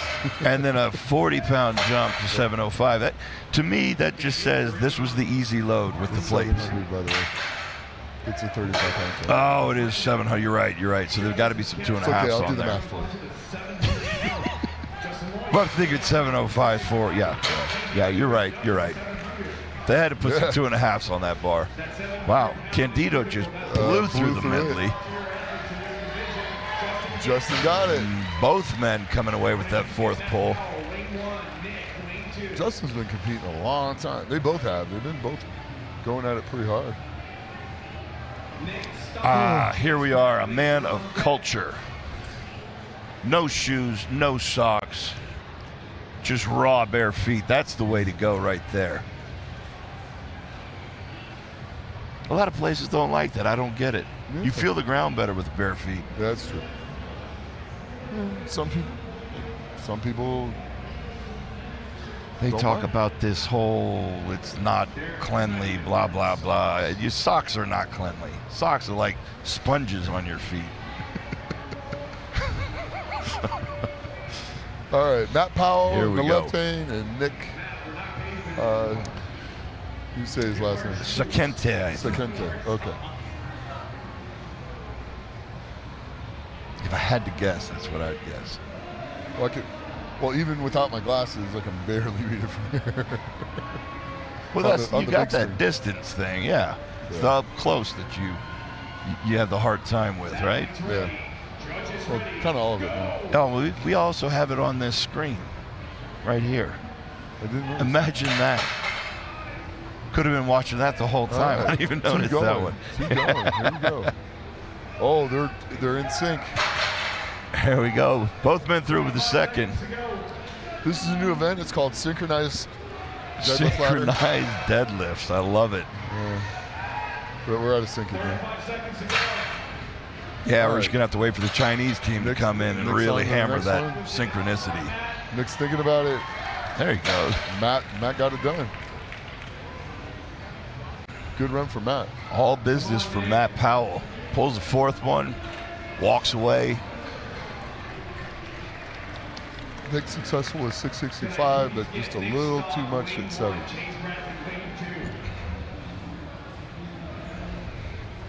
So, it's always interesting to watch an overhead event followed by a deadlift event, because usually the body type that's really good at overhead is not the body type that's good at deadlift. So you see a big mix-up in the points. Except for Sojourners. And then you have the guys who are the odd, the anomalies who stick Brian. out, and they blast And both Thor. of them. Well, Thor's a good presser. And He has Hooper. great numbers, but it's body weight. And Lucas. Same for Brian. Brian's are like body weight numbers. I've always Trey. thought about that, but now Trey is a And Evan. monster. Trey is a monster presser, Yeah. deadlifter, and like 80 pounds lighter than the other two guys. Yeah. Now, I heard a few of those guys hurt themselves this weekend over in Malta That's what I heard as well. on a sumo. Wish them all speedy recovery. Yeah. It's a sumo event in Strongman. Now, for me personally, I think it's always a bad idea to put Strongman against Strongman, because you have two of the most powerful athletes on the planet who don't really know what they're doing, and somebody's going to get hurt Yeah. every time. Well, and it's hard to tell how hard they're pushing, too. Yeah. So you got no choice but to go all out. That's exactly it. You have a massive force hitting an immovable object, you're going to have a problem. That's kind of what it is. Like for arm wrestling, for sumo wrestling, it's a bad idea in the sport of strongman. And Moss. And Moss, yes, same thing, man. As a sport by itself, it's great. It's I love cool. watching it. Absolutely. But in Strongman, it just, no. But that's just my opinion. Some people love it, and that's okay too. Yes, none of this is meant to be real world advice. We are not here to diagnose, treat, cure, or prevent any illnesses. Oh. Okay. Got to clear everything with the FDA first. All right. On the right, Jordan Weishulis. And then Adam Howell. Aiden? Or Adam? You said Aiden. Adam. Sorry, Aiden Howell. Yeah. Aiden. Sorry, Aiden. Hitting himself with the head a little bit. Let's go. We'll call him Evan Quick after down. this. Evan. Love you, bud. He's got to jib himself first. He's going to have to get a little blood pack. Oh. That was kind of an uneven pull off the floor, but he locks it out. We're either going to have a really good day on the internet tomorrow or a really bad day on the I internet. No, Evan's one of my favorite people. I love that guy. Yeah, He's a lot of fun to be around. Come on, Aiden. Yeah, I think that one, he knew that was going to be a little out of his wheelhouse. No, he's going to go for another shot. He's reaching for chalk. Oh, no, smelling salt. Smelling salt. Ooh. He just hit the afterburner. Yeah. That works for some people.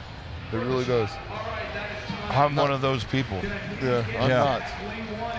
You were always a calm lifter. I like it, but it just, the thing in my nose just kind of throws me off a little bit. I like them for just like waking up in the morning. Come out, hit it, it's like, whoa. Got it next to your cup of coffee in the morning. Yeah, it'll get me going, but like right before I lift, it's not for me. Well, but like I said, I will go. Like occasionally, I got a couple really good Skull Smash bottles at the house, and I'll go out in the garage and hit it, wake up a little bit, and then go in the house and have a cup of coffee, and then go out and lift. I love it. I'm not joking. With the Russian technique was never to hit it really hard. They would inhale a little bit 5 minutes before an event. All right, here we go. Zach McCarley and Matt. Oh, look, Zach's first pull looked great. Both men, first pull looked easy. Zach threw the second one. Zach's moving. Really good strap technique. Yeah, as soon as he gets it in, he's going. Lots of strength there. You can tell he has practiced that. Nicely done. Let's see. Showing why he is one of the top contenders to win what is Zach now, this like year's 38? 105 America's Strongest Man. How old? I think he's 38. I have no idea. 37, 38. Look at his hamstrings. Jeez. Look. Those are pretty wild. Wow. 5? Okay, I think Zach just pulled away from the pack with that performance.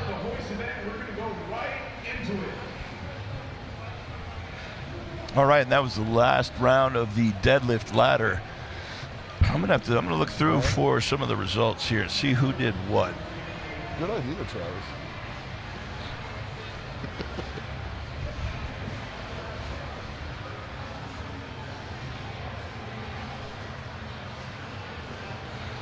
Okay. Okay. Yeah, coming up next, we got a short commercial break. I'm not really sure what I'm supposed to say to lead you into this, but we're going to see you in 5 and 5.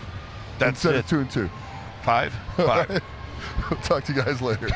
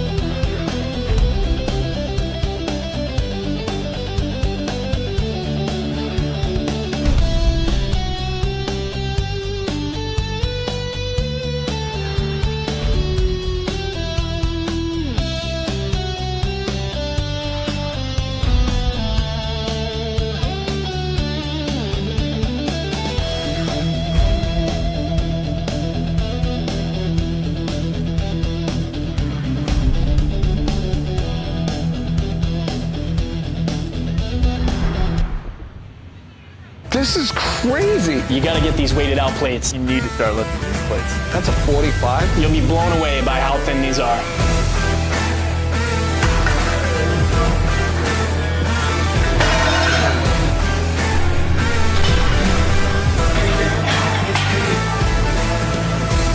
I like these things. They're deceptively heavy, thin, rock solid, pure metal.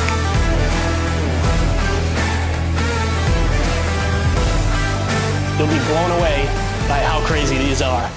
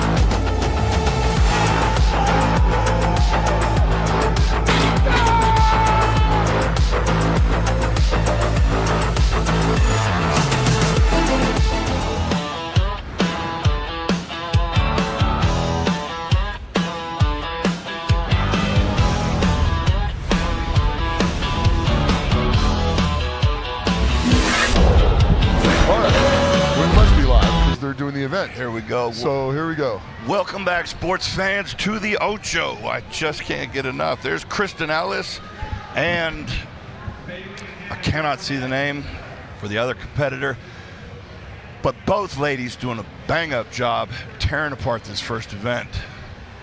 Now, this is Kristen's second time today doing this event. Yeah. That takes guts, man. I got to hand it to her. Yeah. Bailey, that was it. I think it was a little heavier this time than it was the last time. It was definitely heavier. I was the judge on her first run. It was 11.14 seconds. She was the fastest out of anyone earlier in the day. So your brain does remember things. I can remember things like numbers if I see it. Sure. But I've got a long history of abusing my brain. And yeah, some things are a little fuzzy. Or hitting yourself in the head with bars. Well, you know, abusing, hitting-ish. And then throwing up all over the place. That was not my fault. That was the apparatus's fault. We had a car squad apparatus that was like 2006, hit me in the back of the head. He scared Dylan so hard. I had tunnel vision the rest of the day, but wow, I won every event after that, so I guess I needed Packer it. And Hannah Cold Iron that is getting Hannah. after it. So close. I think Bailey hit the top, and Hannah just got to it. It was a good run by both ladies. Yeah. This is one of those events that can go really well or really bad depending on your grip. If you've got the grip for it, you can tear through it, but you can see the guys or gals who may not have the grip strength, and then it just becomes a nightmare event for them. Yeah, because once it starts going, it ain't coming back. Yeah, You either have Kung Fu grip or you don't have Kung Fu grip. Well stated. Yeah. Perfectly stated. The good thing is you had Kung Fu grip. Yes. I did okay too. Yeah. Yeah, I don't think that was ever an issue for either of us. Nope. Not so much. Got Katie Johnson, Mary Colasanto. Yeah. Getting ready to go. There we go. Ooh. And they're big off. pulls Neck and from neck. both neck ladies. And neck. One jumps, next jump. One jumps, next jump. This is gonna be close. I think Mary's just ahead. It's going to come down to who has the right pull at the end. Yeah. See, she was so close. Mary was so close. If she'd have had an extra inch on each one of her pulls, that last one, she could have cut one whole pull out of that. Yeah. It's always that extra inch. It either makes or breaks you. Makes or breaks you. Especially in a shield carry.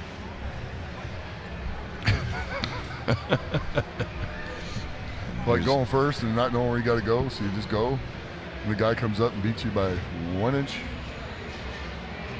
When was this? Not me. Huh. I think you went at IFSA Worlds. You just went out and just went right past somebody by a little bit. I think so. I think, yeah, it was, it was Tommy Latta. Yeah. That went right before me. Tommy actually went out smoking a Marlboro Red. Put it down. True story. Did the shield carry, came back and picked it up and kept going before it went out. That was so funny because that was like one of the more impressive things I've ever seen. My first international show, and I walk in and the Europeans, like Tommy Latta, was sitting there just smoking like a chimney, and I'm like, yeah. Do you do this? Yeah. Holy cow. Tommy was is currently still a Finnish man. Yes. He's a really, really good athlete. And shield carry was one of his specialties. Yeah. But with lungs that had to have been black, how does he do it? I don't know. He did it. But he did. It was wild. Breath. Man, that's what it was. CO2 training, CO2 tolerance. Yeah. Yeah. I think I've seen Terry Hollins do that once too after a truck pull. Oh, jeez. Yeah, more times than I can think. But I think he actually finally quit. He did. Yeah. He did. I miss that guy. Terry's a good guy. I like him a lot. Good dude. He's hilarious. In a quiet way. A very English way. Yes. Yeah. Got that subtle English humor. Not in a mischievous way like Eddie. Like Eddie Hall. Yeah. Eddie's mischievously funny. Eddie's a teenager when it comes to his sense of humor. Yeah. I like Eddie a lot, though, too. I've had a few good conversations with him. That guy. I really do. I guess you guys have had a lot of time together. Yeah. Yeah, we just... Plungers. Oh, fuck. Yeah. That's funny. That's one of the reasons you don't want to lose your hair. No. I just have to make sure whenever he's around, I grow it out for a couple days. Oh, hey, ladies and gentlemen, Mitchell Hooper's in the crowd today. He's over at his booth. Oh, yeah. Taking pictures. Yeah, there he is, right across the walkway here. Yeah. World's strongest man. Yeah, Mitch is an incredible athlete. Oh, fuck. Jeez. He is. Did I say the F word? Sorry. No, I spoke over it and blocked it out, so nobody heard anything. Now we got two other athletes, Gabe Deal and DJ Doggett, neck and neck. Gabe's got a little bit of a jump, but his grip is starting to give. Oh. It's that last inch again. There it is. DJ, I think, got him. I think he did. Gabe's hands gave out just at the end. Just slipping a little bit. Like when you get right up that top part, instead of reaching up for another one, if you only got a few inches, just lean all the way back to the ground. Yeah, just pull, lean back and pull. If you're that extra close, bit. Save a little time. Exactly. So we got Chase Bradley in lane 1 and Mike O'Connor in lane 2. Kind of waving it. He doesn't see it. Mitch has been busy the entire day. Parade waving.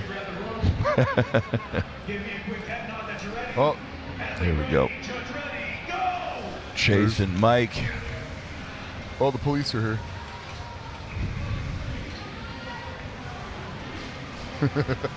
And they're waving. Oh, there he is. Yeah, that's your training partner. Yeah, one of them. They're both police officers. Wow. Wow, this is Well, a good now I know how fight. you stay out of trouble. Yes. No, you don't stay out of trouble. Oh, You just man, don't his get arms are giving. called for your trouble. They're both like fatigued. Are they both holding up? Oh, no, Chase must have finished. Ooh. That can't be good on your hands. Yeah, a little bit of a rope burn there. Gets hot fast. Well, it's but good. it's a nice rope. I mean, it's soft. It is a really not good like rope. grabbing a Yeah. polyurethane rope and stuff. Where it's, No. That's a nice rope. I went over and tugged on it a little bit earlier. You gave that rope a nice little tug. No. Jerk. Were you able to get the last few inches at least? Oh my God! Really? I want to make sure you got it all the way to the top Jesus, because you're you're not horrible. one of those that finishes short. Oh my God! What do you mean? I don't. All right, we got our next athletes coming up, getting ready to go. But public show. I'm wondering, is it stuck or are they fixing something on the bottom? Hopefully they're fixing something on the bottom. Yeah, I think. Look, fixing the tape measure. Oh, got it. Okay.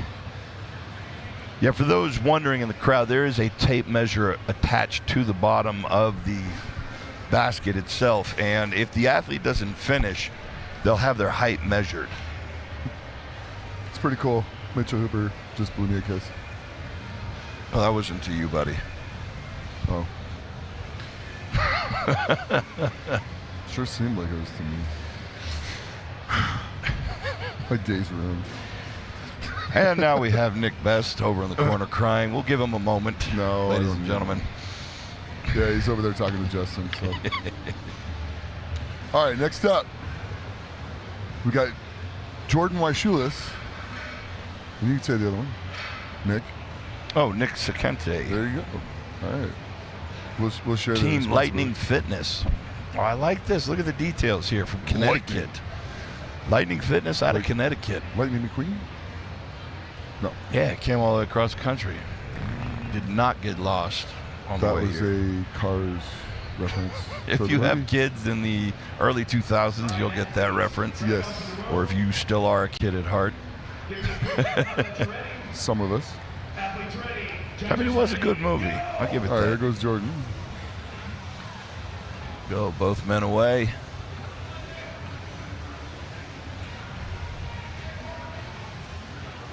I think both men are getting a little bit too short of pulls.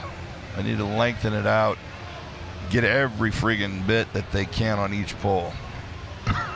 There it is. We got Jordan hitting the top. I don't think Nick has gotten his all the way up yet. Just short. That- Yeah, his grip's going. That pulley needs to hit the red tape on the top of the apparatus. Man, that's... Come on. It's right there. Come on, Nick. Man, that's heartbreaking. And then wrapping the arm, binding is what that's called. That does not work on this event because of the tension at both ends of the rope. So it's really just going to twist his arm around, and it's not going to help. I just got a text message from the old man, Chad Coy, who's 2 days older than me.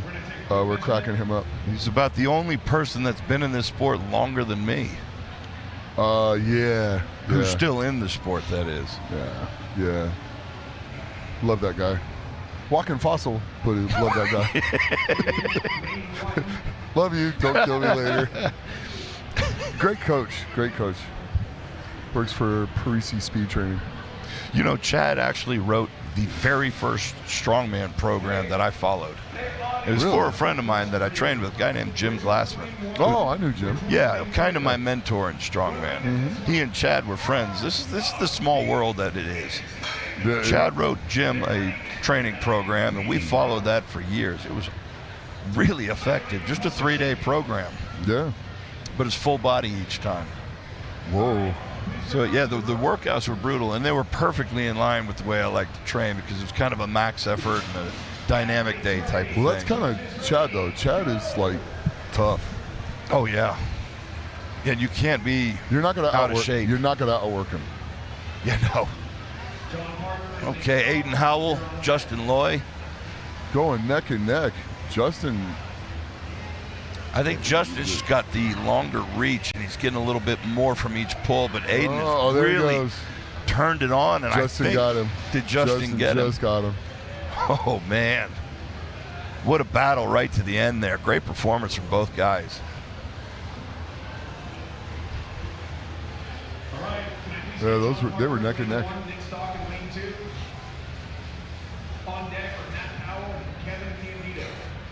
I think actually it would be a lot of fun is if we got to sit in there and they just adjusted the weight so they're the same. That'd be kind of fun. Oh, yeah. You go for a ride? Yeah. Yeah. What could go wrong? You'd get a little seasick, maybe. That might be a little. Yeah. You're putting a lot of faith in the spotter back there. That's true.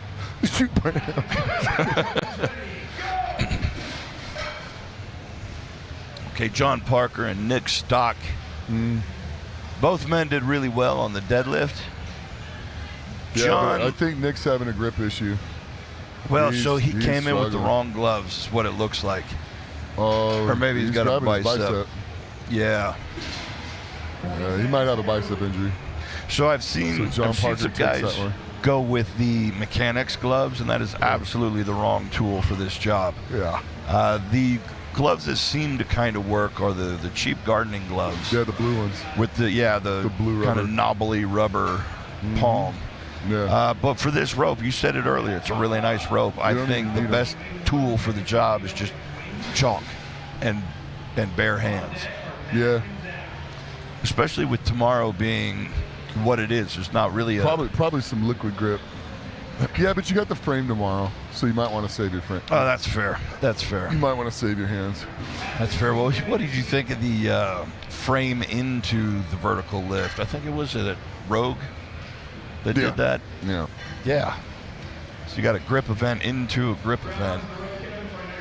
Well, or was it Brian? It was the Shaw. It was the strongest man on earth. Yeah. They had that 800 frame into the arm over arm. Into the arm over arm. Yeah, that's cool. That's really cool. Really good for the guys with grip. Not so good for the guys without grip. Yeah. But that's kind of cool thing about that contest that day is you had guys that were just killing things and they'd blow an event and the points would just tighten way up on each one. I think he did what I saw as the best job of an event selection ever, because it really did just show everyone's strengths and weaknesses. Yeah. And the points just swung wildly. Yeah. In that whole show, right up to the end, it was a battle. Yeah. There's like 6 people that could have won at any moment on that last event. That's what was like really so cool about it is you had 4 or 5 guys that were right there near the top. Yeah. That could have done that. So yeah, I think it was 6 guys and like 3 points. I think we're gonna get some of that here. Yeah, so far we've seen a big swing. Because there's some guys that are running and they're doing really good, and all of a sudden, bang, they run into an event that. So it's gonna be negate your bad events as much as possible, score as many points as you can, and the events that you're good at, take every single point in it. Yeah, exactly. Take advantage of that. But Zach McCartley has done snacks. Well, thanks, Hoop. Snacks. What's going on, man? What's up? Mitchell Hooper here, ladies and gentlemen. You can talk with the mics are working. If we get a camera on us, maybe we'll make up. Oh, God. How's it going? See, he was blowing me a kiss. He was. See? You made me feel bad and almost cry. It's going pretty good. It's fun to watch. Oh, there we are. Now we're on camera. And we got him on camera. Yeah. Do we have a microphone? Give me a recap of first event, America's Strongest Man. How'd it go? Went really good. The behind the neck jerk. Behind the neck jerk. Zach McCarley and what was it, 455? Yeah. I think there was a couple guys that got 455. Give me a second, I'll figure this out. 50 like it was air? Yes. Yeah. Yeah, we had kind of like some guy we're sitting next to. Jordan White-Shoeless, 455, and yeah, Jordan hit that like dead on too. Mm-hmm. Matthew dead McQuiston on. got 455, and then Zach hit it on his third attempt. Where'd Nick finish? Which Nick? Guardio. Oh, he has not gone yet. No, the heavyweights. Heavyweights later. This is 105 kilo. Yeah. Oh, 105's doing 455. Yeah, 105's doing 455. Yeah. That's what we're saying. These are the lighter ones. Okay. What apparatus? Man, I'm going to read you guys' commentary. No, you're good, man. You're not. We're going to You're find not. You're really not. a headset. Here, and we're going to get Mitch Hooper up. Jump in, buddy. All right, we're going to get Mitch Hooper in here for a moment. America's Strongest Man, how good? Well, we got World's Strongest Man, a Canadian. What do you think of the show so far? I think it's good. I think it's a great thing for the sport that they have it at the Olympia and expose it to people who aren't already involved in strength. You know, something going on in an expo like this just stops people and makes them think, what is this?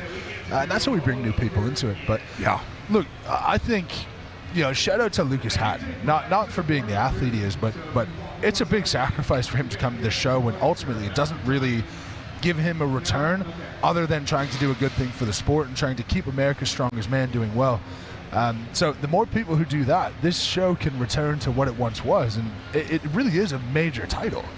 The title, when it comes to awareness and what you can do for your personal brand, this is a bigger title, in my opinion, than the Arnold champion, than the Rogue champion, than probably Strongest Man on Earth champion. You say, I'm the strongest in America. How many people are going to turn their head to that and go, well, I know what that means? Yeah, that's a very good point. It's World's Strongest Man or America's Strongest Man, whatever your country is, Canada's Strongest Man. It's huge for building a brand. Absolutely, yeah. And it looks like they're putting a sizable investment into this piece of kit as well. That is an impressive arm-over-arm apparatus. It's pretty awesome. That's really cool, yeah. I got to be honest, though, I hate when they don't have a ratchet on it. It just becomes so technical, doesn't it? Yeah, well, they have a spotter on each end who is taking the slack out of the rope, and they've got it around a locking mechanism that at least the rope will lose a few inches each time, but it's not dropping, and they don't have to hold it the entire time while re-gripping. Not many strongmen can afford to lose a few inches, though, can we? Oh, absolutely not. Yeah. Absolutely. Nick and I were talking about that very thing earlier. It's a sport of compensation, some would say. Major. Now, what are you up to at the moment? How are you feeling? I'm stronger than I feel, to be honest. I feel... Okay. Not a bad place to be. No, I feel a bit human sometimes. You know, yesterday I pulled 1020, but today my back is sore. And there was a day when my back wouldn't be sore and I wouldn't even know I deadlifted yesterday. And that's just because the stem cells are taking a while to kick in. So I'm 9 weeks removed from that. You're not supposed to try to get back to full function until 12 weeks. Yeah. And I feel good. You know, it's funny, like I did a 180 kilo axle for 4 reps. And that's a personal best in the gym. I did that in 1:10. Oh, is that clean and press each rep? Oh, okay. Yeah. Yeah, and that's okay. Not and bad. that's the best I've ever done. My record in that is 5 in 2 minutes. But do you know when you feel strong and you just like feel like anything you pick up will go? I don't quite have that feeling yet. So I'm excited to see how much stronger I'm going to get in the next few weeks when I gain that feeling back. But look, I'm just excited because the first half of my career was such a sprint and I won everything. And the second half, I just have to go, like, what are the most important things and what do I really want to accomplish? So I'm going to commit to some things that I've never done before, and I'll talk about those when they come along. But just change some stuff up and go, right, I've found my limit with what I was willing to do before, but now this second half of my career, I need to get excited about something other than winning shows, and for me, that's taking myself to a height that I've never been. And if I can do that to myself and for myself, I think that's, for me, what could take me to talking, you know, could I be as good as Brian or as good as Z or something to chase up that mountain? So I'm excited about that second half of my career. Okay, so in along that road to rebuilding yourself, I know you'll bring a lot of other people with you, which is kind of a cool thing to know and feel. But when are you going to jump back in to competitions? When are you feeling like Mitch is going to be ready to jump back in? Show us what I'm going to win the Rogue Mitch Invitational. 2.0 in is. 4 weeks, I'm going to win the Rogue Invitational. So 4 weeks. But if I'm telling you, when will I be this other version of myself? All right. I'm experimenting with some stuff, and for everyone on the live stream, stop it with all the drugs and whatever. It's not just that. I think it's going to take a period of experimentation over the next 12 to 18 months. So I think at World's Strongest Man in 2027, you will see a version of a human being that you haven't seen before. That's my goal. Now, in the interim, I plan on winning World's Strongest Man next year. I plan on winning the Rogue. I plan on winning the Arnold. But in terms of this, like, okay, let's treat this as a bit more of a marathon of really doing something that's exciting and special. 18 months. I was chatting to a friend of mine who's knowledgeable in the sport yesterday, and he said the opportunity that you have is something that no one's had before. When I'm 30 years old, I could have another 7 to 8 years in my prime. I've already won everything, and I have all of this time to play with, to find this new level, to find this new version, to commit to some things, to try some things.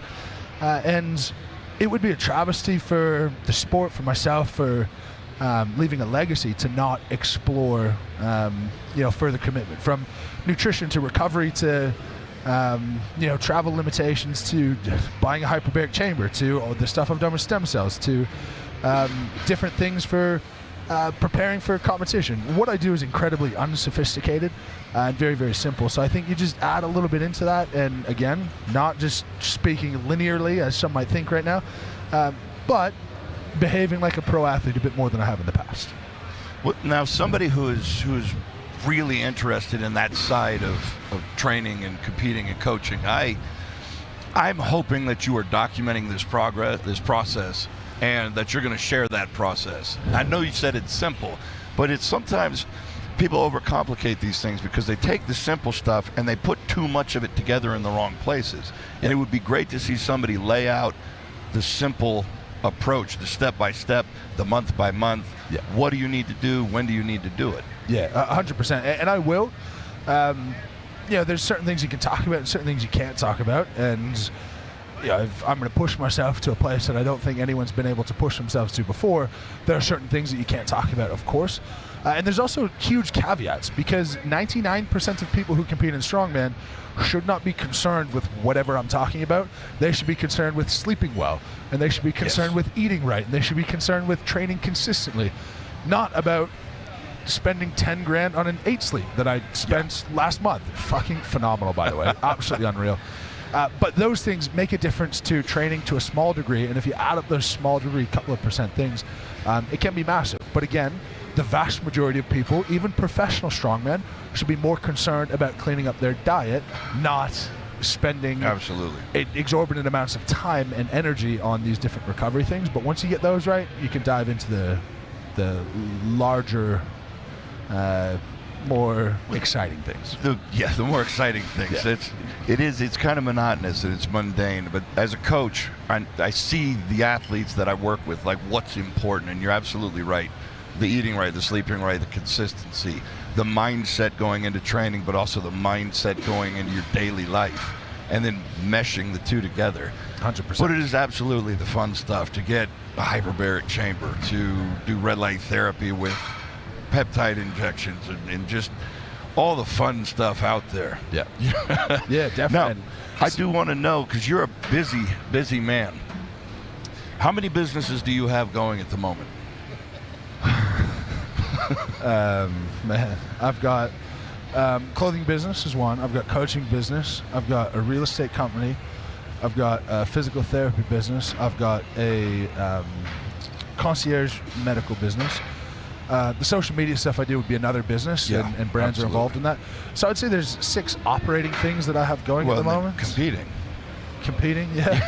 Honestly, it falls down there. But it falls down there because if I wasn't competing, I would be exercising for 2 hours a day anyway. Oh, yeah. And training takes 2.5 hours a day. So that half hour I really don't consider. And also, since I film every session that I do, like, it's just part of the social media sort of side of things. And yeah, it's a challenge. It's difficult, and that's not part of the things that I'm going to give up, because I don't think it's necessary at the top level. And honestly, it happens at the amateur level as well. If strongman becomes too important to you, you're going to suck, because there's so much pressure on it. Absolutely. Where if you've got other things to fall back on, and other things to make a buck, and other things to feed your family, and other things to care about, well, then great. And speaking of other things to care about, I have news that I haven't shared with many people. Uh-oh. What do we got? I'm gay. Just kidding. I just don't care anymore, you know? I just don't care. I like Mitch 2.0. Yeah, it's just a lot less energy. This was, it's Thursday today. This is Tuesday. Wait, whoa. Yeah. Whoa. Oh, yeah. Little one being born. Okay. Yeah, baby number 2. What is that name? McKenna. McKenna. Oh, yeah. beautiful. And October 7th. Nice. Congrats, brother. Middle name, we've named her after Jan Todd, because I think that's cool. In my life, the women that I've been exposed to and who I'd love my daughters to emulate, Jan is very, very high on that list. Yeah, absolutely. And so, well, there's energy in a name, and that's a big one. Absolutely. Yeah, a lot of energy. I hope my daughters they're not as feisty as Jan.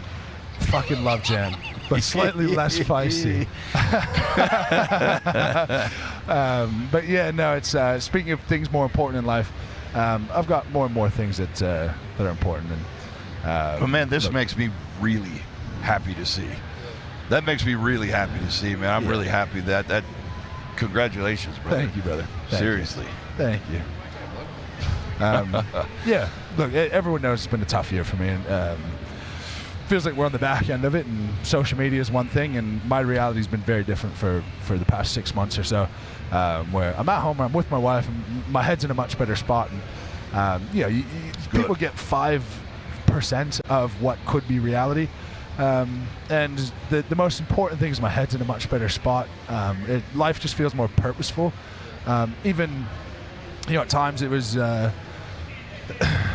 you can do things that make you feel relieved in a way, short term, but you can do something that makes you feel relieved and removes your purpose altogether. And I think that's what ultimately, ultimately I fell into. And there was a period of time where, like, what is the point of doing anything? What is the point of getting up in the morning? What's the point of training? And I would still go train, but I didn't understand why. And I didn't understand why I was at World's Strongest Man or competing or anything like that. So, yeah, look, it's I'm just happy my head's in a good place and ready to smash the next competitions. But it looks like we're ready to get back into focusing on what's going on out here. It does. And you know what, man? As somebody who has fallen into the pits of hell and clawed my way out, purpose is the point of life. Yeah. It's absolutely. I love hearing you say that, man. I love seeing this side of you. So congratulations, brother. Thank you very much. You for coming over and spending some time with us, man. Of course. Of course. There's not many people who make me look attractive, so I figured I'd come sit beside you. And he means Nick Best, by the way. That's why he stood over there. Good to see you. Good job. Good to see you, brother. All right. Hey guys, y'all just talk to him a little bit. Talk to him about first. He's in first place right now. All right, we're gonna be back in 2 and 2, so we'll see you shortly. All right. Talk to you later.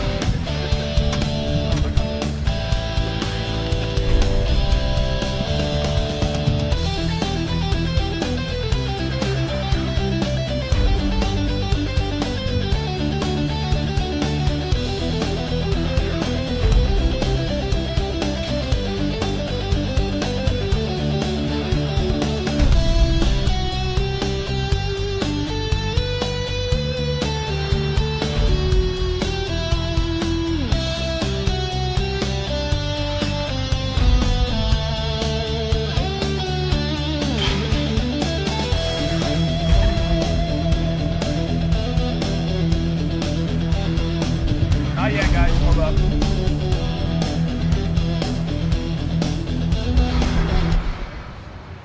This is crazy. You gotta get these weighted out plates. You need to start lifting these plates. That's a 45. You'll be blown away by how thin these are.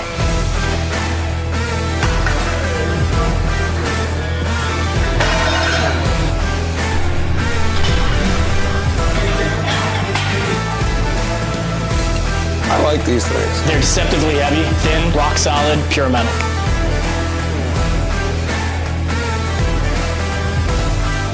You'll be blown away by how crazy these are.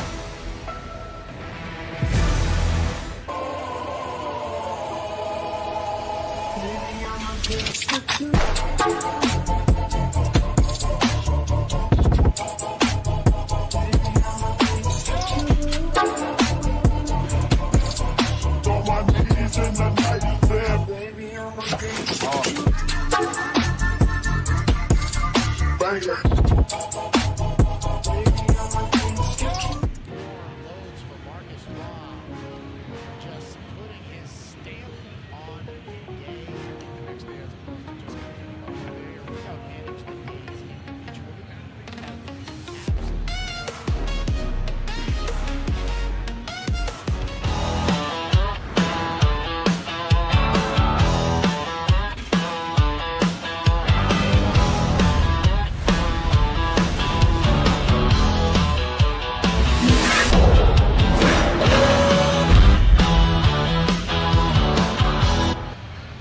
All right, welcome to the America's Strongest here at the Olympia.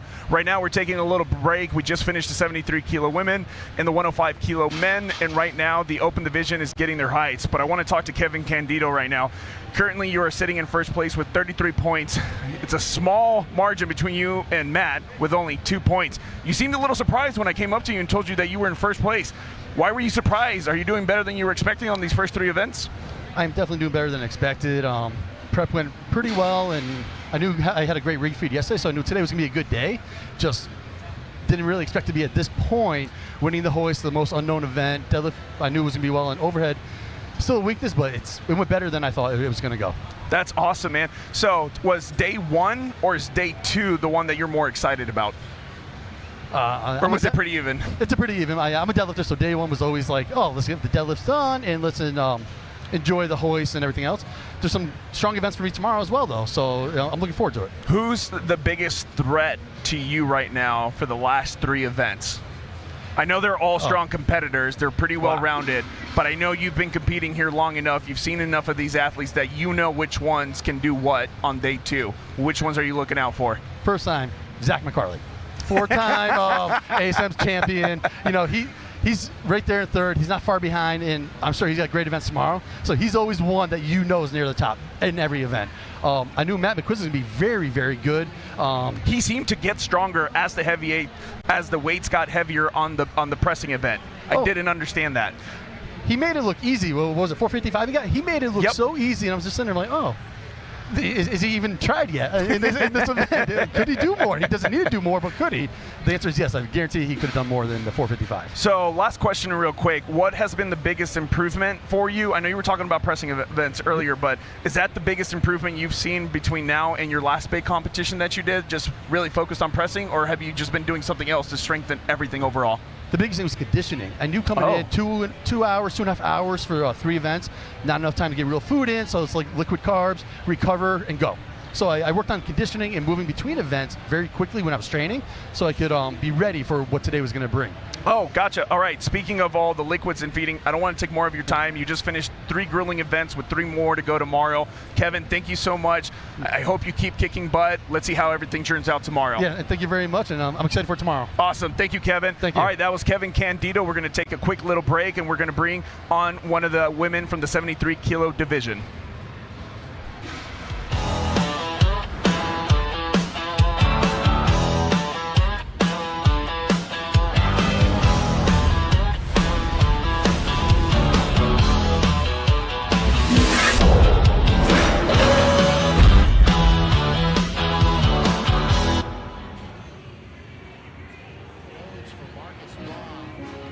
Just putting his stamp on the game.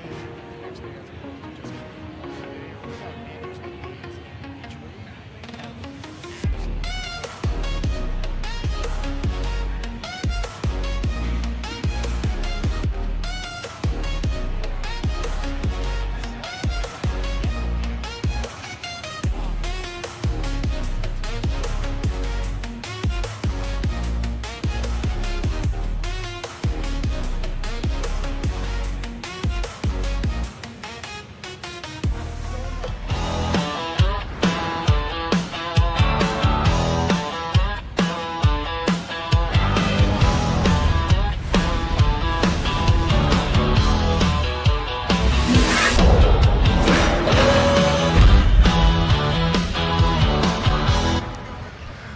right, and we're back to America's Strongest here at the Olympia in Las Vegas. So I have Mary Colsonato. You're currently sitting in second place. How excited are you that you have such a strong finish to day one with the first 3 events? Yes, I knew that day one was going to be a good day for me. I'm a good presser, good deadlifter, so I wanted to come out strong and get some points on the board. And you did, because you and Sarah are literally only divided by 1 point, and then no disrespect to the other athletes right now, it's a 6-point difference between second and third. So do you feel like it's going to stay that way, or do you think other athletes are going to come in and try to get in between you and Sarah? Oh, this field is deep, and there's a lot of women in this class who are good at a lot of things. So I think that events on day 2 are definitely going to mix things up. I don't think it's going to stay in. I don't think that spread's going to last. No? Okay. No. So I think day 2's going to be really interesting. So you said day 1. Were you more excited about day 1 than day 2? I kind of like all the events. So, Oh, okay. Yeah. You know. Was this one of those competitions where you saw the events and you're like, oh, this is like the checklist of all the events I would want at a competition? It's close. Yeah? Yeah. And I see that your coach is also competing today. Who's your coach? Yeah, so Matt Powell. Matt Powell. Yeah. Was that on purpose, or did you lose a bet? Yeah, you know, a lot of people ask me that, but when I came back to the sport at the beginning of the year, I purposely asked Matt to coach me and bring me back in, because I took a couple years off, and I knew Matt could get me to where I needed to be. So. Good. What has been the biggest surprise for you coming back to the sport? About yourself, or maybe even about the sport? So my first show back was the Arnold, and I actually tore my ACL on the 2nd rep of the first event. The log, right? Yes. Oh no. So I'm working on an ACL that's 6 months and 1 week old. So I've had a phenomenal team between Matt, Nate, and my PT back in Pittsburgh. Yeah. Who got me ready. It's been kind of a miraculous recovery. I had 6 no months. idea that I was going to be able to make this happen. You're a beast. Yeah, thanks. So to come out and put together a really solid day 1, I'm not in pain, like nothing hurts. I feel really good. I'm ready for day 2, so I'm really excited. So to close this out, what do you do after you're done with day 1? Like, what's your protocol that you're going to follow after you're done with this interview? Which, again, thank you so much for taking the time to do it. Of course, yeah. We're going to go and eat a lot more. I have 3 teammates in the next session, so we're going to stay and cheer them on and make sure they have a good day 1. And you want to give them a shout out? Who are they? Yeah, so Alila Worley, Tyler Collins, and AJ. Awesome. All right, Mary, again, thank you so much for taking the time. I know you're going to help coach him, and you got to eat and everything. Thanks again. I look forward to seeing how well you do tomorrow, and then we will catch y'all in a bit. It looks like we're wrapping up the heights and everything, so we're going to get started with the open division. Thank you so much, and we're checking out now with Iron Vision Media at the America's Strongest at the Olympia.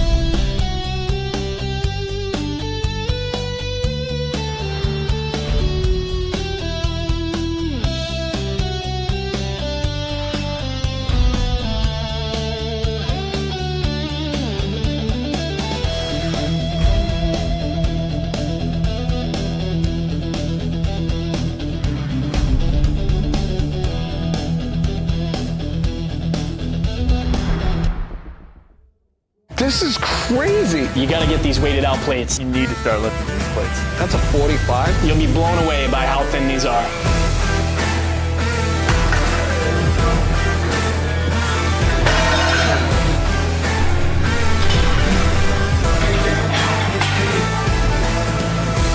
I like these things. They're deceptively heavy, thin, rock solid, pure metal.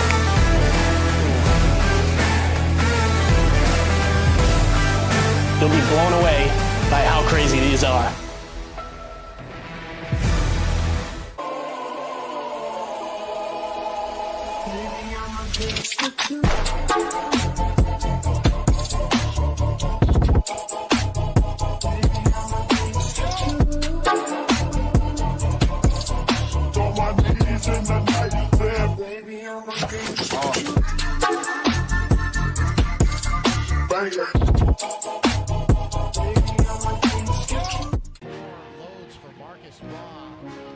Just putting his stamp on the day. The next day, as opposed to just competing on the day, or without manage the days individually. Absolutely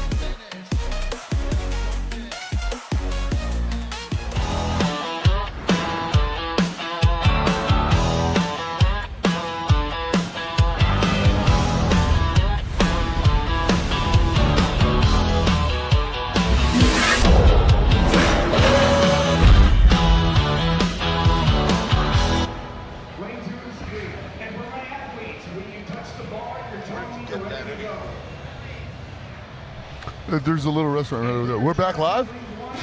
Oh, so we're back live. Hey everybody. So we're about to, there we go, 205 going up. Got a down call, so there we go. And we're away. 205, easy opener. Worley just hit 205. Next weight is, I think, 215. Yes. Oh man, smoke show. That was pretty easy.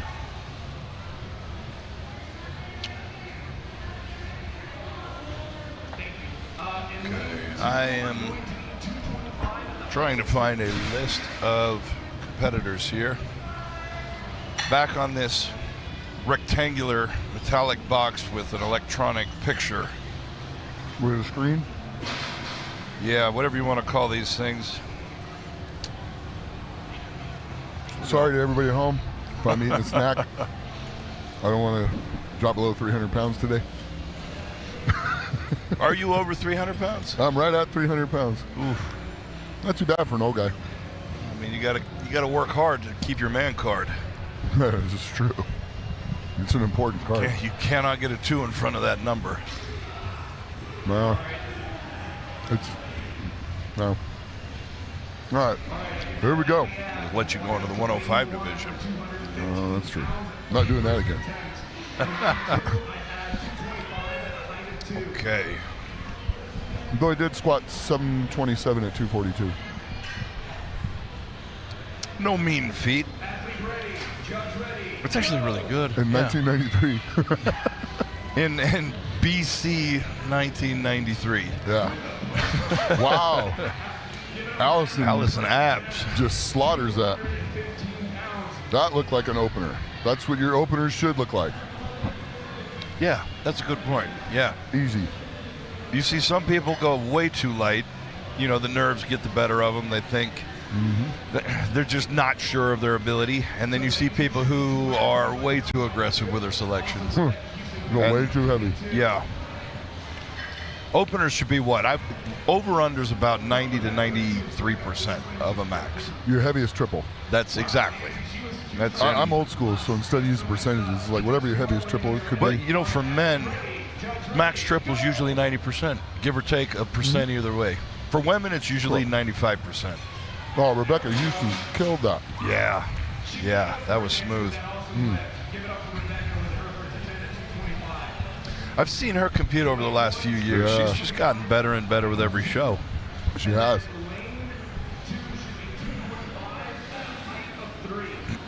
Delaney Brown coming up.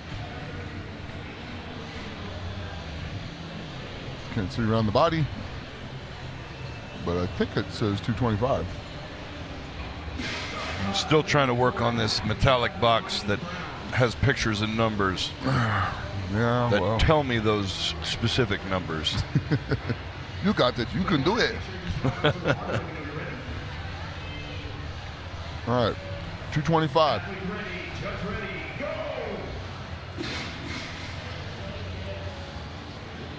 Going from the front rack. And right up overhead like it's nothing. Yeah, that was smooth. Another good opener. Yeah.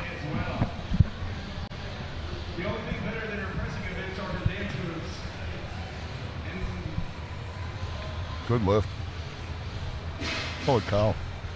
For those of you who are just joining us, this is Travis Ortmeyer, the Texas Stoneman, and Nick Best, the oldest man in the sport. Well, in the professional side of it anyway. No, Mark's older than I am. Oh, yeah, Mark. Yeah, you're right. Okay, Nick Best, the not as old as we thought man in the sport. Here is your color commentary. Nadia Stowers opening up with 245 pounds. Now, she was one of the first women to hit 300 pounds overhead, wasn't she? And looks like she might do it today. Yeah, that was a pretty good opener. Now, I watched her finish the World's Strongest Woman with a torn Achilles. I think that was last year. Maybe it was 2 years ago. Yeah. Well, halfway torn. It wasn't a complete rupture, but it was a half partial rupture. It was enough that you normally would back out. And, you probably would say not a good time to go. Yeah. She Maybe toughed take a it break. out. She toughed it out, and I think she won. Holy cow. Yeah. Which, I mean, I get. People ask me, if you have an injury, do you keep going? And the answer is it depends. It depends on where you're at and what it is. If it's Worlds, you do it. You go. If it's not Worlds, it's not worth it. The thing about Worlds is if you get hurt at Worlds, like before Worlds starts, you still go do it because you're now in history a World's Strongest Man competitor. And the same thing, if you're injured and you make the finals, you don't pull out. You want it to always say you're a World's Strongest Man finalist. So you go start the event. If you're completely busted up and you know you're not going to finish, I would say the proper thing would be to bow out.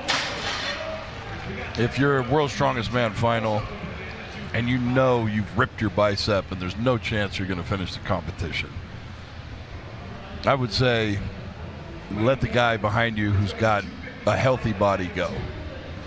That's not what Magnus told Misha. I know. And I know. And I see the argument from both point. sides. History's history. True. Now, what if it's your second World's Strongest Man final and you have a blown out bicep? Well, then you let the next guy go. All right, Jackie Rhodes coming up. 255 for an opener. Well, she's taking it from. She's got the back rack. Yeah, that looked really easy as well. Oh, yeah. You better start working on my overheads more. Yeah. You and me both, brother. Speaking of, I just ripped my rotator cuff to shreds about a week ago. But with modern day peptide magic, I have made huge recovery improvements already. Cow. From a front rack, Summer Johnson just slaughtered that. That was an easy press. That was that was an opener, but with huge weight. Yeah. Wow. Well, I guess that's why we're doing America's Strongest Woman today. Yep. It's definitely the strongest women. That was like, holy cow, that was pretty easy. Yeah. I mean, that looked like an opener. They're like 255.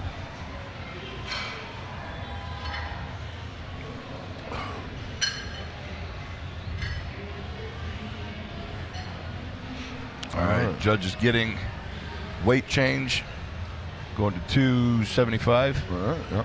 Holy cow. These are still openers. That's pretty impressive. Yeah. Yeah. What do you think we'll see today? We might see a 400. At this rate.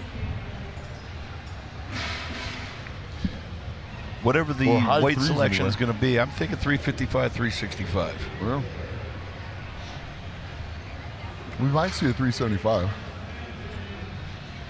Because, I mean, you can take it from the back rack position. Yeah. And that's not going to put any pressure on your shoulders. And then the explosiveness of It the comes down back to the squat leg drive. is a lot better than the front squat.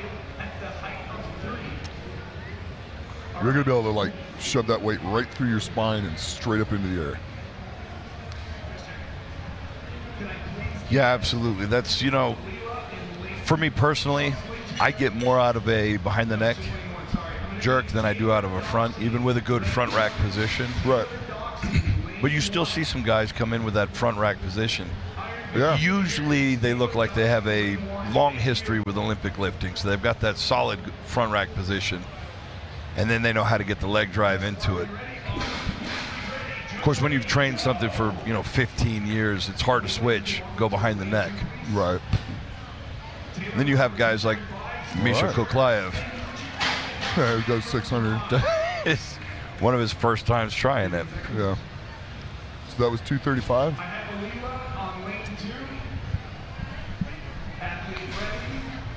Judges ready, go! Lane 1, I need 235 at the height of 1. Olympia with the down command in lane 2. I said 215. Yeah. 235 at a height of 2. 235 at a height of 2. You get 235 put on lane 1. So some of our early numbers may have been off. I hope not. We're just reading the banners.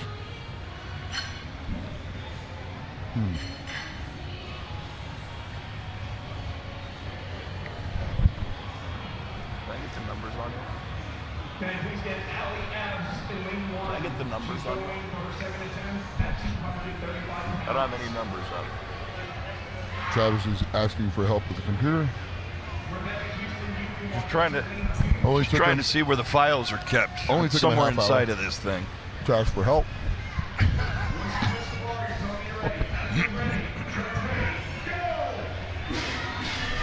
So the files are inside the computer. We would hope.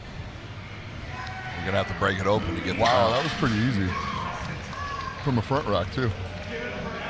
Abs just killed that. So that was their second attempt? That was her second attempt.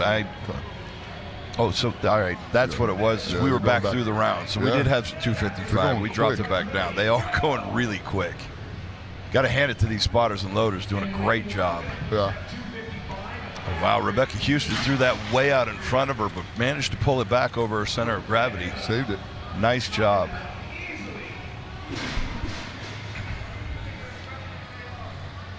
In lane 2, I should have 235 at a height of 2. 235 at a height of 2. It's the third time that these spotters and loaders have done this today. They've got a system down. They are cranking through it now. Yes, they are.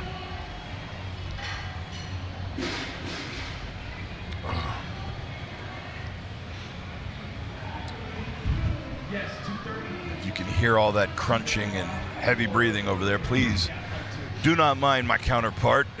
Nick is on his bi-hourly feeding.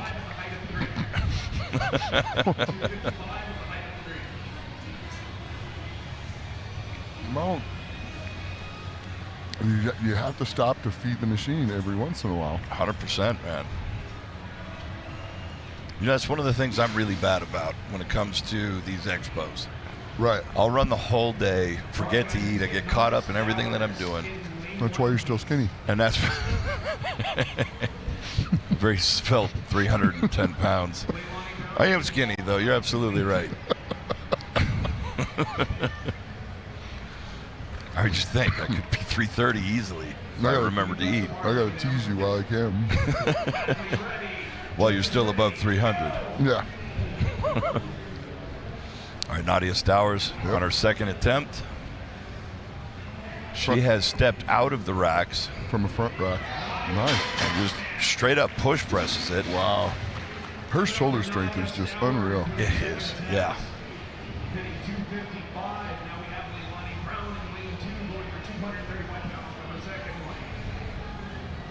Leilani Brown up next.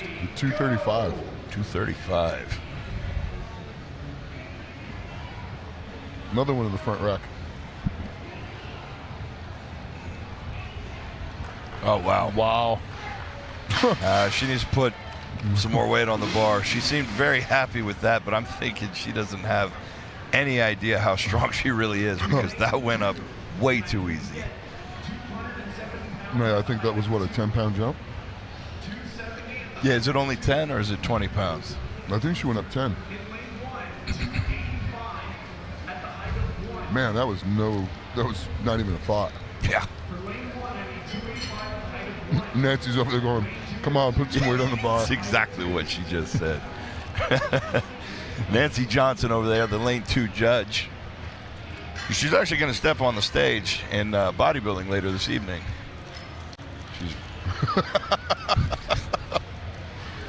She's going to become a poser. Taking some time off of the sport to go and work on her spray tan.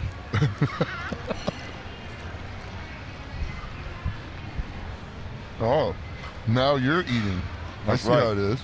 That's right. You've guilted me into it. I'm eating. Tease me about eating.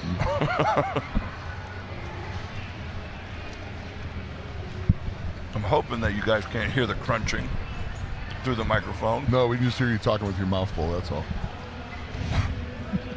Well, if nobody's watching, if I'm not on camera, I'm fine. I'm fine. Don't judge me. You know, it's kind of rude to talk with your mouth full there, bud.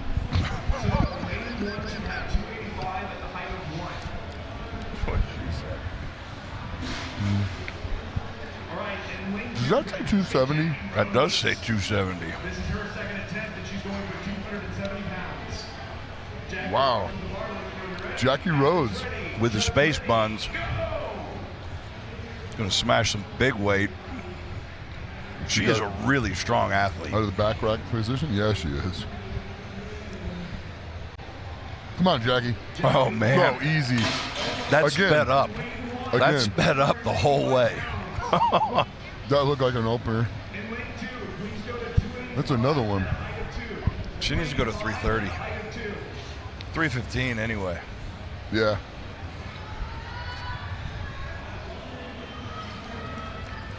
Here comes Olga.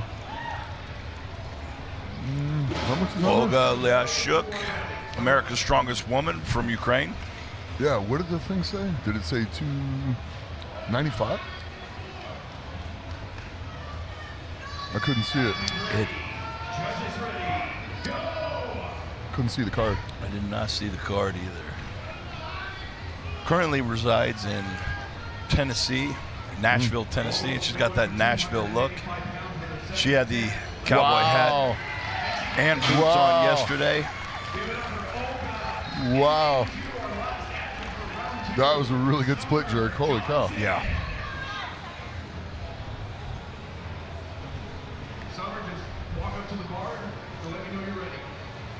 She's come to play. She wants to take that title again. Athlete ready, judge ready, go! Yeah, but Summer's about to try, what, 285? Yeah, her first From a attempt front looked rack. really good, too. Oh! Whoa! That's awesome. Whoa! Well, she's just yawning, waking up in the morning, stretching her arms. Yeah, I thought you were supposed to warm up in the back and then come out and lift. It looks like a warm-up attempt out here. Just no stability issues, no shaking, no nothing. That's just, that was just solid. Power. That's just solid. Wow. Wow, that went up so fast. Yeah. Okay, we got a few of them here. They're going to put up some serious weight. It's going to be a big fight. I think these next 2 attempts are going to be pretty fun to watch. Oh, yeah.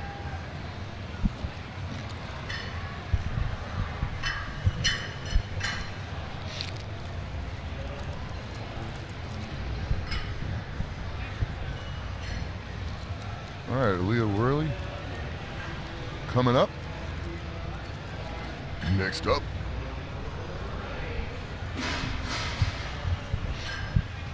I love the Instagram name. Strongest Leela. Okay. Also from Tennessee. Tennessee. Oh, sorry. You know, can't take me anywhere. Tennessee's a pretty state. Have you been there? I'll be going there this year. Really? Yeah. Okay, which part? Clarksville. Where's Clarksville? It's about an hour outside of Tennessee. So I'll be landing in Tennessee and then rent a car and go out to Clarksville. Well, west side or east side, north? Of Clarksville? No, Tennessee. Oh, I'll find out when I go. Fair enough. Oh, she got it. There we go. Good fight. I wish they would just angle the thing a little bit so I could see it. Yeah, we're getting a pretty good view of the other side. We got 245 pounds on the bar. Yeah. Our third round of attempts. Back rack. Really good setup. Nice. Wow. Taylor, that was pretty easy. Just bing. It's very quick. I gotta say, it is really hard to chew with his headset on because my mouth keeps bumping the microphone. So if I'm bothering anybody out there, I do apologize. Yeah, you're bothering me a lot. But that's more of the smell than anything. Well, thankfully they can't smell through the microphone. You're very lucky. It's rough to smell greatness. That's exactly right. That's exactly right.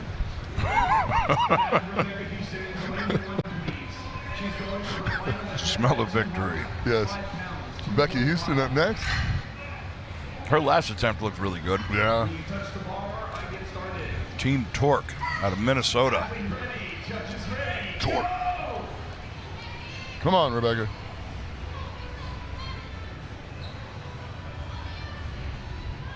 There we go. Nice. A little celebration there. Heck yeah. I would too.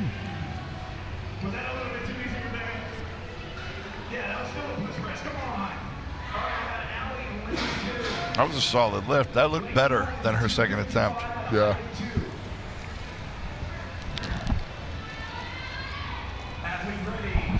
We go 255 on the bar.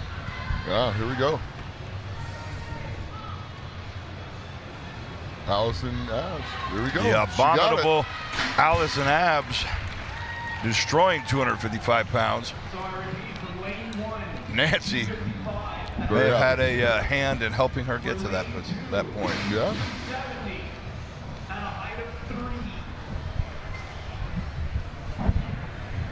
Do we have a list of the sponsors? Too much attitude? Do we have a list of the sponsors? Oh, no, I got you, There's one more. Do we have a list of the sponsors? I can get it for you.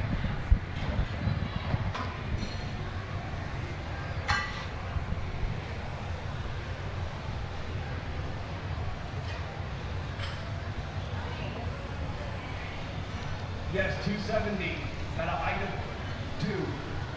Sorry, at a height of 3. I apologize, a height of 3.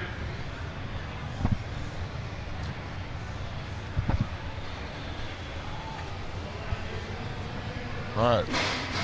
We need to get back to talking more because we're too busy stuffing our face. Yeah. Yeah, all right, lunchtime is over. I feel much officially. better now. Yeah. Nick is doing his best to stay in man territory at 300 plus pounds. Trying. You've always been a little guy. Yeah, I know. But I'm quick. But quick. I was quick. Very quick. You got to be quick if you're the little guy. But I can bench a lot. Which really carries over into strongman, thankfully. No. Yeah, you better say that. If you ever put a bench press in, I was going to destroy you. Oh, yeah, no, thanks. Not anymore, though. Yeah, Travis and bench press don't really get along. Travis press? Travis and bench press. No thanks. All right, here we go. Lilani Brown about to throw this up over her head. Oh, uh-oh. That's a tricep. Oh. Oh, no. Hopefully it's not serious. Hate to see that happen. Well, she is grabbing that elbow as she walks away. Ouch. She's going up for her third attempt with 207 pounds on the bar.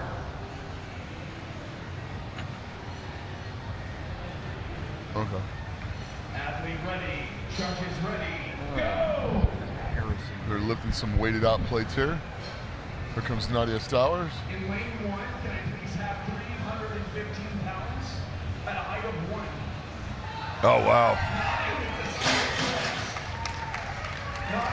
That was a good hard fought. 270, I think. This is what it said on the thing.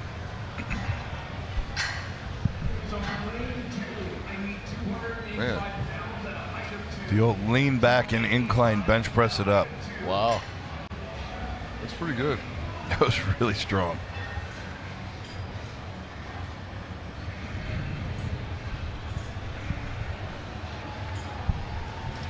All right, here we go. I always like having Nadia out there. She's easy to see, easy to identify. She's always got the braids going on. Yeah. Oh, we got 315 coming up on this, on the platform closest to us, on the left one. We're into the 300s, and the other platform will be 285.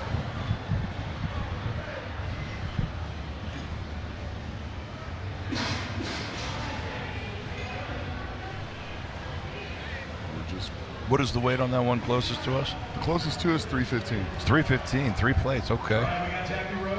315.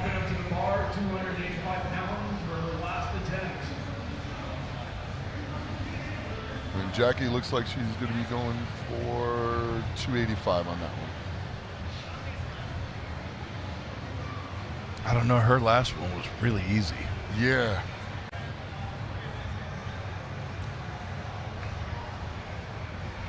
Athlete ready, judges ready, go! Belts up and ready. Going from the rack position in the back.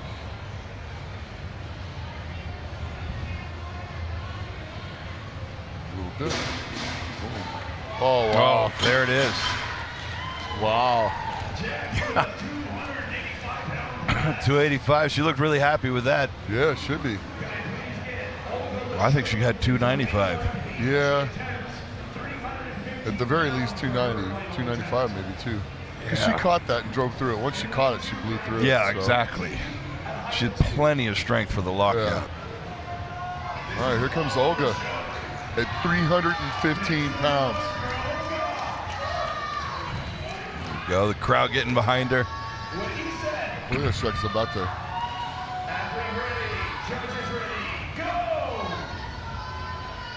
About to put a beating down here. Let's go. Come on, Olga. She looks good in her positioning. Look at that. Stuck it. Stuck Very it. nice. Stuck it. That was awesome. Man. I just got to clap at that one. That was like, bam. Yeah, she just stuck it. Perfect. Just bam. pops that foot down. And now we got Summer Johnson, who pretty much almost strict pressed her last attempt at like 285 or 295. Tiny little bit of leg drive, but massive press out power. Yeah, the thing in front of her says 285, so.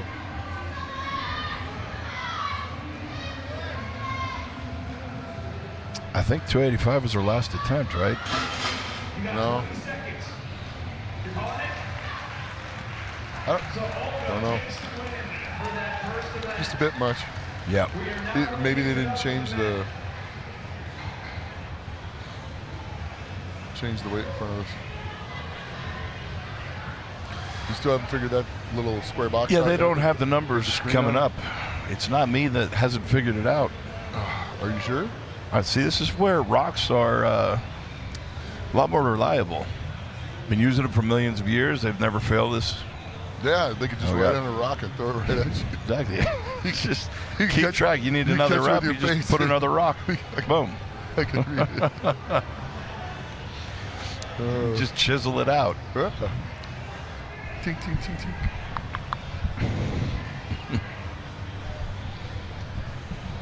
Okay, I think we're getting ready for the heavyweight men to go. Are we? Or is it, I'm not sure how they're going to run this one just yet. Maybe they're running all the women and then running all the men? Yes. Yeah. Or do we still have one round? I thought that was the fourth round. I thought that was the fourth. I could be wrong. Yeah, sorry everybody at home, we don't have the information available to us. Nick and I have been here all day, and well, our brains were working this morning. Well, at capacity anyway. And now we're just hanging on, trying to figure out what's what. Uh-oh. We got some of the, there's Lucas Hatton walking out. He's looking current world record holder in the behind the neck jerk. Yeah.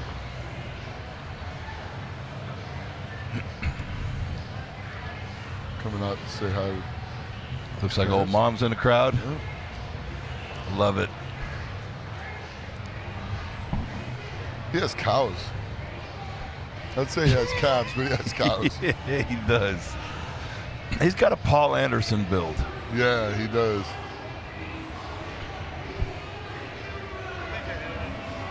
Oh.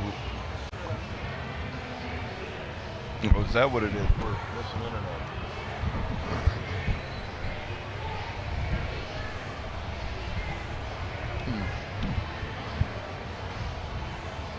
I can hear somebody counting a lot of reps somewhere. Well, if it's a lot of reps, it's probably CrossFit or something. Yeah. Too many reps. Too much running. Once you get over like 2. Yeah. Kidding. You know, we dwarves are very fast over short distances. very, very strong. We'll let the elves do all the running. Go ahead, throw me. Just don't tell the elf.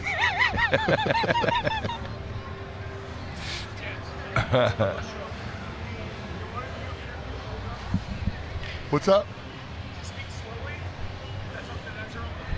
Yeah. I'm fluent in broken Okay. English, so yeah. I'm fluent in broken English. So I can or... Have Travis do it. Yeah.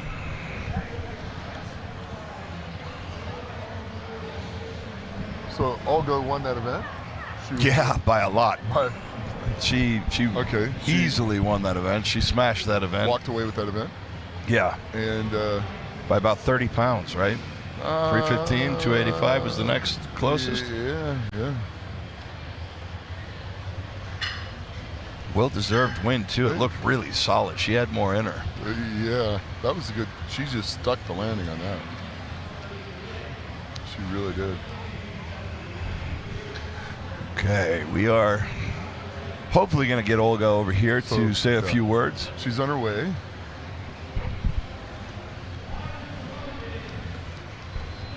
And, oh, look. Here's Big Bad Santa. There he is, Albie. Albie. That's the Big Bad Santa making an appearance.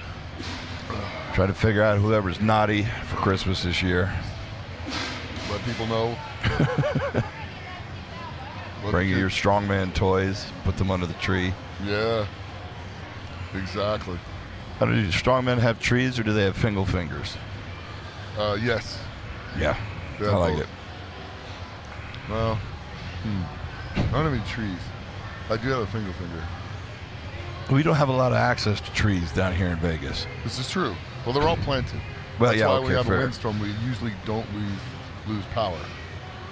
Fair enough. They don't plant the trees near power lines. That's fair enough. Funny how that We works. don't have any trees to fall on them. Correct. Okay, here comes Olga. I will gracefully bow out for trucks if I can get out of the seat. Move those old man joints. You got it, Nick. Now that he can't hear, he's not here to defend himself. That was very or anything but graceful, getting out of the chair. Slow and steady. But here we go. We have Olga Liashuk coming over to hang out with me for a minute. If I can get Nick to stop talking to her, just go ahead and put him on.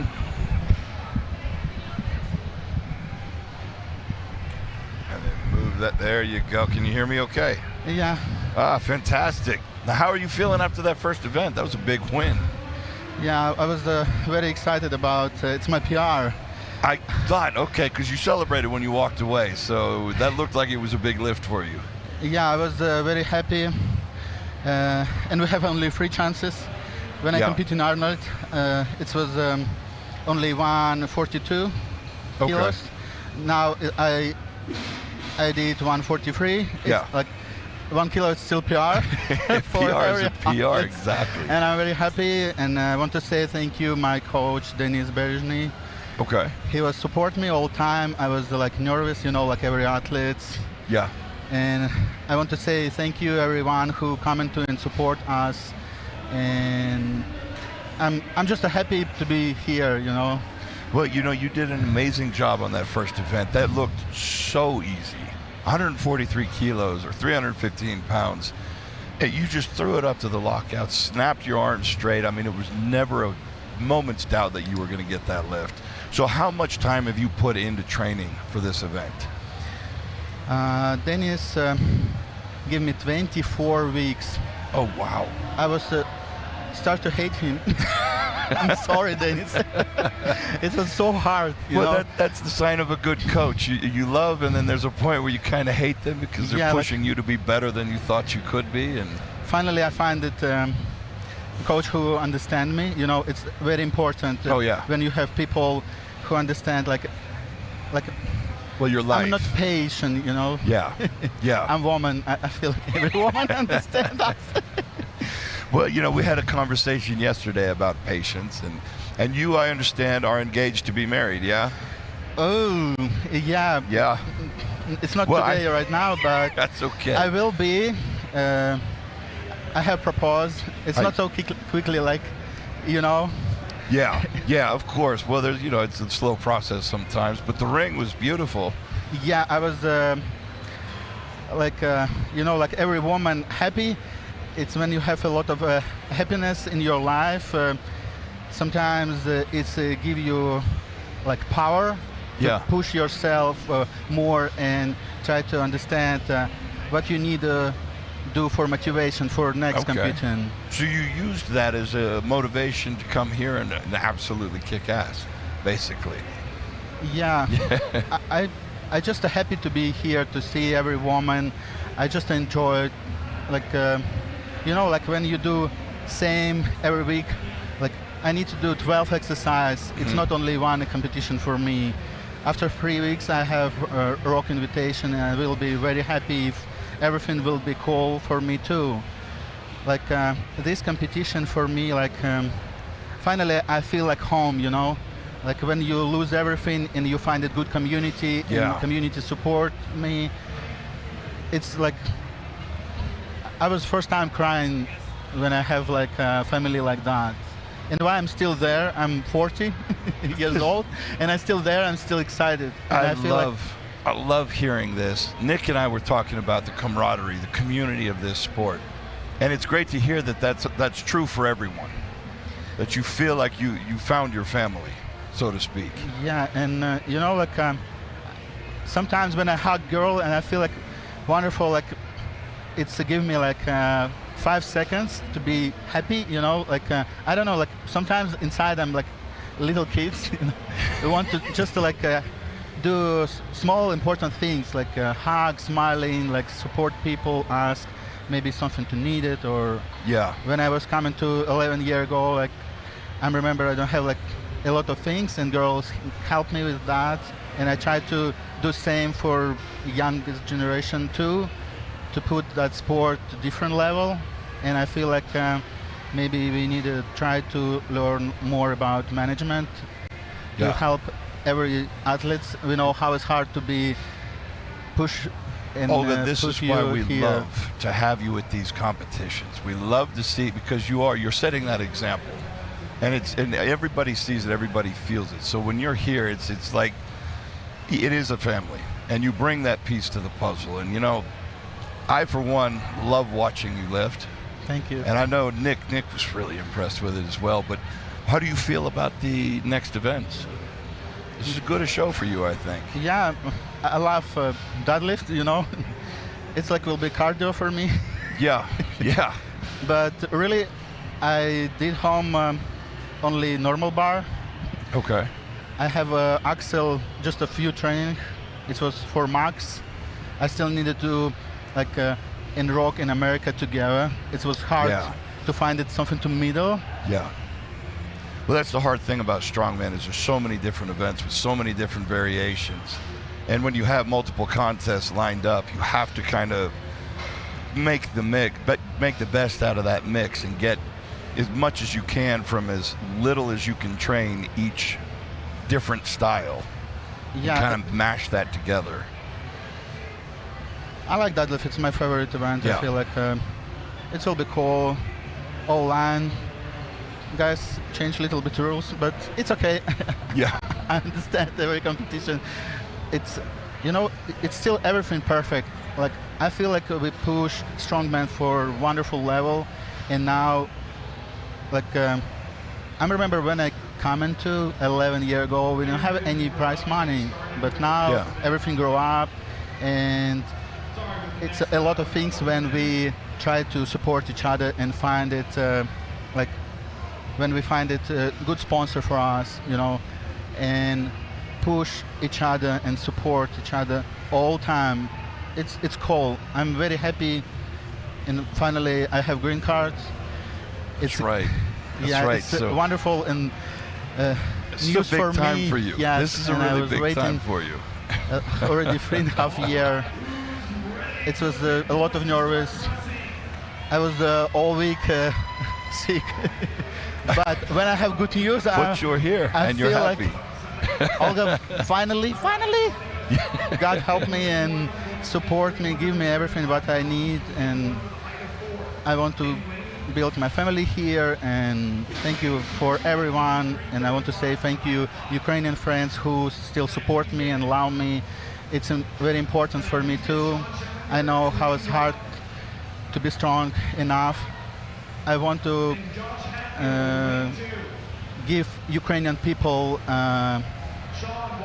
hope. Hope, yeah. Yeah, I feel like it will be cool for people. Absolutely. Why I try to push me so hard to have podium, you know. Well, you know, I think you've got such a great start here.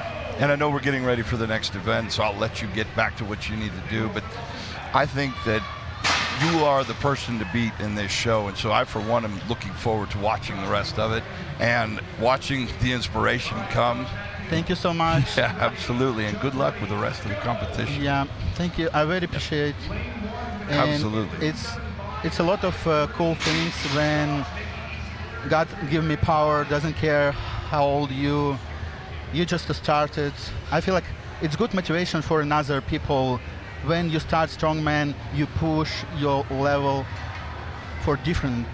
Absolutely. It's cool when you doesn't care how old you, just to start and do what you like to do, enjoy what you do, and other people help you. And I think, well, you're doing it here. You're doing it here. You're inspiring everyone. And, you know, you've already put on such a great performance with the first event. And I think, you know, I know that we're going to see big things this competition. Yeah.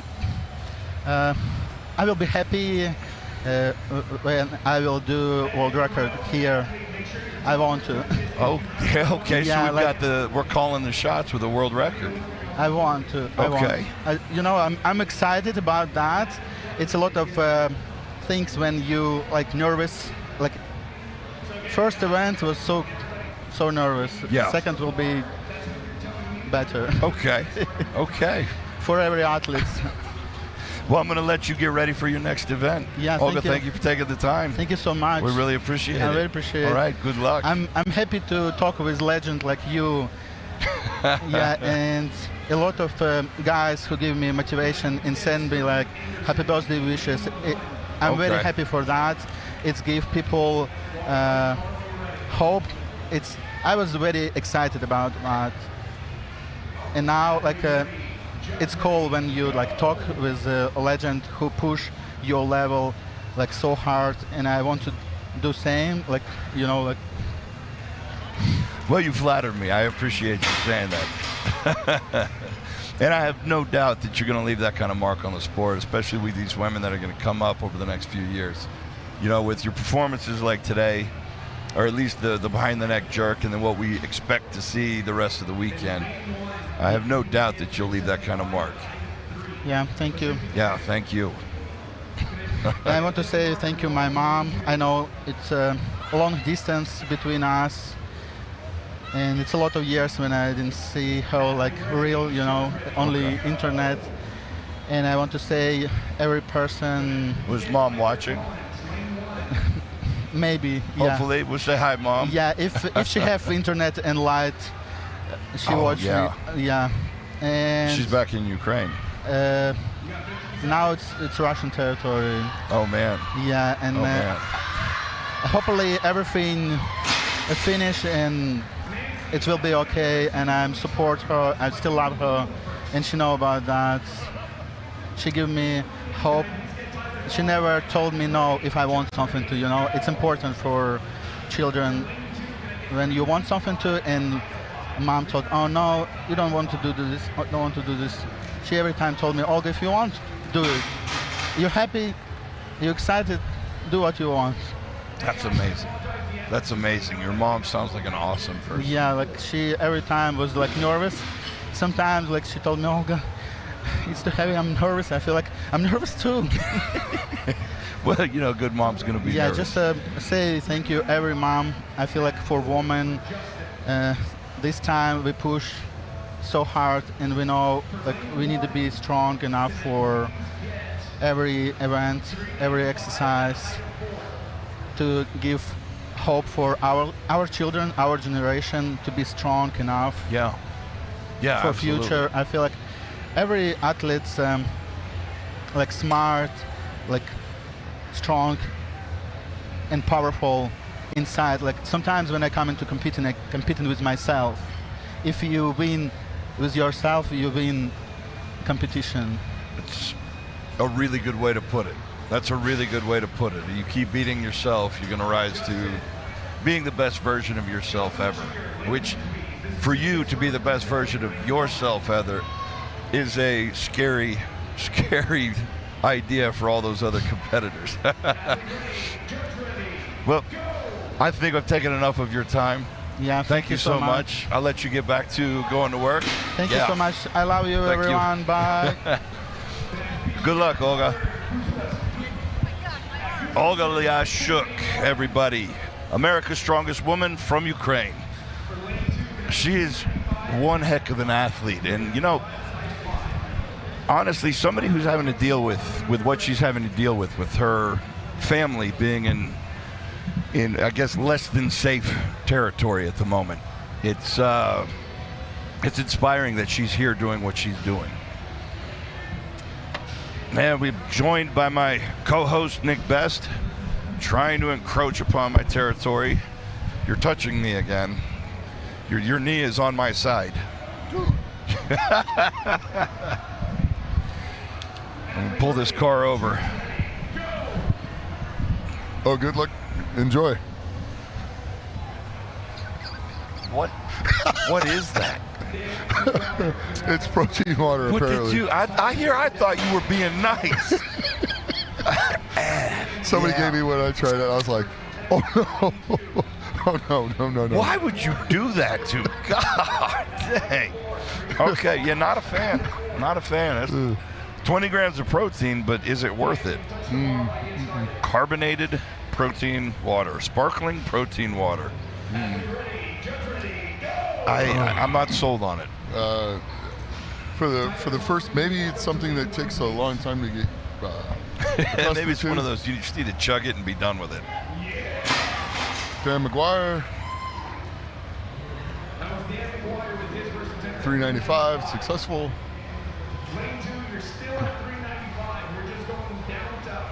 So the question is if you're Lucas, do you open and do one and beat everybody? You know, in that circumstance, I say, how did the warm-ups feel? Yeah. You know, if the warm-ups felt good, then yeah, open big, maybe open modestly, and then win with your second one. Yeah. And then you save all that energy, or you have some fun and go for a world record. Right. Because he's got a little bit of redemption for that miss at World's Strongest Man. Yeah, but I mean, it was 275, I know. But, well, yeah, but you're out in the freaking blacktop in the heat. On top of the black rubber mats in the heat, in the middle of the day with no shade out there. And he'd been out there a while, so. That was kind of a slow process, yeah.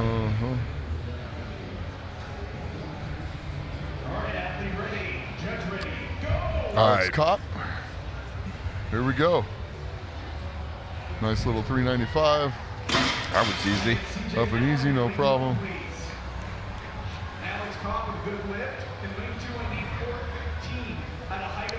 And then, did I hear 415?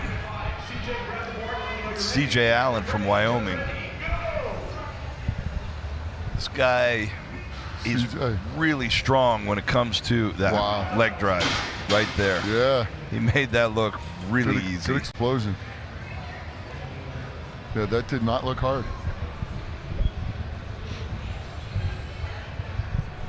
Well, Cotton.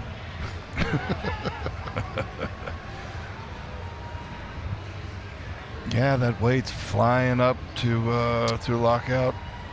Everybody stay tuned here on the Ocho. Just can't get enough. Yeah. You can dodge a ball, you can dodge a wrench.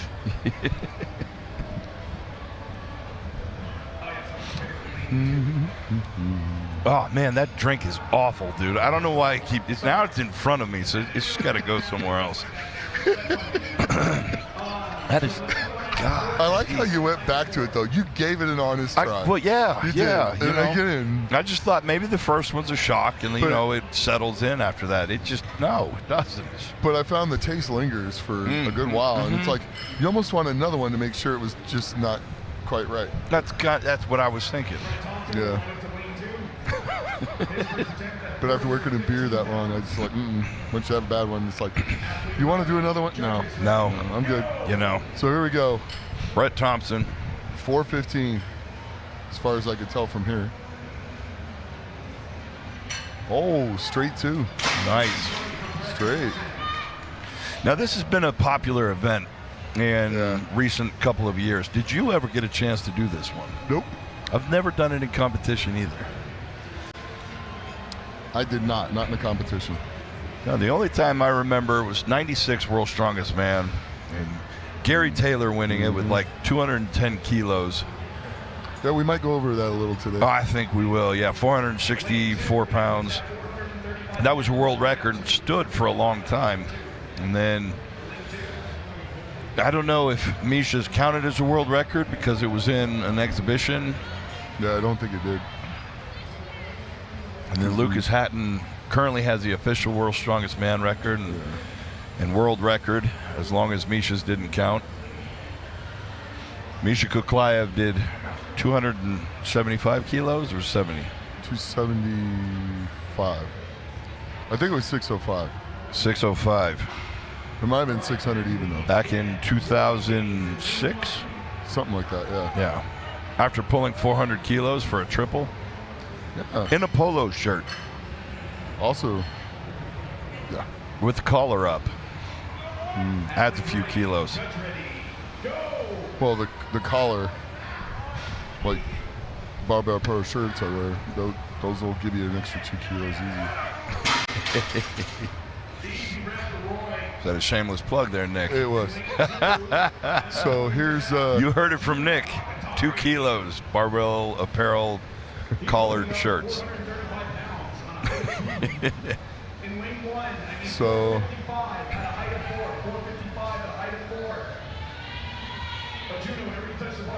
But we get to see the...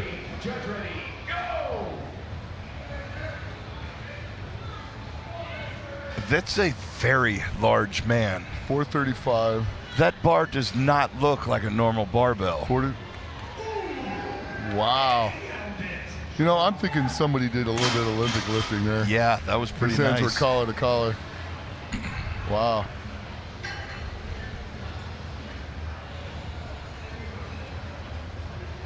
Well, tomorrow we get to see the freeborn sandbags, so that's going to be kind of cool for the back toss. It's always a fun event to watch. So we're looking forward to that tomorrow.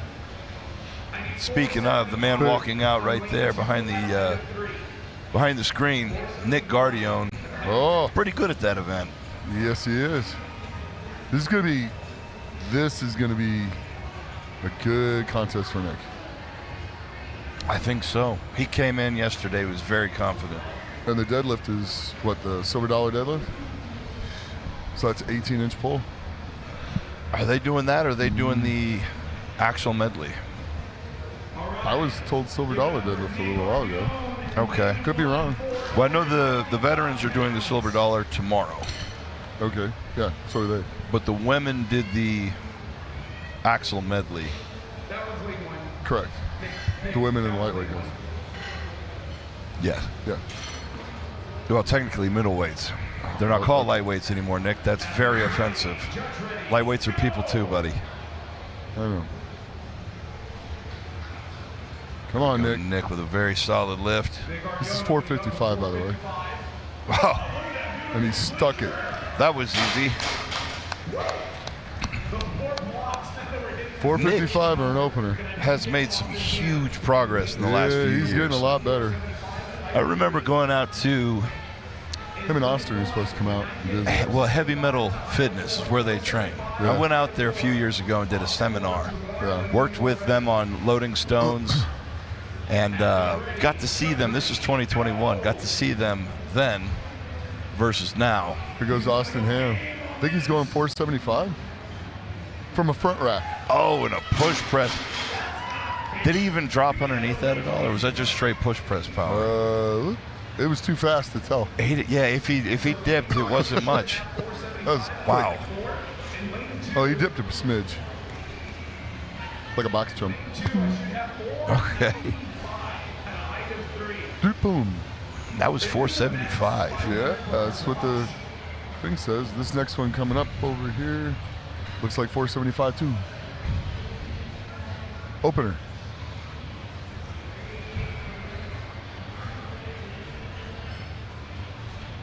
It's like a powerlifting opening in your bench press.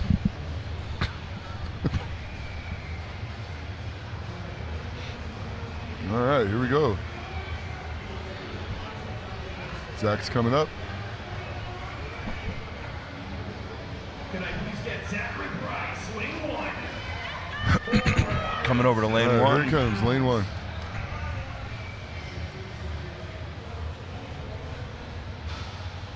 Athlete ready, judge ready, go! Yes, Chad, we're going to go over 500. These are the openers. Is that what he asked he there? He just sent me a text. Oh, wow. Oh, jeez. Wow. That looked like an opener. He caught that whip perfectly. Oh, yeah. Just bounced it up into lockout position. Wow. Dang. We got Lucas Hatton coming in, opening at 495. So just a biscuit under 500 pounds. A cookie. So he's half over, a cookie. So if you're bench pressing at home, that's 5 wheels, 495. Correct. 4 wheels, right? Five, Kilo five. plates. Well, kilo plates. Kilo plates is 485. It is That's over 485. that. So 45 pound Unless plates. you got those clips on it, it's 496. Yeah. Oh, this should be hilarious. Yeah. 5 wheels. Wow. An easy warm up. Wow. Okay. So in all intents and purposes, he just took his last warm up out on the course. Now, are they taking 3 attempts or 4 attempts? 4, I think. Are they getting 4? Okay. Foe. And for those of you joining us just now at home, this is Travis Ortmeyer, the Texas Stoneman, and Nick Best, the second oldest pro strongman in the world. Oh my God. And we are your color commentary today. Neither of us have any experience on this, but we are doing our absolute best. We hope you enjoy it. We are. Well, I am. Yeah. No, we're having fun. I'm having a blast. Just watching everybody here. And Nick and I have known each other for about 80 years now. That was creepy. I got somebody brushing what would be my hair, but since I shaved my head, yeah. Thank God.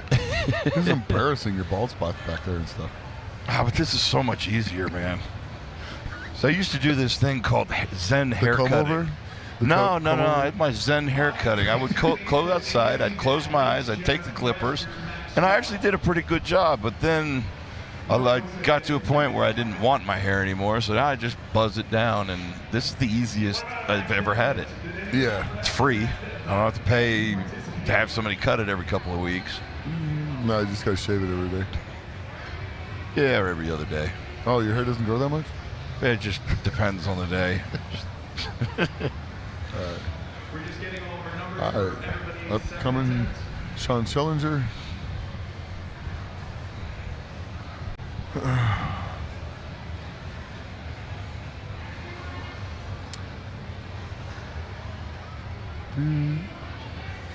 Technical difficulties?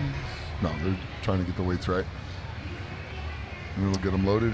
Yeah, I've got a group of people in front of me I can't see. You can see what's going on over there? I cannot. So 375 will be the next attempt. Nancy, I'm not in charge of the Excel sheet, I'm sorry. Hey, you better be careful. He makes Nancy mad, man. I wouldn't want to make Nancy mad. No, that would be a bad idea. Yeah. She's very strong. Very strong. Fast. No, thank you. Nope. Stay on her good side. Yeah. Why she's out there judging and we're back here talking. Correct. Pretty sure she put us in our place. Yep. And that's Nancy Johnson, your judge. That looks like she's ready to get on the bodybuilding stage, which I think she's headed to right after this. No. She's got to get her spray tan first. Ah, yeah. I don't know, Nick, you look like you're about ready to jump on stage. No chance. Ever. Nope. You said that pretty quick, buddy. Yeah. Not your thing.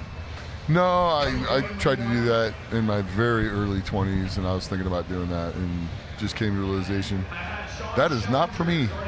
You know, I did it. I had 2 shows in high school, and then realized the same thing. About 18, maybe 19 years old, same thing. Yeah, I like to eat. I'll still eat a strict diet and stuff like that, but I like to eat till my stomach's full. No. Yeah. Getting hangry. Well, I just kept growing. Like every time I would start to show muscle, I would grow another inch and stretch it all out. It was. Here goes Sean. Back down to 375.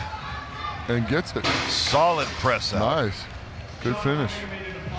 Caught it, got the balance, and pushed it through. It's very good.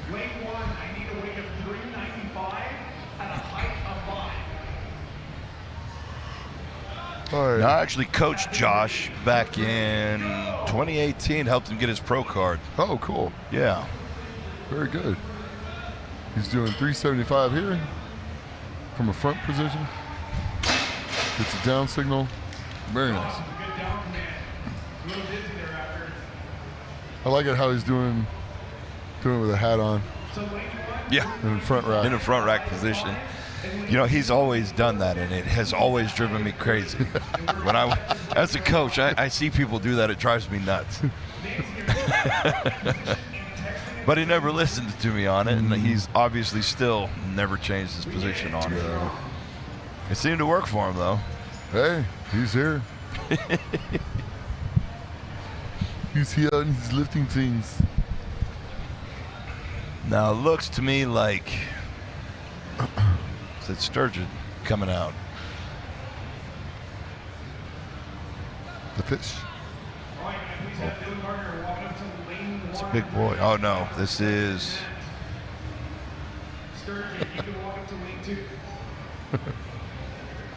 Name? Name withheld. I know him. I just don't know names. All right, here we go. 395 pounds. Dylan Gardner. Here we go. There we go. There we go. Just had to finish it. He got it. Great effort on that press. I think his significant other was making sure he got it. Yeah, sounded like it. She was very direct, yelling for him. You got to love the family screaming in the crowd, man. Oh, yeah. Now, I remember this guy who was about 19, hit a 400-pound log, maybe 18. Foster. He is, yeah, that's right. Sturgeon is a big boy. He's actually down. Yeah, like he's a big kid. 50 or 60 pounds since then. He's gotten stronger and faster. And he just qualified for this at Amateur Nationals only a few weeks ago. Man. So he took a big jump from the amateur stage right into pro, America's Strongest Man. Yeah, that's about 2 levels up. That was a big jump, big jump. Yeah. But he's got a good team around him. He's got a good coach. He's got good training partners. He actually trains with Lucas Hatton. Yeah. Not a bad deal. No. You probably get a little stronger and learn some things there. Yeah, exactly. It's funny when you get a good group like that, and everybody, it just elevates everybody. Dude, it makes or breaks great athletes. Not everybody needs a group. Some people can train alone. Zadruna's trained alone for years, but me, you, most people, if you have a good group, it levels you up. It makes you better than you would have been otherwise. I'll agree. Big shout out to my pops, Josh Thigpen, Jim Glassman, Jason Hare, and on occasion, Andy Vincent used to come out and train. We had 3 guys, and Marshall White. We had 3 guys that went to World's Strongest Man, and 2 guys that were alternates out of that training group at the unit. And then the world's oldest strongman, my father. Yeah. With the biggest mouth on earth. Justin just destroyed that. He sure did, man. That was 415. I like it when they drop it because it bounces the card around and I can actually read it.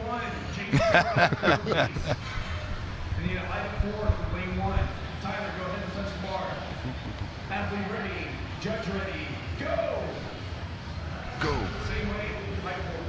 You know, talking about old training partners, my dad is turning 79 here in a few days. Oh my gosh. And he's stronger now, but 6 months ago he did a contest. He did 200 pounds of hand farmers for 50 feet. That's 78 years old. That's pretty good. So, you know, when people say, oh, I'm too old to do this or that. Yeah, no. No. And when I say I'm too old, I'm hurting, whatever, I got nothing. Yeah, you can't. You're I got stuck. nothing. You are stuck. All right, Tyler Gustafson is coming up on 415 pounds here.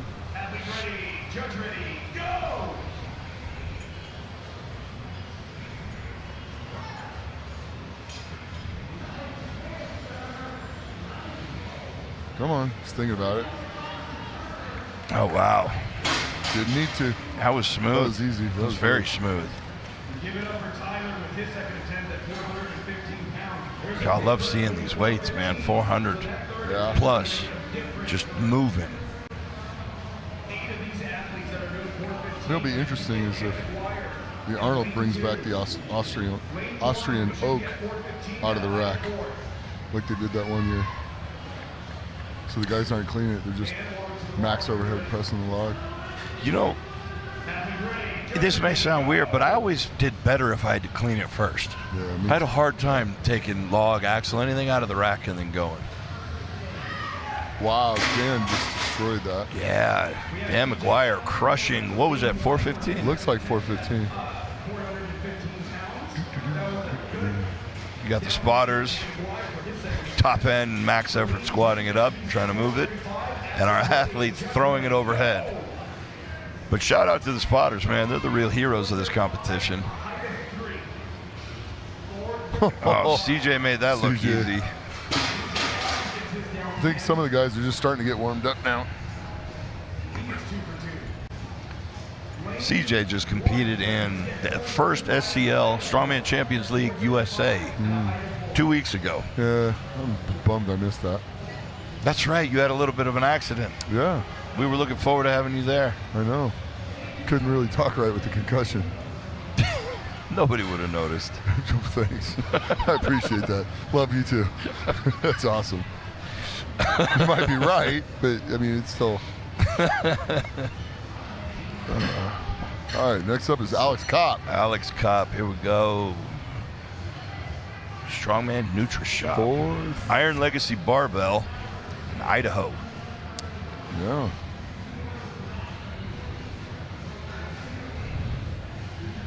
Is he moving up to 435? The one closest to us says 435.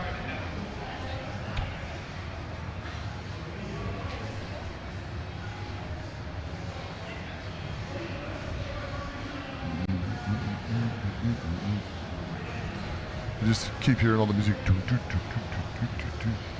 all day long. I have this pounding in my ears. That's just a car wreck. That's all it is. Thanks. I had a real opportunity there. Right, I don't hear anything, Nick. What do you mean? What? Here's Alex Kopp. I think it's 415 from what the thing says. Oh. So he pushed himself away from that one. And the thing is, he needs to come back and get this, because if you miss it, you're out. That's right. We do have one miss and you're done. Wessel's rule in effect.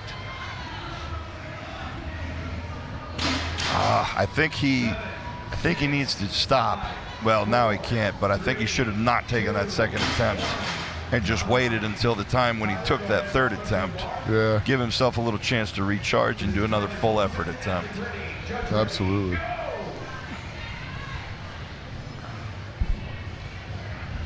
Go. All right, 435 for Tyler. Wow. Dang. Tyler Thompson showing that big men have quick feet. Yeah. Wow.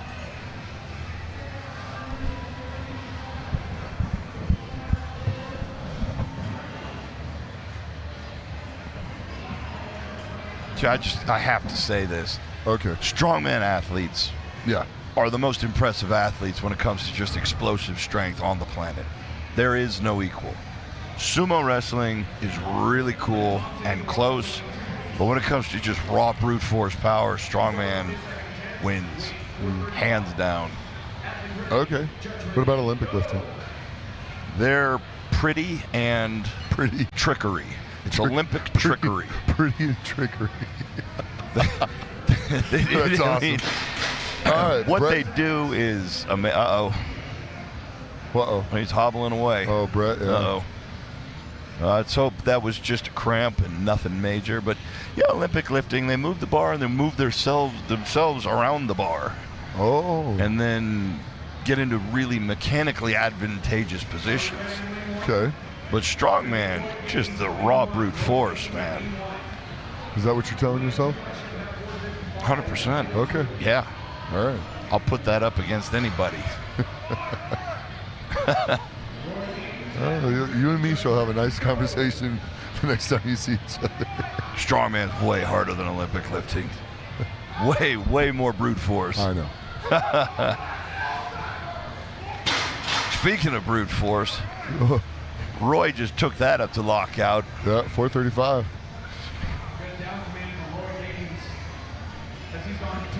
Piece of cake. That was 435, man. Nice job. It's important to note that all of these athletes are dropping the bar on the boxes provided by Rogue, but if they were to miss these boxes, their attempt is done, and they're out. That's a disqualification. If the bar hits the floor, they're all done. Now, they allowed some of the earlier groups the bars hit the floor. If the athlete replaced the bar themselves, they could have their attempt still, but with these heavier weights, I think what they're trying to do is save the equipment, so they're really not incentivizing dropping it on the floor. I think in the rules it said if you drop it on the floor, you're done. Yeah. I'm talking about in the veterans, I guess, before the America's Strongest lightweight or heavyweight. Yeah. America's Strongest veteran, they were allowed to do that. Okay.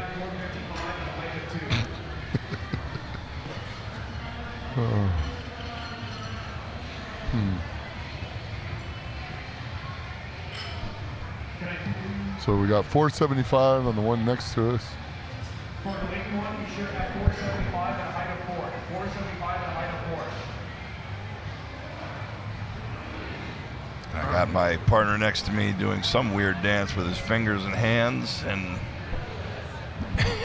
some kind of modified sign language.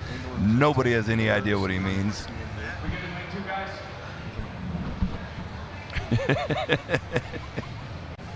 I wish we had a camera on this. It'd be great. Y'all are just going to have to take my word for it. Anyway, we got... Yeah, okay. Sorry. I was trying to communicate through sign language and it was not working. Now we got it done. Yeah, there we go. Just a slight tilt. There we go. All right. 455 pounds on the bar. Yeah, there we go. You can go ahead and say his name. Ayuna Rakatari. Yeah. Wow, look at that catch. Wow, and a pause dip. I think he may have jumped it down. Oh no, he jumped it down. Are you kidding? Wow. He didn't have his feet in place before he dropped it. Oh wow, tell me he gets this. All right. Now he got it down. That's next level Holy stuff cow. right there. You don't see that. That was, he basically just did a double. With 455. With 455. Yeah. All right, here comes Nick Guardione. Wow. That's really impressive to see. Yeah, here we go. Here we go. Come on, Food Big baby. Nick. Food baby on the bar. Come on. He's got 475 pounds. Making it look easy. Oh, yeah. Nick, hold on to the bar. Oh, my gosh. We've seen some really impressive lifting so far. Yeah. All right, we got 495 coming up, and I'm sure, well, Lucas could only go over 500 at this point. Yes. His opener was 495.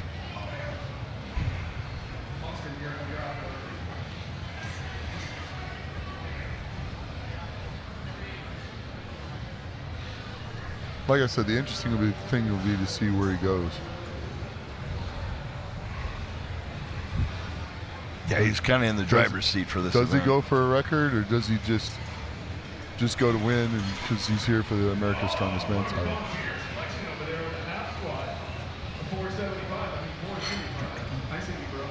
Well, is he competing in the Rogue coming up in a few weeks? So the smart move would just be take the win. Yeah. The fan in me wants to see the record. Well, of course. We all do. Austin Ham at 495. This is our second guy at 495. Oh, wow. Austin Ham going ham on 495, making that look like a warm-up. Yeah. I think he should have jumped to 515 or 525 or whatever the next one is. That looked like a warm-up. And from a front rack, too. It's got a beautiful rack, too. It's a very nice rack. Yeah. Kind of jealous. Very jealous, actually.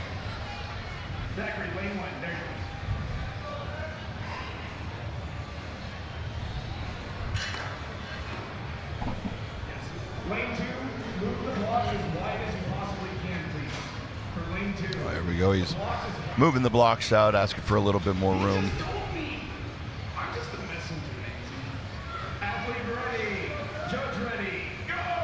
All right, here comes Zach Price. I watched Zach him. Price? He pressed, I believe it was 435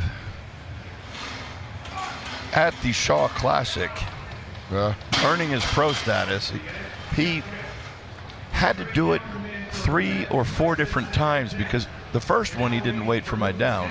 I was his judge on that one. He didn't wait for the down signal, so he cleaned it, almost pressed it again, dropped it, lost his balance.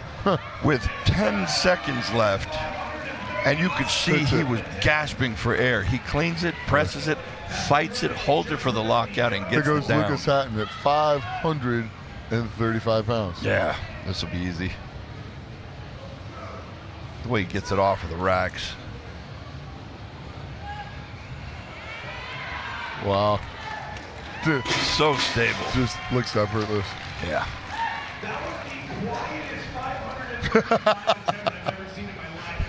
Yeah, it's the quietest 535 he's ever seen in his life. So he's like, yeah, but he can do 600. So it's like, dude, it's like you're so good at something, nobody's impressed with something that's probably going to beat everybody else. That's a fair point. That's a fair point.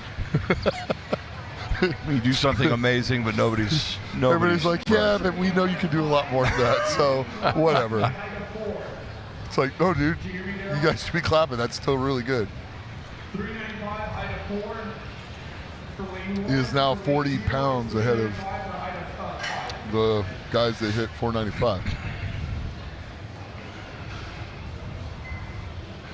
Well, at this rate, with the increases that he's doing, he's on pace to set his new record, not by a whole lot, but set a new record. No, it's in there if it's in reach of it if he wants it. That's what I'm wondering if that's what he goes for next. I don't know. If you're his coach, what do you tell him? I say go for the record. I do, because this is one of those events that you may not see again for 20 years. Nah, I think it's... Well, he's already got the records. I don't know. That's a really hard call. It's in there. Nancy! Nancy! I'm not exactly sure what the current record is. I believe it's in the 470 or the 575 range, 570 range. Can you just turn the thing so we can see the 555. We Okay. can't read the sign at all. Can you turn it like the other one? Is anyone ready? All right, here we go. Daryl, is lane 1 ready? Could I please get Sean into lane 1, please? This is his final attempt. He's going for a weight of 395 pounds. In lane 2, we should have 395. A little bit. Sean, welcome to the bar. Let me know you're ready. Athlete ready, judge ready, go! Josh, you can walk up to lane 2, please. All right, here comes Sean. All right, Sean's on up. his third Sean's round. in. Whoa. Whoa. Whoa. Whoa. Be quick to get out of the way of that one. Ooh. That's where the behind the net gets interesting. And speaking of a guy that knows what it's like to get hit in the back of the head with a heavy bar. True. True. True. That was a car squat, though, a little bit heavier. It's Mitch. I think it was like 750 pounds. I thought it was 8 something. It might have been 800. It's hard to tell with the flex in the frame. I thought it was like 850 actually. Jeez. So that means I took an 850-pound squat bar to the back of the head. Yeah, you got a really hard head, dude. You don't listen very well. So what Nick is referring to, everybody, is a head injury that I sustained at the 2006 America's Strongest Man. It's still effective today. Well, I mean, nobody could tell the difference before or after. But it was the third event of the competition. I had screwed up it was the third event. I had screwed up the first event horrifically. did all right on the second event, and then zeroed the car squat because the bar rolled and folded me under and hit me in the back of the head. So I was in a bad spot going into the next event. I'm just glad it didn't cause any further damage.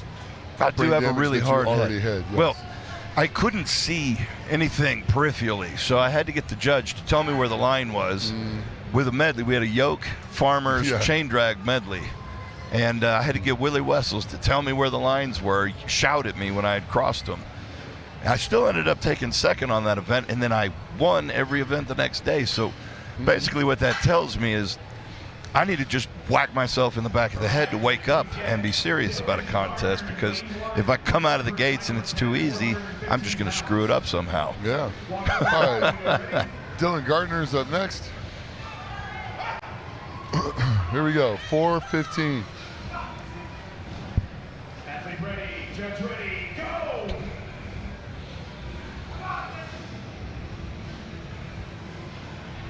Really working to get under the bar. He's got some tight shoulders. Now he's got his position. Wow, that was super interesting. So, you know, having the really tight shoulders like that is going to work against you on things like barbell, axle press.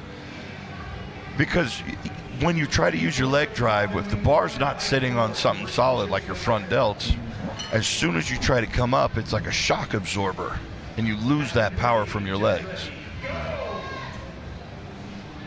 You lose the power. Which is interesting that he didn't try behind the neck. Oh. Right there with 4:35.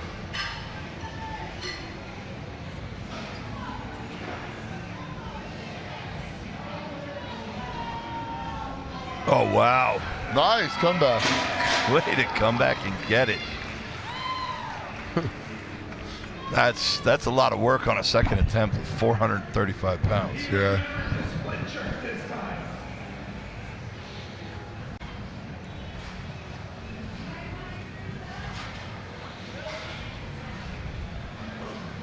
It's a good splinter. All right, next up, 435 on both of these.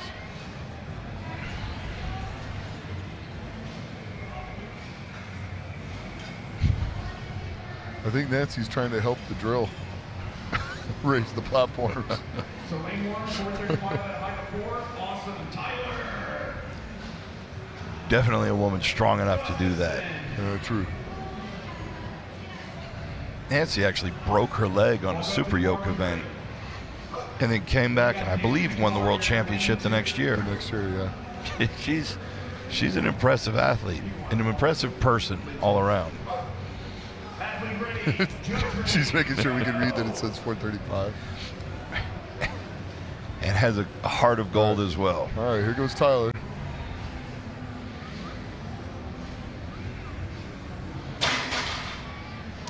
Yeah, usually when you kind of fumble around with it like that, that's just burning energy. Quit playing with it, just go hit it. It's floating. He's having to use his shoulders to hold the weight. And then there's that shock absorption I was talking about. Yeah. That's not going to go. Works for Derek Poundstone, though. Poundstone was kind of a different level with how he did that. He would just hold it right in his chin. But I don't think it actually lost height during the leg, the dip, because his arms were so big, it just locked it in place. All right, here goes Dan McGuire. Oh! Wow. Oh. I was like, yes, saves. Man. That was a really impressive fight. Man. He's being smart, though. He's taking his time. Come on.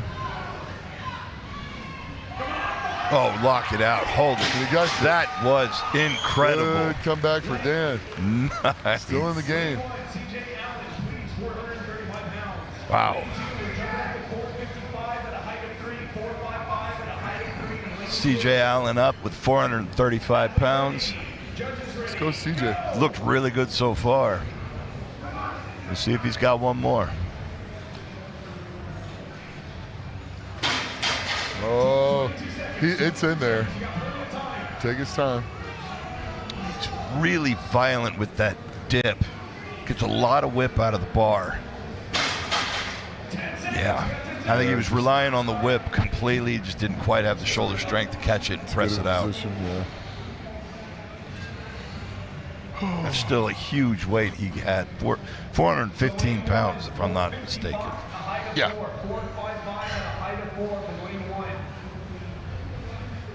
Next two weights on both the platforms are 455.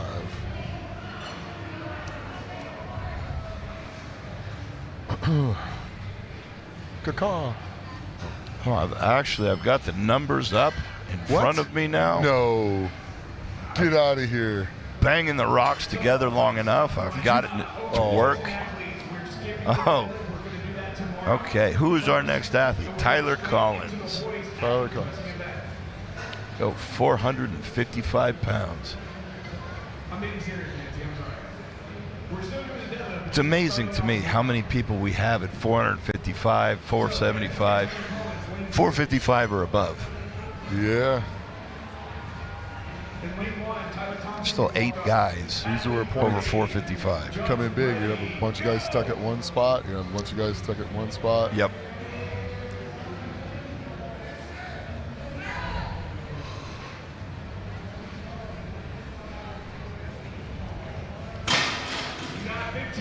I think for Nick in this event, there's what, 3 or 4 guys that hit 495. 10 seconds. There's 3 guys so far that have hit 495. Right. So I think successfully, or more. I think that's going to be out of those 3 groups. Whoever gets this probably next round or the round after, yeah, should be. We'll be going for second place. I don't think anybody's going to catch Lucas. It doesn't seem like it. Austin Ham and Zachary Price are 20 pounds under. They looked good. Right. But Lucas also looked good, and he's still 20 pounds ahead.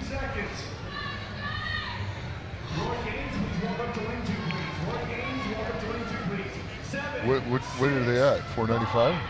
This is 455.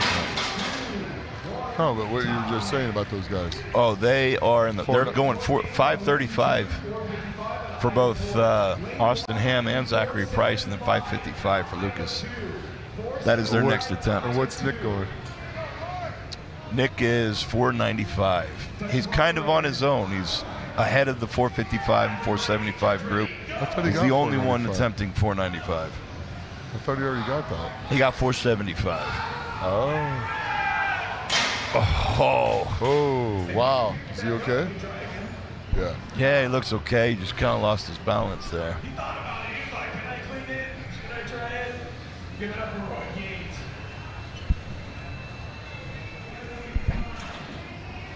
That's scary.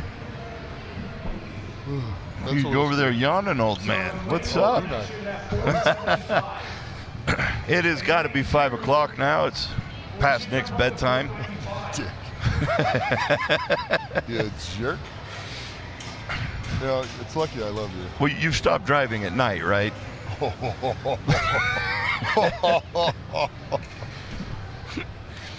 No. The early bird special. Oh my God. Oh. Well, I am curious. Do you get AARP mail? Yeah. Yeah. I do. I throw it in the garbage. That's when you know you've made it, brother. Oh, shit. You can rest easy. There's like a new Medicaid act that got passed or something, and they're trying to call me to register for that. And I'm like, guys, I'm not old enough for that. And it's a computer. The government just keeps giving you freaking robocalls over and over and over and over, and it's just like, I just want to talk to a person and say, take me off this list. I'm not eligible for a while. I don't know. Maybe you sign up and start collecting a check. I got like a decade before I get to that age, so just chill out. But by the time it's my turn, it'll be 67, not 65. So. All right, 475. Now, he had an amazing double with attempt at 455 and a successful lift at his second attempt at 455. He basically did 2 reps. Right, like I said, he had an amazing double. Yeah. Right. Are you not listening?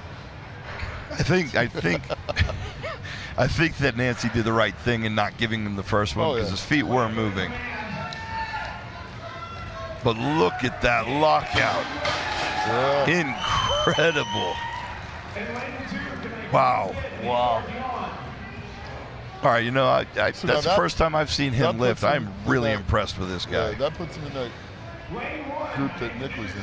535 pounds in lane 1 at a height of 3. 535 at a height These are the thirds or the fourths? Thirds, right? Thirds. And it looks like it's only 3 rounds. 3 attempts. So that currently has him tied with Nick Guardian at 475 pounds.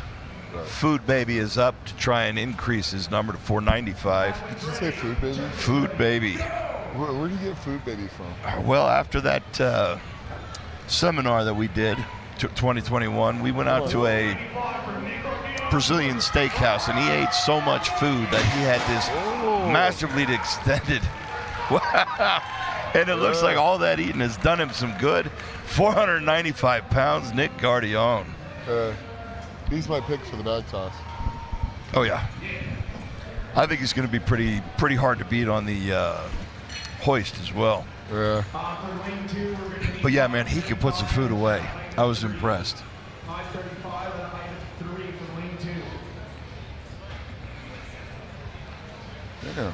And Nick Guardian trains with Austin Andrade at Heavy Metal Fitness, which is an incredible gym. If you're in the San Antonio, Texas area, that is a place to go.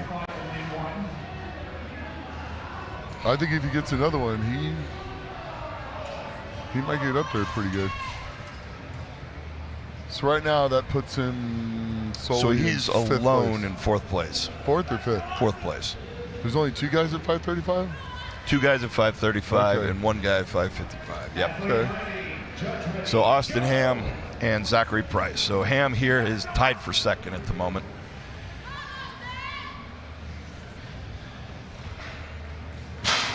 Uh-oh. Come on, Ham. He settles in, takes his time. He's got the power to do it. He's being smart. He's taking his time. Doesn't feel rushed.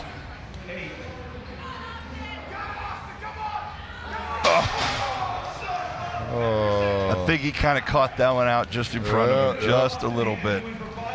With that kind of weight, you're not going to be able to pull it in if you're trying to jerk. Interesting. So now Ham and Nick are tied for 3rd. Hey, lane 1, guys, lane 1, we can break it down because this lane 2 is the same weight, same height for the last 2 athletes. Zachary's coming up. Oh, it is different weight. My bad, guys. That's 555. That's on me. My bad, guys. 550. I'm sorry. I'm going to get you a burger. Oh, Zachary, you're in lane 2. For lane 1, make it as wide as possible for the blocks. I don't know if they're doing countbacks on what you hit on what attempt, but just pound for pound, weight for weight. We have 3 guys now on 495 pounds with Zachary Price about to take his last attempt to try and break free from that group.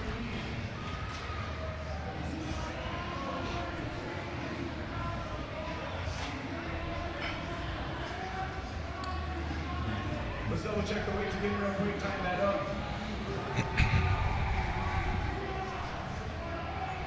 We should have 535.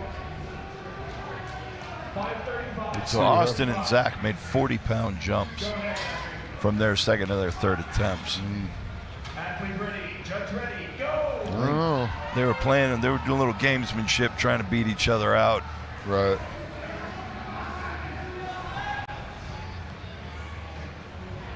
And if Zach doesn't come through on this next attempt, then that gamesmanship will work in Nick Guardian's favor. Yeah. That'll take him from a 4th place spot to tied for 2nd.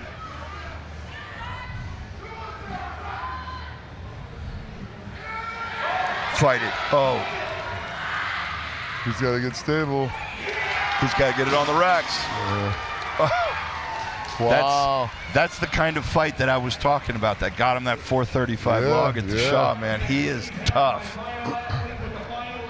Maintains composure under pressure. Look at that. Incredible. And it's still got to get back to the right. Wow. And it's still, exactly. So Lucas hits this, and he's got the win.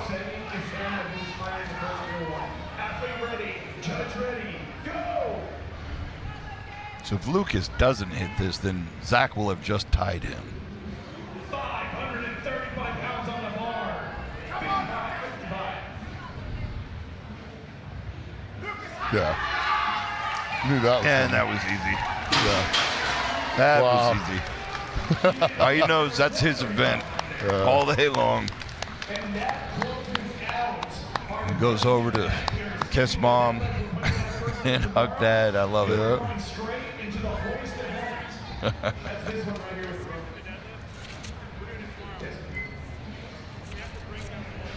That's pretty wild.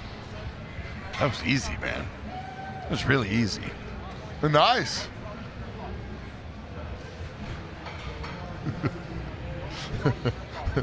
Be like, hey Lucas, how does it feel when you win the contest and everybody's like, that's pretty good? Yeah.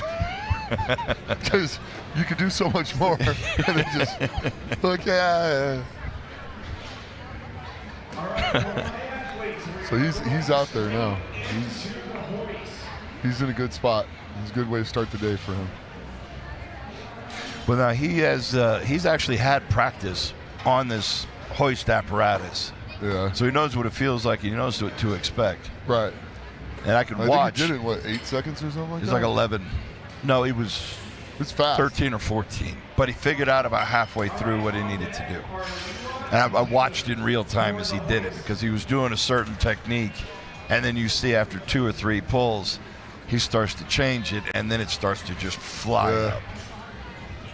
So he's one of those athletes that can really think on his feet, which in strongman is important. Very, very. That's like everything. Yeah, yeah. Well, we got, what, 30 events to learn? You get guys, hey, don't do anything you didn't do in your competition. It's like, no. Figure it out on the fly. If you can't figure it out on the fly, this is the wrong sport for you. And here comes Lucas. Okay. All right. You want to do this one? You can do it. You can do it. You're good at it. Or I'll do it. I don't care.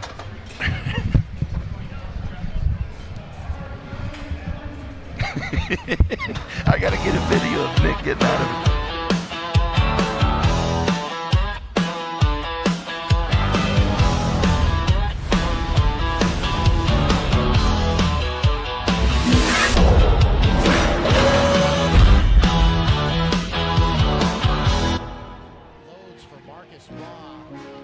Just putting his stamp on the day. The next day, as opposed to just competing on one day, or we don't manage the days individually.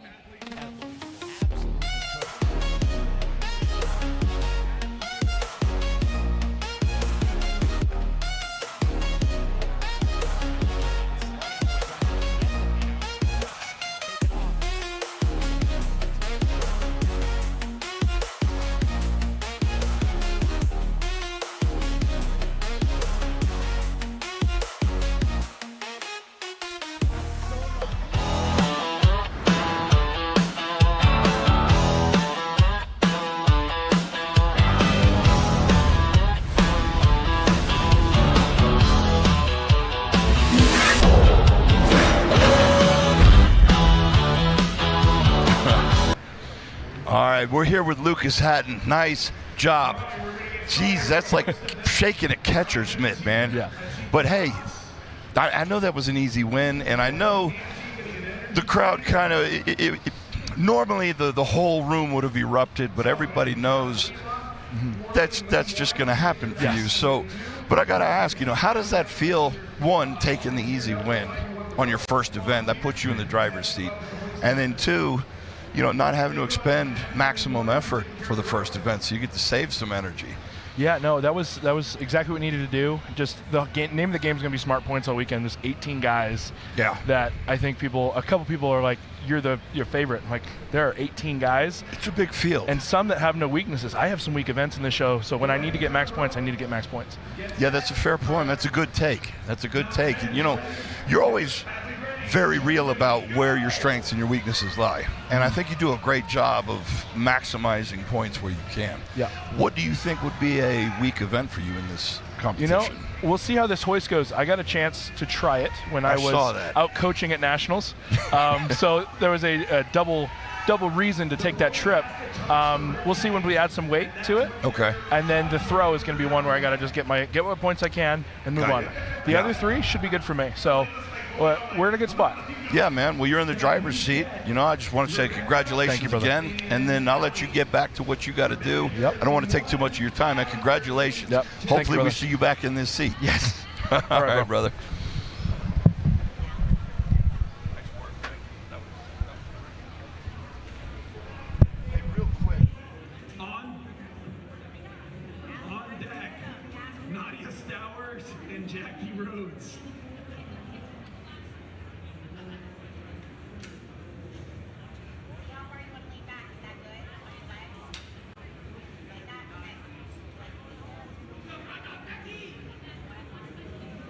Yep, grab the rope, guys, grab the rope.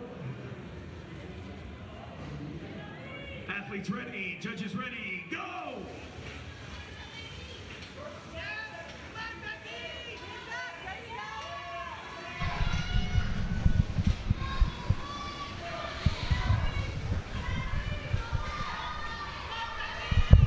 Good luck. Okay, we are up and running with the hoist event for America's Strongest Woman.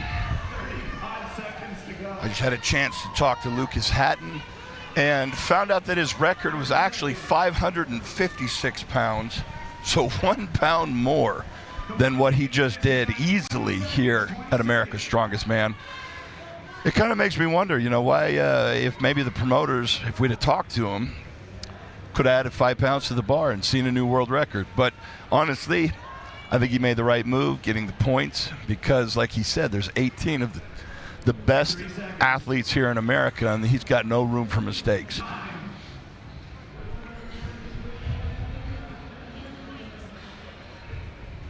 All right, Allison Abs will get a measurement. There's a tape measure hanging from the bottom of the basket that the judges can easily measure,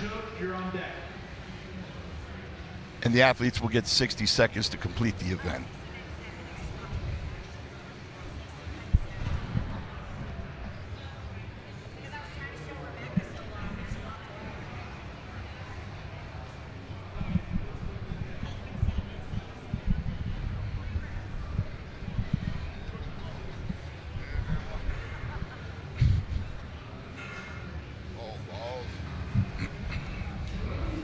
Hello.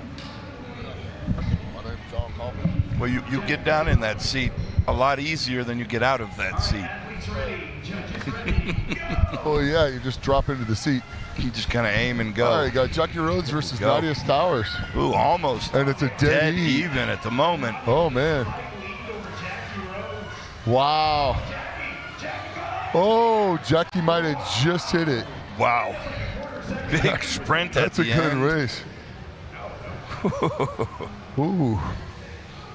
You know, you got to love this event because it's an easy reset. Yes. It's quick. Next athletes get to go. All right, can I please get Summer Johnson, lane 1. It definitely gets the contest moving a little faster. Now, this is a pretty awesome piece of kit made by David Harrison, Harrison Made Strength. And he's been working, he showed me some of his progress pictures building this thing. It was a heck of a project, man, but it looks great. I gotta say, this is one of those events that I'd really like to jump in and try. No, I'll watch it. Well, maybe not today, but you know. All right, we got Olga versus Summer Johnson. Wow. I think our top two in the pressing event. Olga with a new personal record of 315 pounds. Summer Johnson going really fast, but Olga getting the longer pulls. Yeah, Olga slaughtered that thing. She sure did. Holy cow. There we go, Summer is done. So for those who haven't seen this event, the point of this is to get that pulley all the way up to the red tape. Once it hits that, this time is stopped, and the athlete will get whatever his or her score is. Time. Well, that'll be They their get their time, time, and then yeah. they'll go through score. Right. Yeah. They get their time. Ultimately, we'll put them in their scoring position. All right, doing a quick weight change. We're going to have the men go. We've got 18 athletes. So that gives us 9 pairings. And I don't think we had any injuries on that first event, at least not to the upper body. No. Okay. What I saw. We should see 9 groups then. Oh, wow, the men are already up? Yeah. Yeah, this is a quick event. This is very speedy. Now I'm curious to see how Josh Hatfield does. When I helped him get his pro card, one of the things we worked on was arm-over-arm truck pull. Right. And I'm curious to see if he's kept the lessons, because he won that event in America's Strongest Man 2020. And then let's see if he's About to learned the find lesson out. and kept it.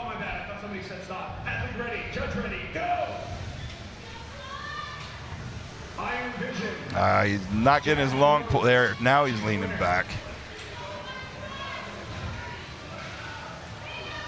Wow. Yeah, I think the guys that are getting the big reach and the long pulls are the ones doing the best. It looks that way. Yeah. Up next, Sturgeon. Lane 1, Dylan. Lane 2. Is that chalk that they're waving their hands at? On deck is Alex Kopp and Tyler Gustafson. Yeah, it's kind of a neat concept. What's that?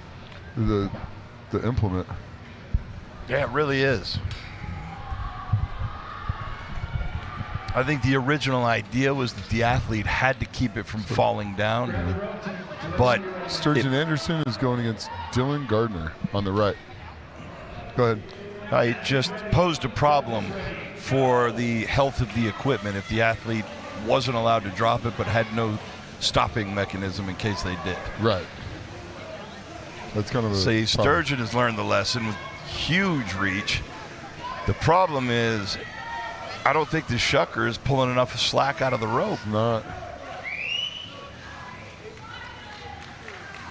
Come on, Dylan.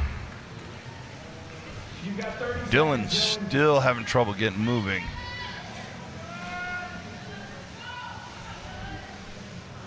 Okay. All right, here we go. 20 seconds to go.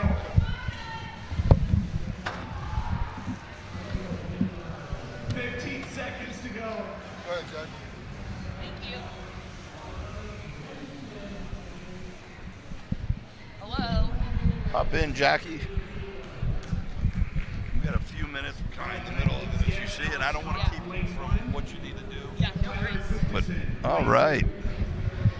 Now tell me, that last event was a pretty good one. Yeah, Yeah. one of my favorites. I feel like we just kind of did something similar at the Shaw a few months ago. Yeah, that's right, with Yeah. the arm over arm So there. I've been training it for a while, but I enjoy it. I think it's fun. It's like a nice good grip plus upper body, Yeah. back. So yeah, Yeah, something well, I really enjoy. I'm guessing that your grip is pretty solid, because Yes.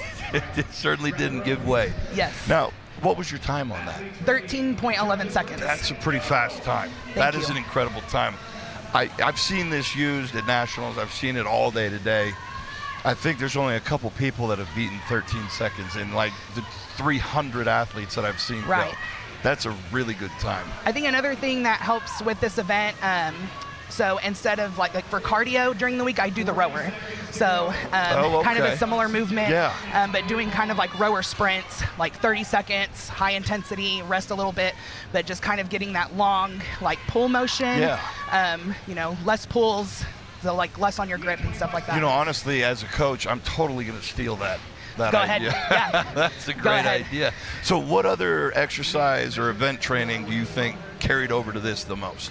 So I train at Brew House in Oklahoma City. Okay. We have several high-level athletes like the Sokup brothers, Alfredo Tatum. And Alfredo, he's kind of like an engineer of sorts. And so in our gym, he like welded a pulley to the ceiling. Oh, nice. So we kind of Okay. set it up very similar So in you got some having that aspect. Hands-on training Right. with something similar Well, to the apparatus. And Okay. I trained for it for the Arnold because we were supposed to have it in the Arnold Yeah. in March as well. So it's been like almost all year that I've been training some sort of arm over arm pull. Well, I mean, it seems to have paid off really Yeah. big for you today. Well, thank you. Yeah. I'm excited. I feel like I had a really good first 2 events, and then moving into tomorrow, sitting in a good spot. And so hopefully tomorrow's events are really good for me too. The deadlift, the frame carry into the circus dumbbell. So Yeah. I'm feeling good going in tomorrow as well. Good. I mean, no aches and pains. We're ready to go. No. Yeah, feeling good. Yeah, Fantastic. just All hungry. right. But I don't Well, know I'll let you get at what it. open level competitor right now is probably not hungry. Oh, I think everyone's probably starving. Yeah, we're going to burn through this. Thank you for taking Absolutely. the time. Thank you so much. Awesome work so Thank far. you. Thank you. And we are getting through this event with CJ Allen, Tyler Collins. They're literally turning the lights off on us. But this is one of those events that moves quickly, so I think we'll get it. And I think CJ is just finished. Tyler Collins still working on his side.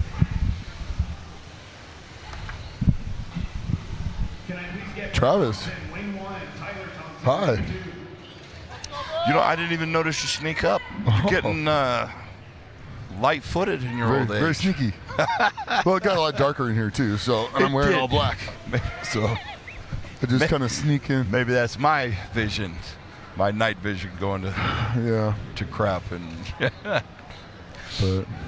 But I think I know the mood lighting's changing, but you just. But you got to think okay? now, as one of the athletes going at this point. Yes. With the lights turning off. Right. You think that's going to have an impact on anybody, or are we not even going to be phased? Would you be phased? I would not be phased. I don't know, but it is pretty dark on that far side.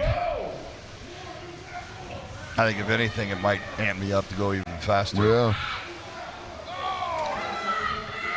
Brett Thompson getting really big pulls out of this. Tyler Thompson not losing any ground there on you each go. of his. He finished. Sure did. Brett got it. Tyler's still going. There he goes. And he got his time. Nice. Up next are Justin Legier in lane 1, Dan McGuire in lane 2. All right.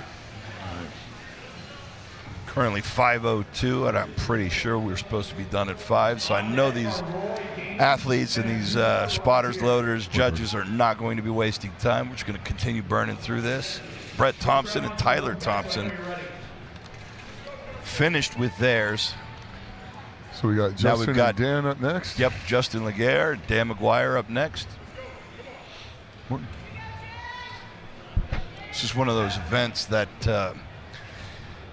you just want all the things to go in your favor. Mm-hmm. Stopwatches and spotters. The person pulling the rope. Yep. And Justin's going to need to get longer pull. Oh, there he goes. Now they've got their rhythm. Kind of neck and neck. I think Dan may be inching ahead. Need Mermits back there pulling the rope. Oh, we need. Justin gets it. Yeah, exactly. There's a story behind grip. that, which I'm sure Travis will tell you here in a second. Well, there's a couple of those stories. There's always the arm over arms in Ukraine, where the spotters will literally be pulling as hard as the athlete.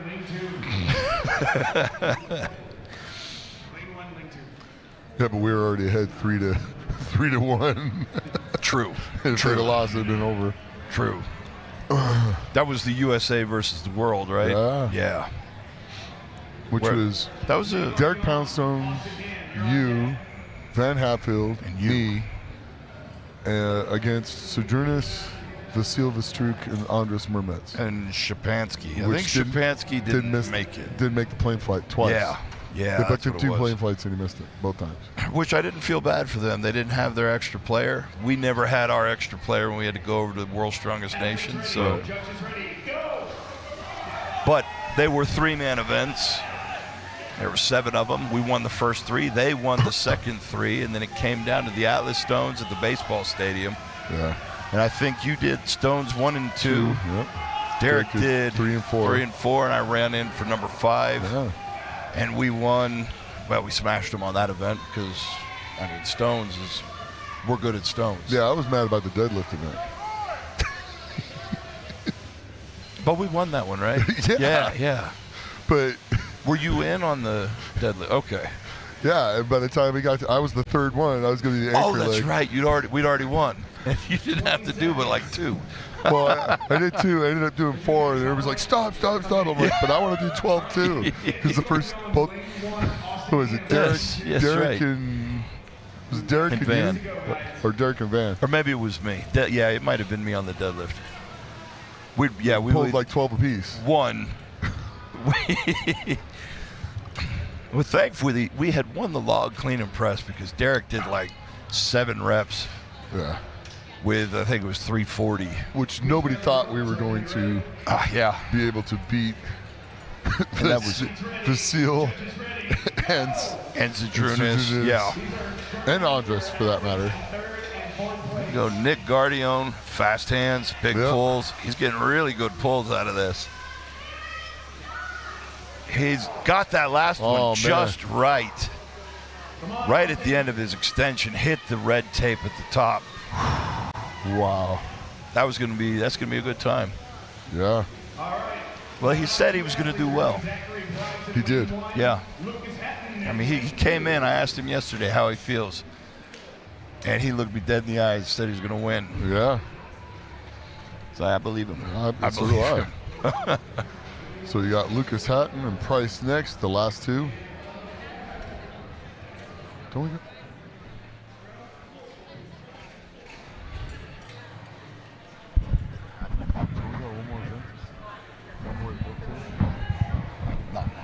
Athletes ready, judges ready, go!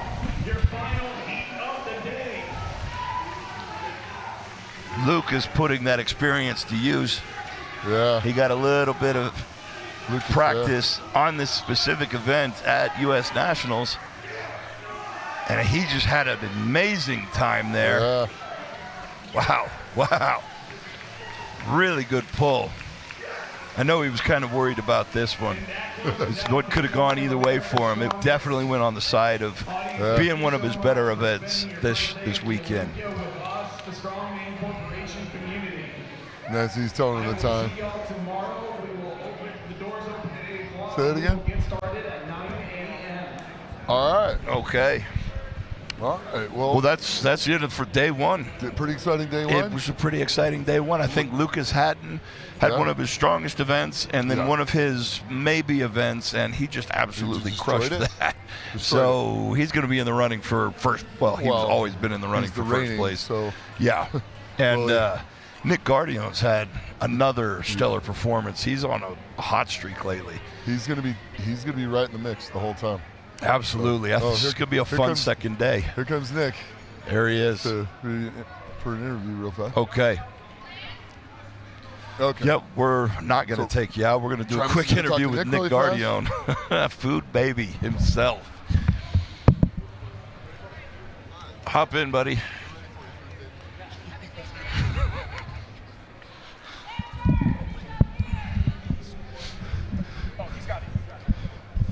There you go. Yo. How you feeling, man? I'm feeling amazing, brother. Dude, you've had a great first day.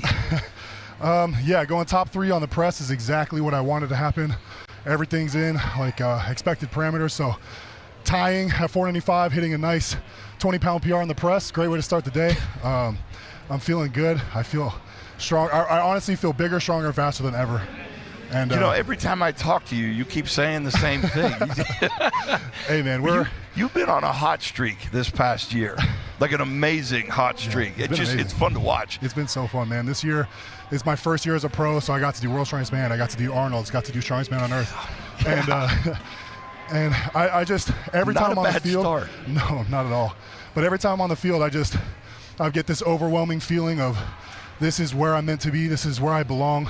I don't feel more like myself than I do on the competition floor in front of a crowd, pushing myself to the absolute limit. So I couldn't be more blessed to be doing this. I got an amazing team behind me. And we're just going to keep going. We're going to take this title back to Texas. Dude, I love the way you just said that. This is where you're meant to be. This is absolutely where you're meant to be. I know that feeling. Dude, that lit me up a little bit inside. I'm not going to lie, brother. That's fun to see, man. Well, tomorrow's a good day. We're going to get some food and let you rest up. Thank you. I think they're shutting us down. So yeah, they turned the lights off on us mid-event. That was crazy. That's all right, man. You took it and ran with it and turned it into fuel. That's right, and we got some great events tomorrow. We got deadlift. We got my personal favorite, max bag over bar throw. Yep. Keg, carry, and load, and frame into circus dumbbell. So it's going to be a fight. There are a bunch of amazing guys in this field. I think it's probably the most stacked America's lineup since y'all, basically in like 2010. Yeah. So really honored to be a part of it, and thank you guys for having me on. Yeah, well, I mean, it's always a good lineup. There's 18 of y'all that are friggin' bad A's.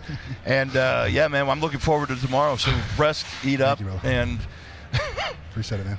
Earn that title food, baby. You know? No. Why? I know how much food you can eat, man. So hey, I had to catch up to y'all somehow. It worked. That was back in the day where it worked. It was a lifetime of effort that I had ahead of me to get to this point. So honestly, every time I hear you say that, it kind of just brings me back to the point where, I was the guy who looked up to this stage and had so much to learn and so much to pick up, and I'm just grateful to be here, man. Oh, dude, I love the mindset, man. I love your mindset. And I love having you on this journey from day one. I think it's such an honor. That's awesome. I appreciate you saying that, man. That means a lot to me. That means the world to me. Well, thank you, everybody. Nick Guardione, absolute monster of a human being. That's it for day one. We'll see you tomorrow. Later, guys.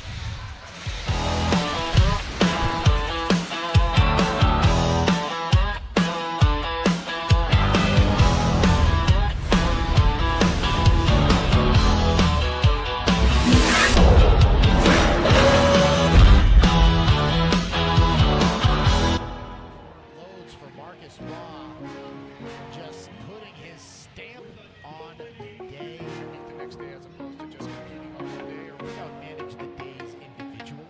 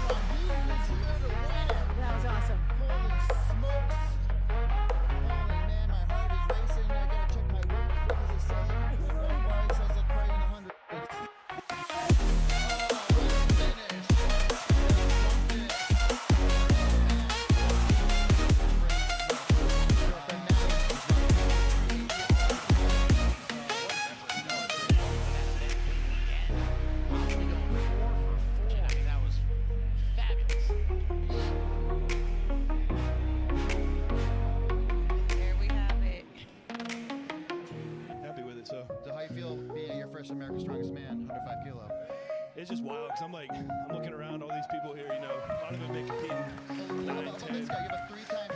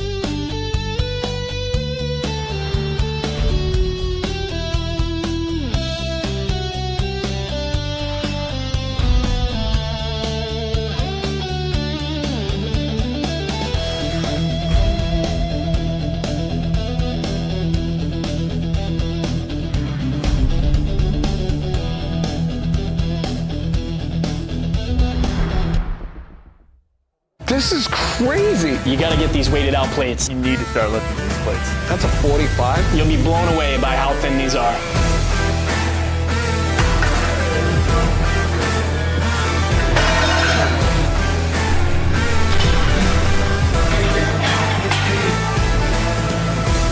I like these things. They're deceptively heavy, thin, rock solid, pure metal.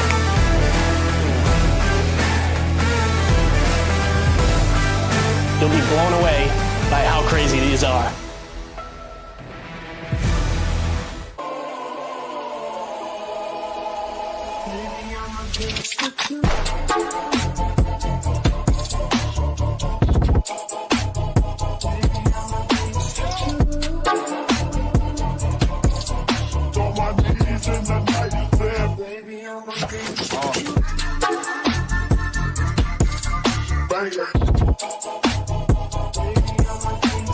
Loads for Marcus Raw.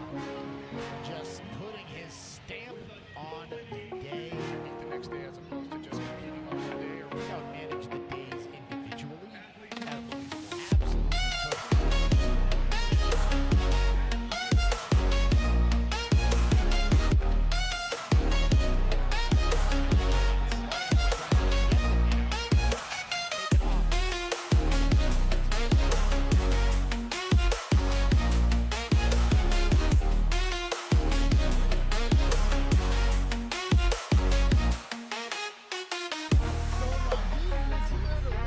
That was awesome. Holy smokes.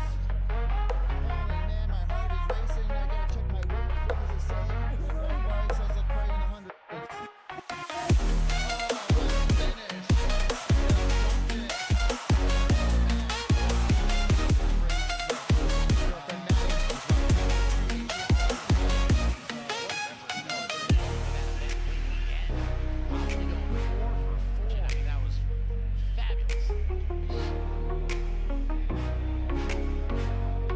There we have it.